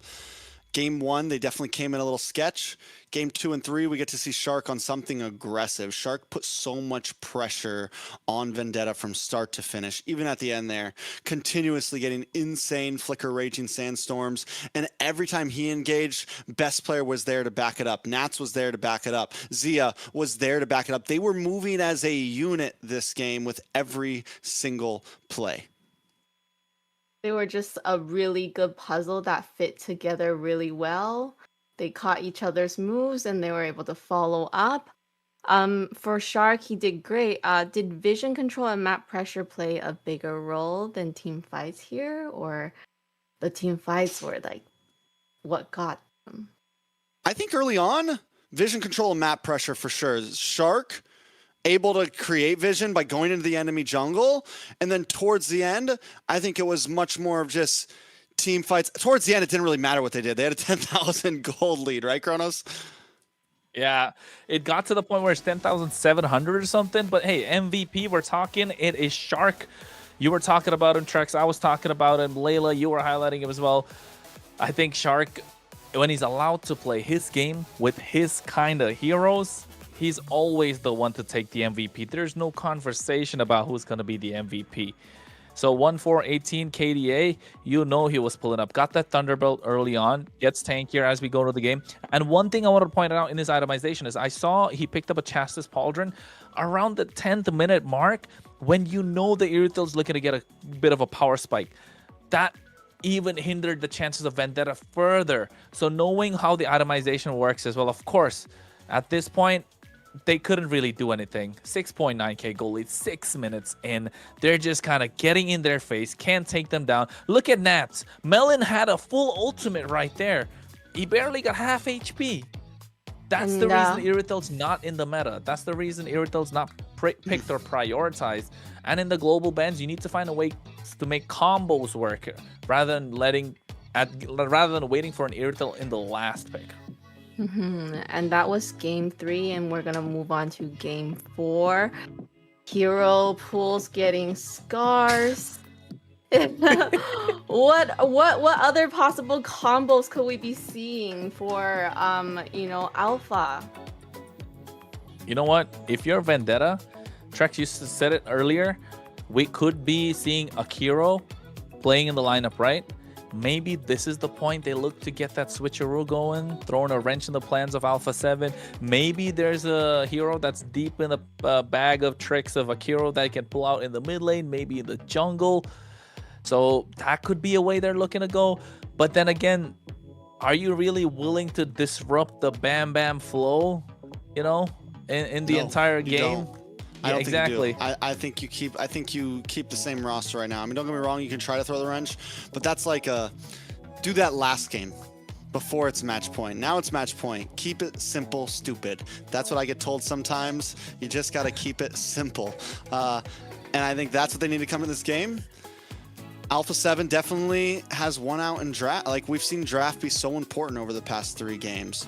Game 1, draft definitely won for Vendetta, and it brought them to victory. That last series, I feel like the draft was just super clean for Alpha 7. Now things are coming back to a little bit more of an even playing field in terms of Alpha 7 had a lot of power still left over. After that game 1, they didn't blow too many major picks, and they still have some picks. They can still fall back to the Fredrin. They can still fall back to so many things that are available to them. And it feels like Vendetta's running out of gas a little bit in terms of draft. What do they have left? I think they're banning against themselves a bit. They ban out the Claude and stuff like that. They need to think about how they're approaching first phase. That's going to be huge for them in this draft. In terms of a hero vocabulary, which team has a better one? Hey, at this point, we don't know. We're going to find out. I think Alpha 7 has more options, at least, coming into the draft. But I feel like Vendetta could still surprise us with some clutch. We know that Tarzan still has a pretty deep pool in the jungle. I think maybe don't focus so much on Azia. Maybe focus more on the best player here. Yeah, that's why I was saying in the previous game, right? I looked to take out a couple of jungle picks, and all of a sudden they're really locking down on Zia. And now the problem being, you let the carry go banned the entire time, right? The carry was kind of banned. Now if you let it go, and if Alpha 7, if they're on the red side, they ban out a couple of heroes that you really want to prioritize if you're blue side, or vice versa, and you give carry in the hands of Zia, I can already see that game kind of like, with the win rate that carry's got throughout the competition so far, it's been super strong, doing really well, picked up almost every single time it's available, and I don't think Sharks really picked up the Kalea. Best players not picked up the Guinevere. I'm already looking at Kalea, Guinevere, carry being picked up, and that's an auto win in my book in any team's draft. Ooh. What do you think, Trex? I think we've seen Vendetta banning out the Claude first round. They obviously don't want Zia to get their hands on that. It's something that they don't want to slip through. So there seems to be some worries in Vendetta's mind about Zia majorly. But again, I think the problem is really going to come down to Shark and best player, and they need to try to control that on the draft. But it's match point, and momentum is definitely falling down for Vendetta. It hurts to win a game 1 so strongly and then come into the next 2 and just get stomped like that. I mean, these games have been fast. Alpha 7 is in prime form right now, which is going to throw you off mentally, and the draft is only getting harder. This is both of these teams' first time going into a game 4 with so many bans out there. And we said in the beginning, maybe Alpha 7 was saving some picks. Maybe they played this the long haul because it is working out for them right now in terms of the draft. Vendetta seems a little bit grim for them right now. What do they need to do to possibly see a game 5? A lot. They gotta win. Don't overthink. That's what they gotta do. They gotta win. No, honestly, I think don't overthink the draft, right? Because in the previous game, they could really just the game would have been so different if they just picked up the Moskov, if you ask me. If they just locked in the Moskov, the game would have been so much more different. You have an answer to the shred because the Uranus was picked up at that point. The only thing was left was the jungle, and we know best player is gonna pick up an assassin. He's not gonna go Akai in the jungle. We know that for a fact. He rarely picks up an Akai. Fredrin wasn't really good in that game because he had the Guinevere. So I would just say, yes, the draft has gone to a point where we're seeing 15, 30 heroes banned out, possibly what 40 heroes right now. Don't overthink it. Lock in what's best. Lock in what works. And find ways to force Alpha 7 into a position where they cannot play aggressive in the early game. Because the moment you give them any sort of aggression, you kind of get cooked. And they ban out the Claude. They just don't want to see it to have it at all. Next is they're carry. not, and they keep getting blue side. Do you think they ban out the carry? Why not just pick it for yourself?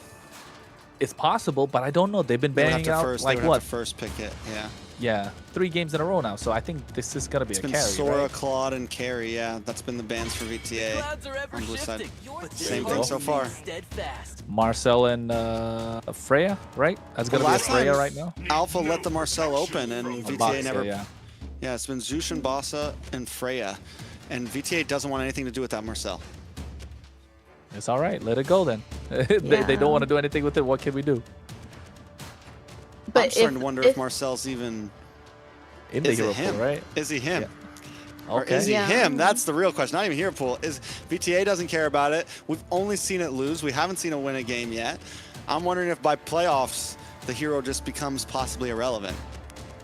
I mean, he did get a buff, but you know, why was the buff happening? I mean, he was banned out so much that nobody is gonna try to play him. So are they trying to buff him so that more people will try to play him? You know, and he's a new hero. Maybe they just don't have enough time to kind of work on the synergy. Yeah. Because I feel like I tried to play Marcel and I was soloing and nobody was following any of my stuff, okay? It's If you don't have the team it's a team synergy, hero. no. It's a team hero, yeah. It is not And a solo queue hero. You know what, Trex? There, The Coach carry's T open. is starting to look at Coach T is starting to look at it. He's like, hey, the jungle pool is starting to get smaller and smaller. Best players already got through his picks. Well, are we gonna see a Hayabusa Fanny come out next? It's gotta be open. Freya's open. Freya's open. Freya, yeah. They're trading Freya just gave for the- a carry. Just take that trade. VTA better lock in Freya right now. Yeah, 100%.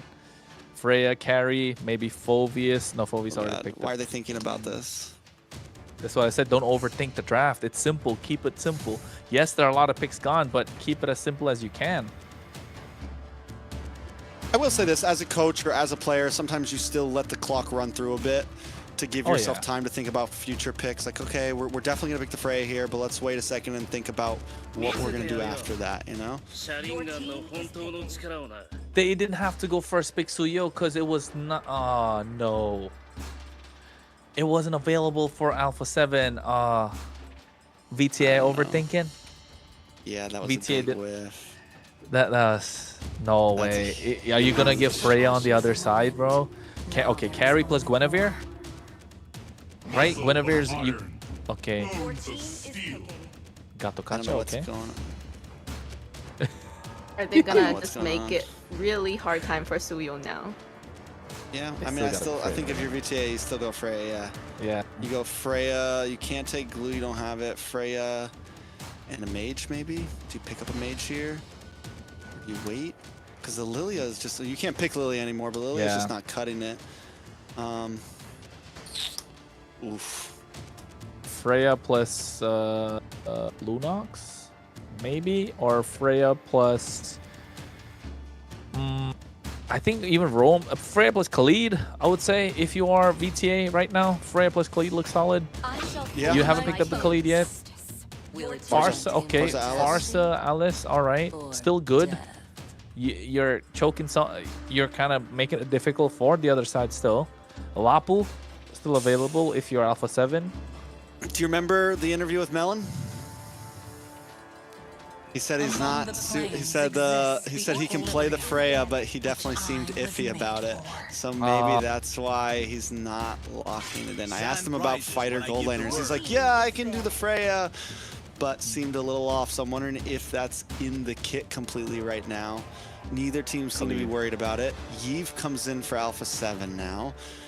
Finally locking in. These are these picks that they didn't use up front that now they're getting in the match point game. Yeah, they're gonna bring it. And AOG plus RWM, real manipulation plus like the Gatot and the Yves is a dangerous combo. Yeah, that's it's gonna buy this is where so much time for carry.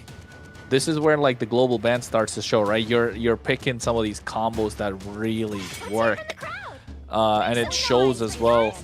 Gatot, Yves, and the carry is gonna roam around free. Who's gonna stop the carry at this point? Yes, you have the Farsa, but you pick that up against the Gatot, which is first up questionable. But then again, there's not many other picks left in the mid lane left open, and if the Farsa gets strong, the bird really, the Farsa, yeah, The Farsa, wings by wings. Wings by We wings. might see fried chicken. Could be. If you're VTA, A good Farsa can position is key, man. Even if there's counters on the field, you either get Flicker, you get Purify, maybe you get Purify in this situation. Good Farsa will be okay against a counter or two. true. You can play the Farsa quite aggressive as well, right? If you get the early in your bag, then you can kind of find a way to get sieges, which is really good. This is where you start to show the jungle hero pull off best player. The Fanny is kind of a good pick here. No one has stopped the Fanny so far. I think you just Fredrin as best player here.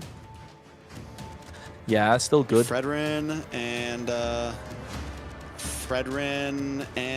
what do they need? Fredrin and Lapu? Fredrin. Lapu, I think lock Lapu here. Fred, Or I think Yuzong.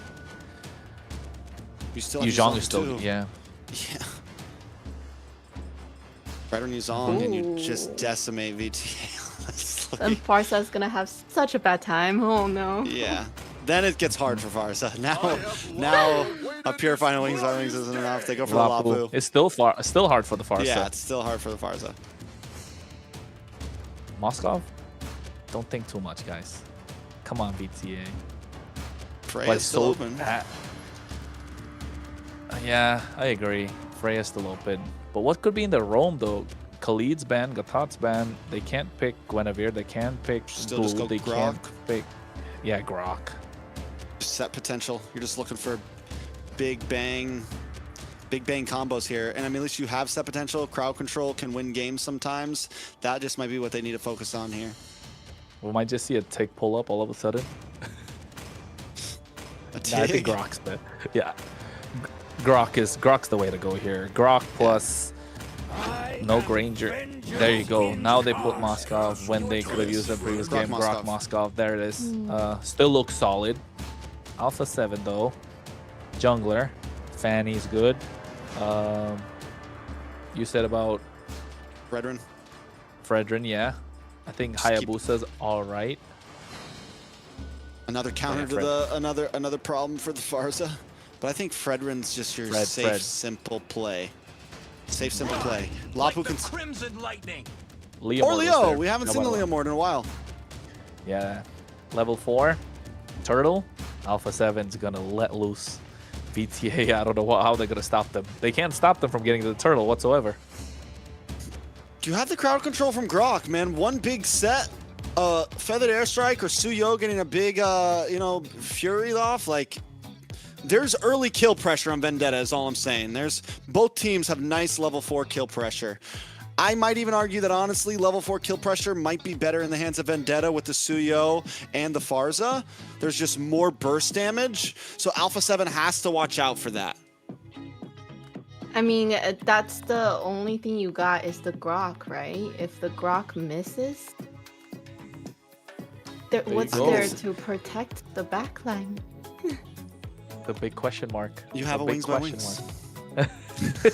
Yep. You can't see it, but Trex is just flapping his Flapping his arms like a hands. bird. But you're right, Trex. I think they do have early pressure. But the one thing is, mid bomb, he's not going to be level 4 in the turtle pit, right? So maybe for a re-engage, Vendetta can go in with it. Let's jump into the land of Dawn. Alpha 7 started off with a loss, but now have brought us to match point. It's one more game to secure a spot to playoffs. A great spot to playoffs at that. Vendetta needs to try to stop them in their tracks. Can they do it here, Kronos? They need to find a way to get this early turtle. They need to not bleed out, of course. I think if you're Alpha 7, again, pedal to the metal, go aggressive, let this Leo Mord get that steed, pull out Barbiel, run away with the victory. And this is what you want to do. Force out flickers if you're Vendetta. Put Alpha 7 in a difficult position before they get to these neutral objectives. Apply pressure where it hurts. Yeah, and they are trading blows right now. Sharks trying to put pressure down of his own as Mythbommy does the same. Oh, Tarzan's got a lot of damage. First blood, but it goes in the hands of Mythbommy. Not a perfect play for Vendetta, but a good one to start things off. Hey, this is what you were talking about, early pressure, and that's the level 3 power spike of Suyo. Another flicker could come through. Oh. Forced to flicker out of Cold World. 30 seconds on the clock for this turtle. The pressure is definitely there, and we haven't even seen level 4 from Churrobommy just yet. Can best player turn things around at this turtle with a big Barbiel? You know what, Trex, as casters right now, for global bans, we need to look at this going all the way, don't you think so? Get our noggins a little thinking. Yeah, really work things up, you know? Gotta practice. We gotta practice for whenever Grand Finals happens or something like that. BO7? BO7, baby. 60 bans? Yeah, I'm ready. A lot. Put me in the game, coach. Let's go in. Come on, we got this in the bag. The first turtle's up. Alpha 7 looking super strong. Here comes the steed at any point, and they could make things happen. Yeah, Tarzan's there as well, though, and both teams are keeping it slow. Nats has the bravest fighter ready to go, as Merciless as well looks for the stuns. Nats doesn't pop it just yet. RWM also ready to pop at any point. Feather Airstrike does come down. Ooh. A lot of damage lands. Nice Best player's able to take the turtles. Mythbommy's taken off the map. One kill, one turtle over the hands of Alpha 7, but a nice stun on to Nats. Tarzan forced to dash back as Shark holds down the front side. Alpha 7 gonna push away. They got what they came for. Yeah, and that's the first turtle. That's what I spoke about. Like, you don't have any way to stop them from going in and securing that turtle, especially that steed. Yes, you have a Grok, but he's not going to be level 4. They need to find a way to make that happen. And now, with the fact that Mythbommy has got that level 4 power spike, he's looking for these big sets now, looking for these big ticket ultimates, and you can see Alpha 7 will start playing a little more safer. Honestly, I don't know what Shark is. Shark was playing super aggressive, giving away first blood. It should not have happened. Just trying to prevent Tarzan to get to that point where it can be unstoppable. And if you are VTA, let Tarzan rush that Sky Piercer and make it a... Ooh. Oh, no. What? He didn't get it. The steal happens. Yeah, purple buff goes over to best player there. A little bit of revenge from game 1 and all the purple buffs that Tarzan took. Alpha 7 now taking control. A little bit of damage up at the top side. Shark still staying in their faces. Mythbommy and Melon are pushed against the wall. Well, if you are Alpha 7 at this point, you want to run with it, right? You want to apply the pressure. You can also use Zia kind of zoning out Melon, not letting him get his gold minion, a cannon minion. And you're kind of pushing VTA to the point where you're asking them to play aggressive. And the moment they start playing aggressive, they're going to make mistakes. And you want best player to come in and finish the job. SOD connects. No way they want to take tech charge just yet. Ooh. Melon does dash in. It's Tarzan there as well, 3v2. A little bit of damage on Azia. Shark here to help out. Will we see a full commit? Wall comes out. Mythbommy decides to back off. Down to the mid side. Both Churro and Merciless have to go back to base right now. Cold World looking for the cutoff, but everyone taking it slow still. Yeah, Turtle's up. Shark was able to get that gold crab. So some good news. 1.3k gold lead if you're Alpha 7. Both EXP laners making a rotation, and if you are Merciless, you want that big, massive set with the Throne of Ruin, but they're not letting Tarzan breathe whatsoever. Leo G connects. Tarzan just looking to get it, but wait a second, a nice stun on a Churrobommy, and Nats connects. The counter secured. No wings by wings to get away. Try to translate this into a Turtles. Alpha 7 backs out of the jungle. And in the meantime, the top side, at least Zia can get some sort of a push in. Alpha 7 still walk away with a slight bit of an advantage. Churrobommy, wrong place, wrong time, no item yet. you can see Tarzan's rushing that Sky Piercer. He needs it to get that power spike, to get to the point where he can get the job done after the Feather Air Strike, after the poke's being dished out. But the poke coming in from Cold World just too much as well. Yeah, Merciless dies off camera to the boss side. It's a 3-man gank. Then once they get that kill, they rush up, take this turtle. Tarzan knows he can't fight this out at all. Vendetta is stuck here looking for late game. I don't know, man. Late game's not going to be the way they got to do this. They got to find a way to find more opportunities across the map. Both sides are pushing in. Alpha 7 are doing a good job to keep up the pressure. Melon's not allowed any breathing room. MLBB just stuck to him the entire time for what, the past 2.5 minutes. On the bot side, Tarzan's force back as well. Merciless takes some damage. The thing is you're saying Vendetta needs to look for plays, but Alpha 7's the one finding plays. They're keeping their composition at 3-2. Maybe best player goes off by himself here and there, but Vendetta can't. Oh, big AOG from Shark. Nats doesn't have the bravest fighter to combo up, but still the pressure is constantly on. He doesn't care. He just dove right under the turret. He's not going to die. We know that. But here comes the Steed. They're looking for a 1v1. Oh, it's a lot of damage on a Tarzan. Tarzan just trying to get away, but best player's going to find him. Into the backside. A nice stun on it. Best player from Merciless, but the damage still not there from Churro or Melon. Nats hanging out in this bush. RWM comes out. Bravest fighter to connect. Looking for the stun.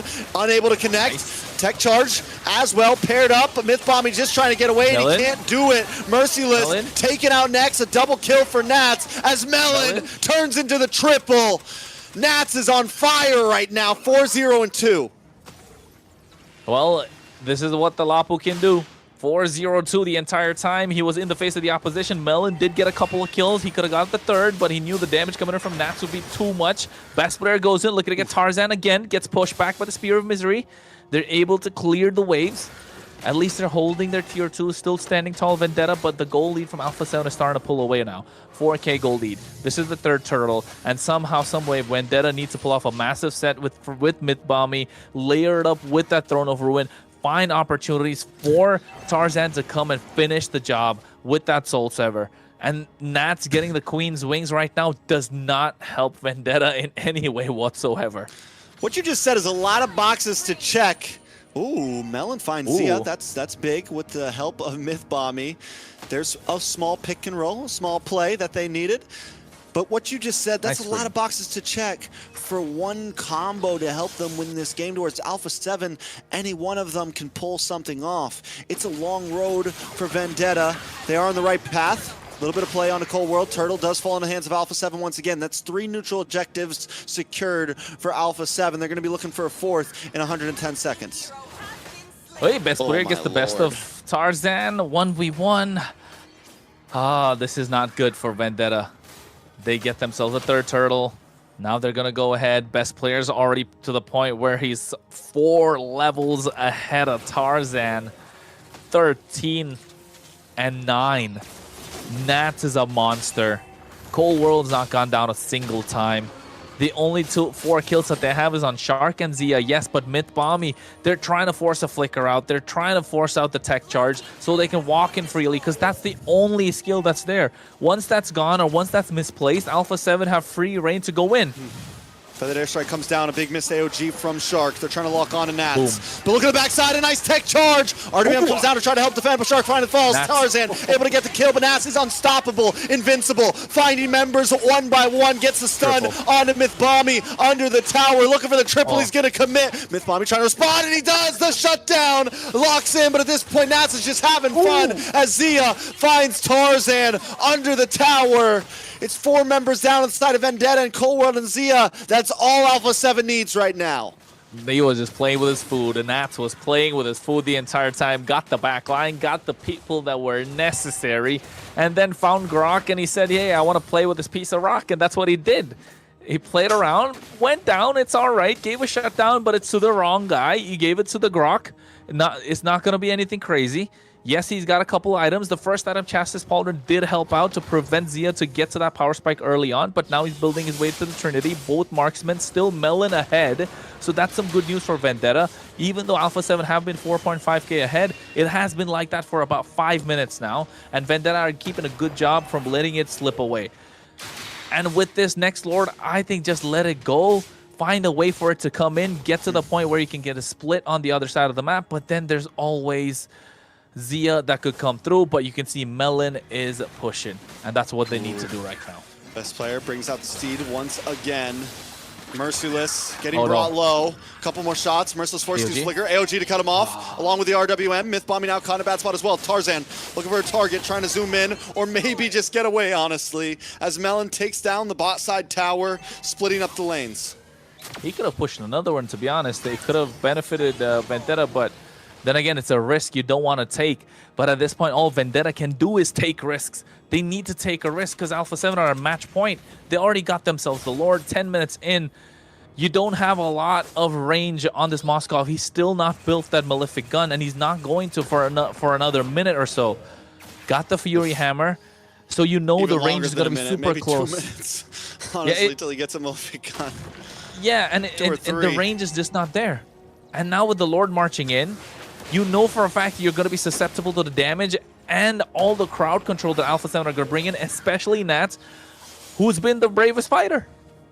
And Holy Defense pops in the mid side before the waves even fully crash. Alpha 7, watch for Shark. Is he going to try to make the play happen here? I don't know about Shark. We look at best player to get that Steed out.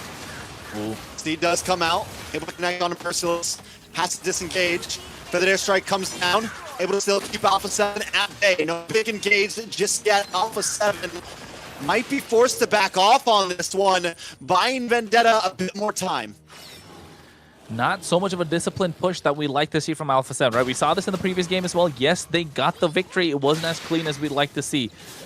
The same thing happening here. Not a disciplined push, but here comes the AOG. Where's the RWM pair up with a nice tech charge? Shark taking out best player to bad spot as well. Tarzan just the block on his, it brings out Speedy Light Wheel. Now they're all caught in the RWM. A Feathered Airstrike to response. Flickers are forced, but Zia still gets shut down. In response, Cold World goes down and Churubami picks up a shutdown of his own. Tower still standing on the mid and the bot as Vendetta do everything they can to defend as Alpha 7 looks for another engage. Best player, Steed, comes out. They're trying to siege the bot lane inhibitor. Merciless goes in. A lot of chipped. Oh my lord, Zia picks up another one. For that airstrike does drop a nice stun on Zia. Zia forced to use the flicker and back off. Vendetta still defending. Yeah, the confident. Zia is confident with the way that he's moving on this carry. Able to get so up close and personal against Merciless, taking him down. Ooh, just for a second before that play happened, I was going to say the Bam Bam duo showed up. The Bam Bam bros showed up. But then Merciless getting caught off guard like that didn't look good. Finally, Melon got his Malefic gun. He's building into a Wind of Nature. Zia going the opposite way. Here, Tarzan. Oh, Tarzan able to phase away, but caught up by the RWM. Oh, no. Pinched up. Wait a second. Feather Airstrike does come down in a big tech charge. Can Melon make something happen? But Zia shows up. Doesn't have a Speedy Light Wheel, still out doing the damage. A nice stun from Merciless. Best player hasn't even got involved with the fight yet. He shows up with a Phantom Steed. He pulls up and takes another down. Now it's Melon on the run, forced to dash back. There's minions on the base already as Alpha 7 want to close this out. They want to go home early tonight. They want to get some rest as it's 4 against 1, waiting on the next wave of minions. I thought you were going to say it's 4 a.m. because that's what it is for me. Nats finding a way to try and get this finish. Tarzan comes up in another second. Melon can't defend on his own. Best player goes over the Steed. Oh. Cannon minion is down. Melon able to sidestep back. Looking to clear the waves here. That's all he's got to do. What are they doing? Able to take out Tarzan. Tarzan finds Zia. Myth bombing back on the field. Melon still standing, pushing Alpha 7 away. A tech charge, a knockup, a feathered airstrike, and best players down.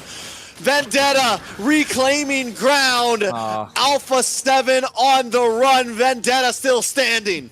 Talk about a fumble. Talk about a fumble. They got the ball. They had to run with it. They had to throw a flea flicker, but not able to get the tight end on the right side.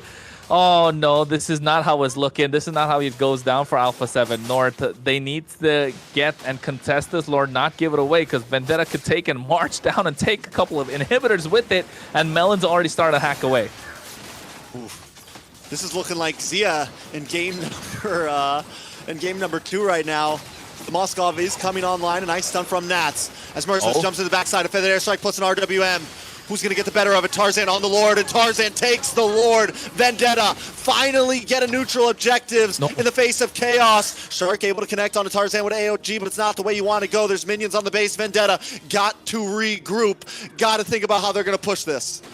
And you know what? Tarzan could have actually got that kill onto Shark because he does have Sky Piercer. He's got a stack, not too much, maybe about 4, but it could have been forced. He had the Evil Queller, could go for the Soul Server combo, but didn't want to risk it, right? It's at the point where it's match point. Vendetta are looking to play it safe. They got the Lord. They sacrificed Mythbommy. They got a good trade. They have to push the Lord as slow as possible, and that's what they're doing, not letting the Lord go through. They need to maximize what this Lord can bring in, and Alpha 7 looking to stop it as soon as possible. Don't want to get the next set of waves coming through, and look to cut off the supply of the oxygen where it's at right now.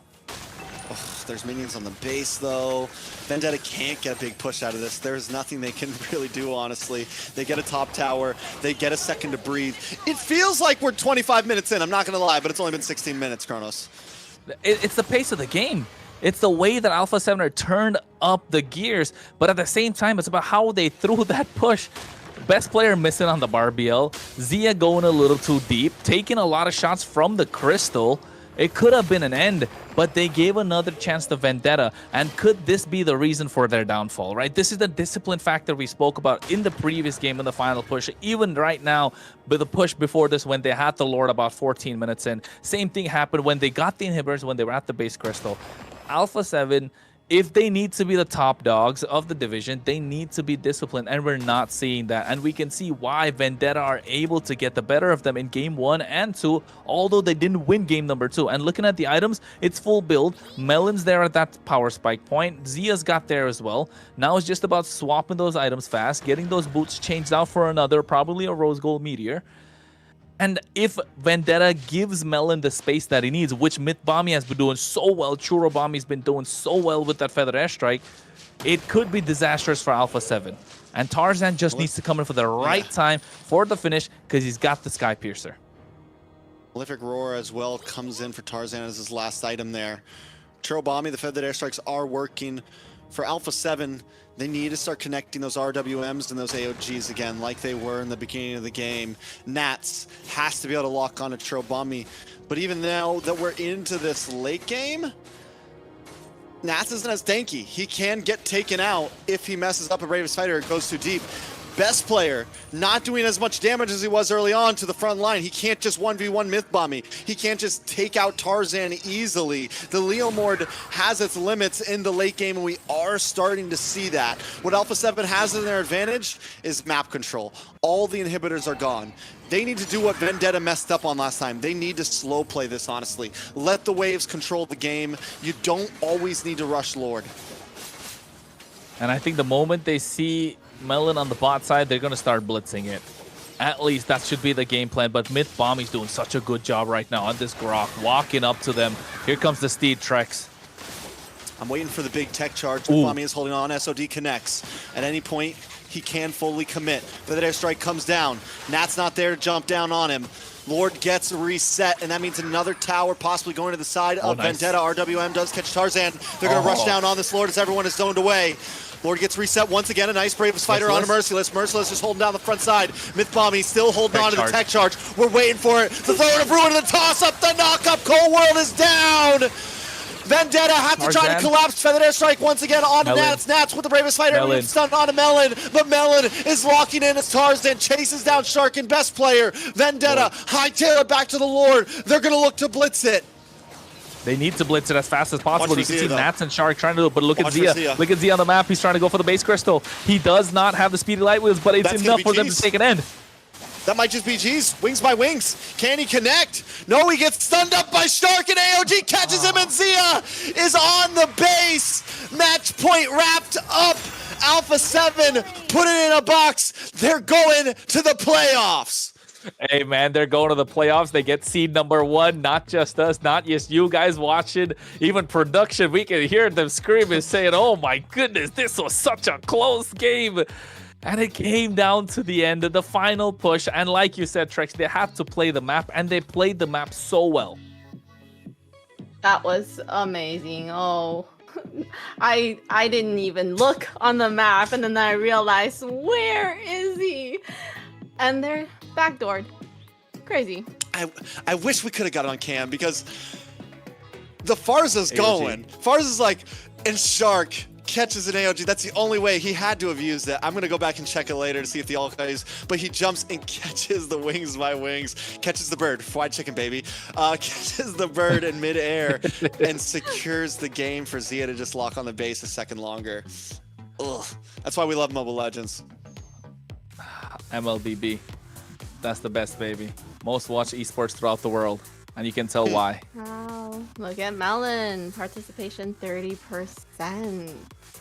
Not enough. Not enough, though. Enough. Not enough for the dub here. I mean, overall, taking a look at some of the stats right now, it was a dominating game from start to finish for Alpha 7. Vendetta had a moment of glory there, but it just wasn't enough. Okay, I'll take a look at the replay. The AOG did get committed, but I don't think he caught the Farsa there. I don't think he caught the Churro. I don't think he caught Churro. Probably at the edge if he did. Right now. Probably at the edge if he did, right? But it was so intense. And even if he didn't, it could have been possible because the Feather Airstrike was popped, but could not have got the clear because the attack speed of carry is just way too much at that point. And looking at the KDA as well, you know Nats was a monster 8-1-8 on this Lapu Lapu, and if it wasn't for Nats and best player taking charge in the early game, it could have been disastrous for Alpha 7 because Vendetta had the early power spike with Tarzan on this Suyo, just wasn't able to get the items, and you could see they were maximizing the ultimates that they had. Everything was played around the RWM that Cold World had for Alpha 7 North, which gave enough space for Zia to breathe and move around and dish out the damage, and nobody was really able to catch him. You spoke about the Grok and the tech charge. It got to the point where that was the only tool that they needed, and he was playing it super well. Him along with exactly one of those moments, Bam Bam. but it just wasn't enough. Him and the Bam Bam, bro, the Bam Bam duo just showed up. It's just that the Bam bus just wasn't there. It got away. It was out of gas. It was out of gas. Nobody there to party. Vendetta.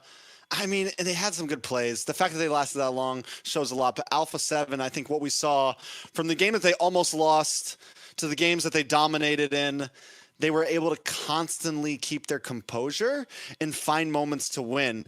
Whether it's having Zia hang on with the Moskov long enough to where they can win out of the game, even when it's there, when they're super behind, making the call, let's go for the back door. They're able to always, whether it's early game or late game, pull themselves together and get the win. Yes, and I feel like Alpha, once they have that aggression, it's just unstoppable. Just seems like with the games, first one they didn't have that, and then later on they just brought the aggression early game, and then they just could just carry through the whole game.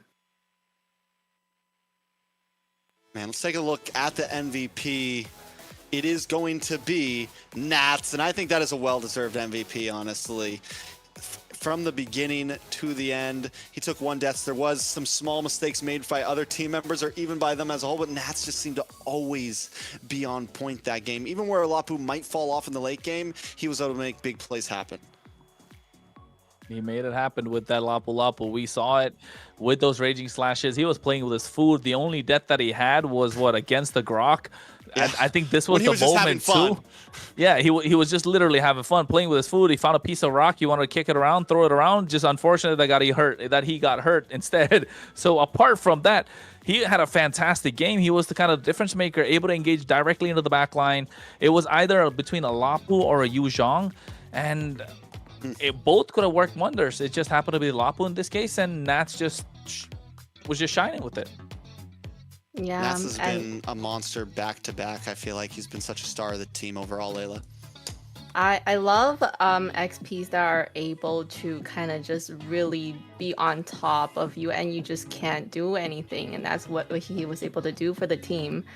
And we are going to go ahead with the interview, right? Probably in just a second. I think No? we'll still get in the a minute or two, 30 seconds, 10 seconds, who knows, but they'll I just be here can't soon. wait, okay? Maybe 6, because 7. you You're know, gonna fangirl it's- again? Yes. I'm always fangirling. I'm sorry. And this is something that I really want to do because, you know, I have a lot of Don't tell them questions. who we're I have interviewing questions just that yet. I think I am gonna benefit a lot from. Oh, Okay. Mhm. so Don't we say have anything. And also, we have to do viewers gonna- stealth. The viewers are going to benefit. Yeah, as well. Okay. Okay, But okay. I'm doing it for mostly me. Okay, heard. I'm Okay. excited now. I want to hear. I'm just going to sit back and listen. Honestly, Yeah, I know. I don't want to have. Yeah. I don't You have guys no know. questions You know to what, ask. Layla? You just take It's this all on. you. Yeah, it's Yeah, all you. If you guys know, yeah, I think you guys will I have don't a know. pretty good chance of who We I'm don't know gonna be nothing. interviewing. I don't know anything actually. I haven't Yeah. looked. We're gonna find out. What about the We're gonna viewers? find What out. do It's you gonna be a guys think? surprise to us too. Yes, and what do you know? They're gonna go straight to the playoffs. Yeah, first seed secured. First seed. They get to hang out and wait for like how many more weeks? 2 more weeks? Kind of Two sad more we weeks? won't see Two them more? for a while. Yeah, They I get think so. 2 weeks.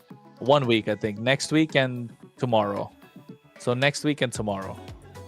Mhm. That's a long time. Hmm. That's Yeah. plenty of time for them to hang around. And not just that, Trex. Going later, deeper into the tournament for other teams, they are gonna expose some of their draft. So I guess, but Layla, it's all you now. All right, now I get to announce it. I'm so excited. We have now joining us a Shark from the winning side. And I want to just say congratulations on the victory. And I have a lot of questions because I am a roamer myself and very excited. So that looked like a very controlled game from your side. Really good team fights from you guys. What do you think allowed you guys to stay so coordinated throughout that match? I think today we did not play perfectly, but yeah, today a bad day for me. I did not play good, so I wasn't happy at all. But lucky, yeah, I got a good teammate to carry me. So yeah. No, you were great as well. I know that a team cannot do that great without a good roamer to be able to kind of give the vision and kind of control that map. Kronos, what do you have for Shark? Shark, I was gonna say, like, it didn't look like you were your usual self. You mentioned it. It wasn't the best of days for you, but still walking out with a victory. A strong team performance. You already secured the first seed. Which is the one team that you think can give you a little bit of trouble moving in for the rest of the season? If there is a team at all. There has to be someone apart from Vendetta. Or is it going to be Vendetta again? No, they're a different team. So I'll let you know, there are one team always make a try hard in the stream. I don't remember the name, but they're from Colombia, in Influence Rage. Influence Rage, yeah. Influence, right? Yeah. Okay. I'm telling you, they're really good. So I hope to see you in the round final. That's gonna be the good game for us. Okay. Okay. All right, surprise us all with that one. I like it, and a lot of our eyes have been on that team, honestly, thinking of what they can do. Shark, it's good to have you back. It's good to see you. I feel like we haven't had a face-to-face in a while. Hopefully, maybe we get to see each other in person soon at some point. How's it feel? I asked Nath the same question. It was a while we were on break. How are you feeling coming back into the competitive scene here and like getting to actually play in a tournament again? We didn't have a fall season. Do you feel rusty or do you feel ready to take this all? I mean, I did not want to go back to the professional play, but my team keep like DM me. They need a good room, so I should come back and play the game. But I did not expect I'm still good, so I guess I'm not rusty still. But yeah. I like it. So I'm gonna again ask a question that I'm dying to ask as a roamer. Yes, because I am one. And what can you do as a viewer for me, for the viewers? What can you do to kind of improve yourself as the roam? For me, to be confident. Like, just be confident in yourself. Don't be scared. So for example, if you see keyboard on enemy, like, don't be nervous or shaking. Just be yourself and play the game. If you got confidence, you can win everything. So yeah, Yeah, I think with Rome's, a lot of them, sometimes they make great sets, and if you second guess yourself, that's when you miss that chance. Cronus? Shark, what do you think about the global bans? We went, what, 4 games today? In a best of 7, you could go 6 games with 60 bans. Another best of 5 later on, 50 bans. Are you liking this global ban that's there? I'm enjoy the global ban, so we don't have to see Sia play Moscow every game. So yeah, I pretty like it. Yeah. I'm in charge of He global. said we don't have to see Zia play Moscow every game. But yeah, I'm I like enjoy it. it. Yeah. Nice, nice. All right, or for me, what happened in game 1? Why are you playing Marcel, man?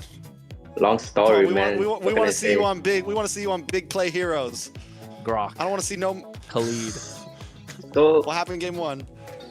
for the first game, I mean, we kind of tried something like new rotation, like we did in the stream, and it worked really good. But in the game 1, we did not know, like, you know, we just want to try something new on the first game. So I guess it's not working out. Fair enough. Fair enough. Yeah, it's better to try it out than when you do at the playoffs, so that's a Ooh. good thing. I got one more question. In the second game, no, you just hit me because this is a question that all 3 of us probably want to ask. No, it didn't hit anyone's mind. Second game, you guys went Gord second pick. What was the Gord second pick about? Like, that was so early. They didn't even pick the Fredrin up on the other side. It was third pick, it would make sense, right? What was it, the Gord second pick? Mostly, we have the one chick god in the team, so we always play god in the stream. So we just worry like they're gonna buy it out. So we want to like pick the god early. Yeah, pretty much like One that. trick Gord. So it's Yep. been a scrim pick. It's been a scrim pick. Yeah, pretty much. All right. Thank you so much for answering all our questions, and once again, congratulations. And then we'll see you at the playoffs. Okay.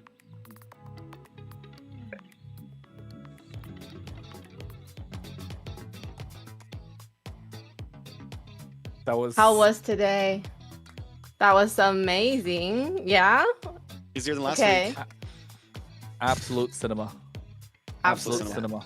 Did we got everything we expected out of the teams? Is there I anything think- I- surprising that happened that I- you weren't expecting? I think Vendetta should have got game number 2. I still think Vendetta should have got game number 2. That was in the bag. They fumbled. They fumbled hard.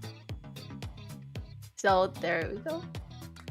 Yeah, I think it definitely could have been very different. They should have definitely got game number 2. Did whiff it. Taking a look at what happened, though, we had Stamina Esports with a 2-0. That was kind of a surprise to me. I had a feeling Stamina might be able to pull it off. It was 50-50. I did not think it was going to go the way that those games went. They were stomps overall. I mean, Stamina just showed up, and Influence Rage was off their rocker. I don't know what was going on because they're a team that looked so good in previous matches. And I think the 2-0 with Dez playing so aggressive, so well, and not just that, Diamond also coming in, making sure it's not just a one-man show, showing that Stamina Esports definitely have a lot to offer on the table. Influence Rage, though, they weren't looking like themselves. I think the 2 of us, all 3 of us can say that Influence Rage were not the same team that we saw in the previous week, even though they did get a couple of losses before. This is not the kind of game we expected out of them. They're usually the ones that understand their own composition and know how to play it. Of course, we just came back from the best of 5, so that's pretty fresh on our minds. But the one thing that's really fresh on our minds is Shark talking to us about how they have difficulty in facing Influence Rage Origins in their scrims. So for them to find it difficult to play against Influence Rage, but the other teams are getting wins against Influence Rage Origins, this could be a blessing in disguise for Alpha 7 maybe, so they never really go up against Influence Rage unless it's in the grand finals, right, at this point? Or maybe upper bracket finals or lower bracket? We'll see. It's Yeah, definitely going to you're be... right. I mean, we'll see. We'll see. So are we looking forward to that? If it happens, I'm looking forward to I the would grand finals, say no matter who it seven. is. Yeah, of course. we all I are. need verification that he was actually talking about Influence Rage, because he said a Colombian team or whatever. There's U2. He said Could've been Influence U2. Rage. He did say agreed with U2 is a Influence Mexican Rage. team. And Shark, you know, sometimes he gets a little... No, because I mean, I can see with all those facial expressions, yeah. But but I can see what he's talking about, right? Influence Rage No, yeah. look like a The team way that they were kind of looking in day 1 and 2. yeah, and the drafts too. Like it could be difficult for Alpha 7 to go up against. That could be like their kryptonite. But then, yeah, it could be a point where you never really get to face your kryptonite. That's what the Swiss stage is kind of about, right? And for them to be able to secure seed 1, while I think we're gonna find out who secures seed 8 tomorrow.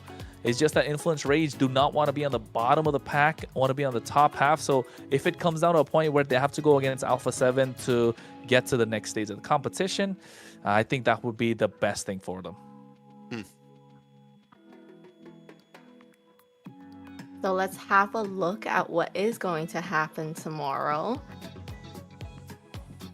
Let's take a look at it. It's going to be Leviathan up against the Night Horde for the first match of the night, and U2 Esports versus Leon. That match right there is who's getting knocked out of Swiss stage first. Who's going to the number 8 slot, as Kronos said. I mean, at least you get to take a break for 2 weeks. Might be strategy, honestly, to just take the loss early and relax for 2 weeks. Maybe it's all part of U2's or Leon's plan. Hey, you got to play that extra round, man. You got to play that extra round to try and make it into the playoffs too. After all, if you're on the bottom 2, don't forget that. But I think tomorrow, the phrase, I want to say word of the day should be for tomorrow, but I think the phrase of the day tomorrow should be expect the unexpected. From Night Horde and U2, honestly, both those matches could have some surprising picks overall. For me, the Leviathan and Night Horde games should be a complete banger. Both those teams are some of the top sitting teams right now in a lot of our eyes, and I think it's going to be amazing to watch. Yeah, I'm really looking forward to see how the Night Horde performs. One, they're a Canadian team, so I'm gonna cheer them on for that. And yeah, That's just bias. Yeah, but it's starting to become just bias for it's everybody. working. Every team's just like, I love them. But it's working. Whoever I'm fanning, they end up winning. So Good luck charm could be. That's fair. That's fair. Well, I think we need to give a final shout out though to some of our sponsors. Layla, you did such a good last time. Tell us about Runestone. Today's games are brought to you by runestone.gg. It is a platform designed to help you better understand your gameplay and improve with real-time data. So, Trex, you want to kind of tell them about it a little bit more? Runestone, it's pretty cool. I like it. Pretty much they can help tournaments get data. They can help you get data. They can help me get data. But I think one of the major things, it's going to be big for a lot of tournaments like us to be able to pull information. Casters like us to be able to get live data. You're not waiting for it. It happens almost instantly. And that's where we're doing all of this right now for MCT. So make sure you check them out, runestone.gg, and see what you can get data for yourself. Not harder. Work smarter, not harder. Exactly. So make sure also to don't forget and stay connected with everything that's happening with the MLBB. So make sure you're following us across all of our social platforms and for the updates and exclusive content. So you can find us on Kick. They added more. Twitch, they added I was gonna say, Instagram, Facebook, YouTube, and TikTok. That's a lot of places that you can find us. So make sure to find us at MLBB Esports. Me too. Are you following MLBB Esports, Layla? Yes. Our last host wasn't. We had to make her follow on stream. Well, they added new ones, so I'm gonna have to go follow the other ones as well. I mean, I'm pretty active on Twitch, so I gotta go find that one now. Fair enough. Fair enough. It's even if you're not active, right? Even if you're not active on Twitch, you should follow on everything else. But go ahead, Trex. I was just saying it's been a good day. It's been a good day. Quick one. And I'm looking forward to tomorrow. Tomorrow's games are going to be bangers. What's going to be your most exciting match for you tomorrow, Layla? Leviathan and the Night Horde, 100%. Then you're cheering for Night Horde. Yes, please. I'm just looking forward to the drafts.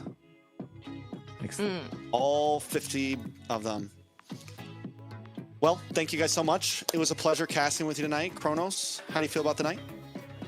It was a good day. It was quick. I just still feel like if Vendetta got that game number 2, it could have been so much better. But I mean, hey, we might get to see a little bit more from them later on. Hopefully they're able to move on from that. And it just felt like they couldn't shake off that loss. But apart from that, it's been a great day. Looking forward to tomorrow. Today's been quick, nice, crisp, clean. Not so disciplined, but we'll get to see that more later on. But tomorrow is going to be a long one. It's going to be exciting. I think we're going to see all best of 3s. We're going to see all best of 5, 8 games tomorrow. Expect the unexpected. It was a good day. Absolute cinema. High five. So that's all for today's broadcast of MLBB MCT America's North. Thank you so much for joining us. I am your host, Layla, alongside with Kronos and Trex. Don't forget to follow us on all the social platforms, and we'll see you back here tomorrow.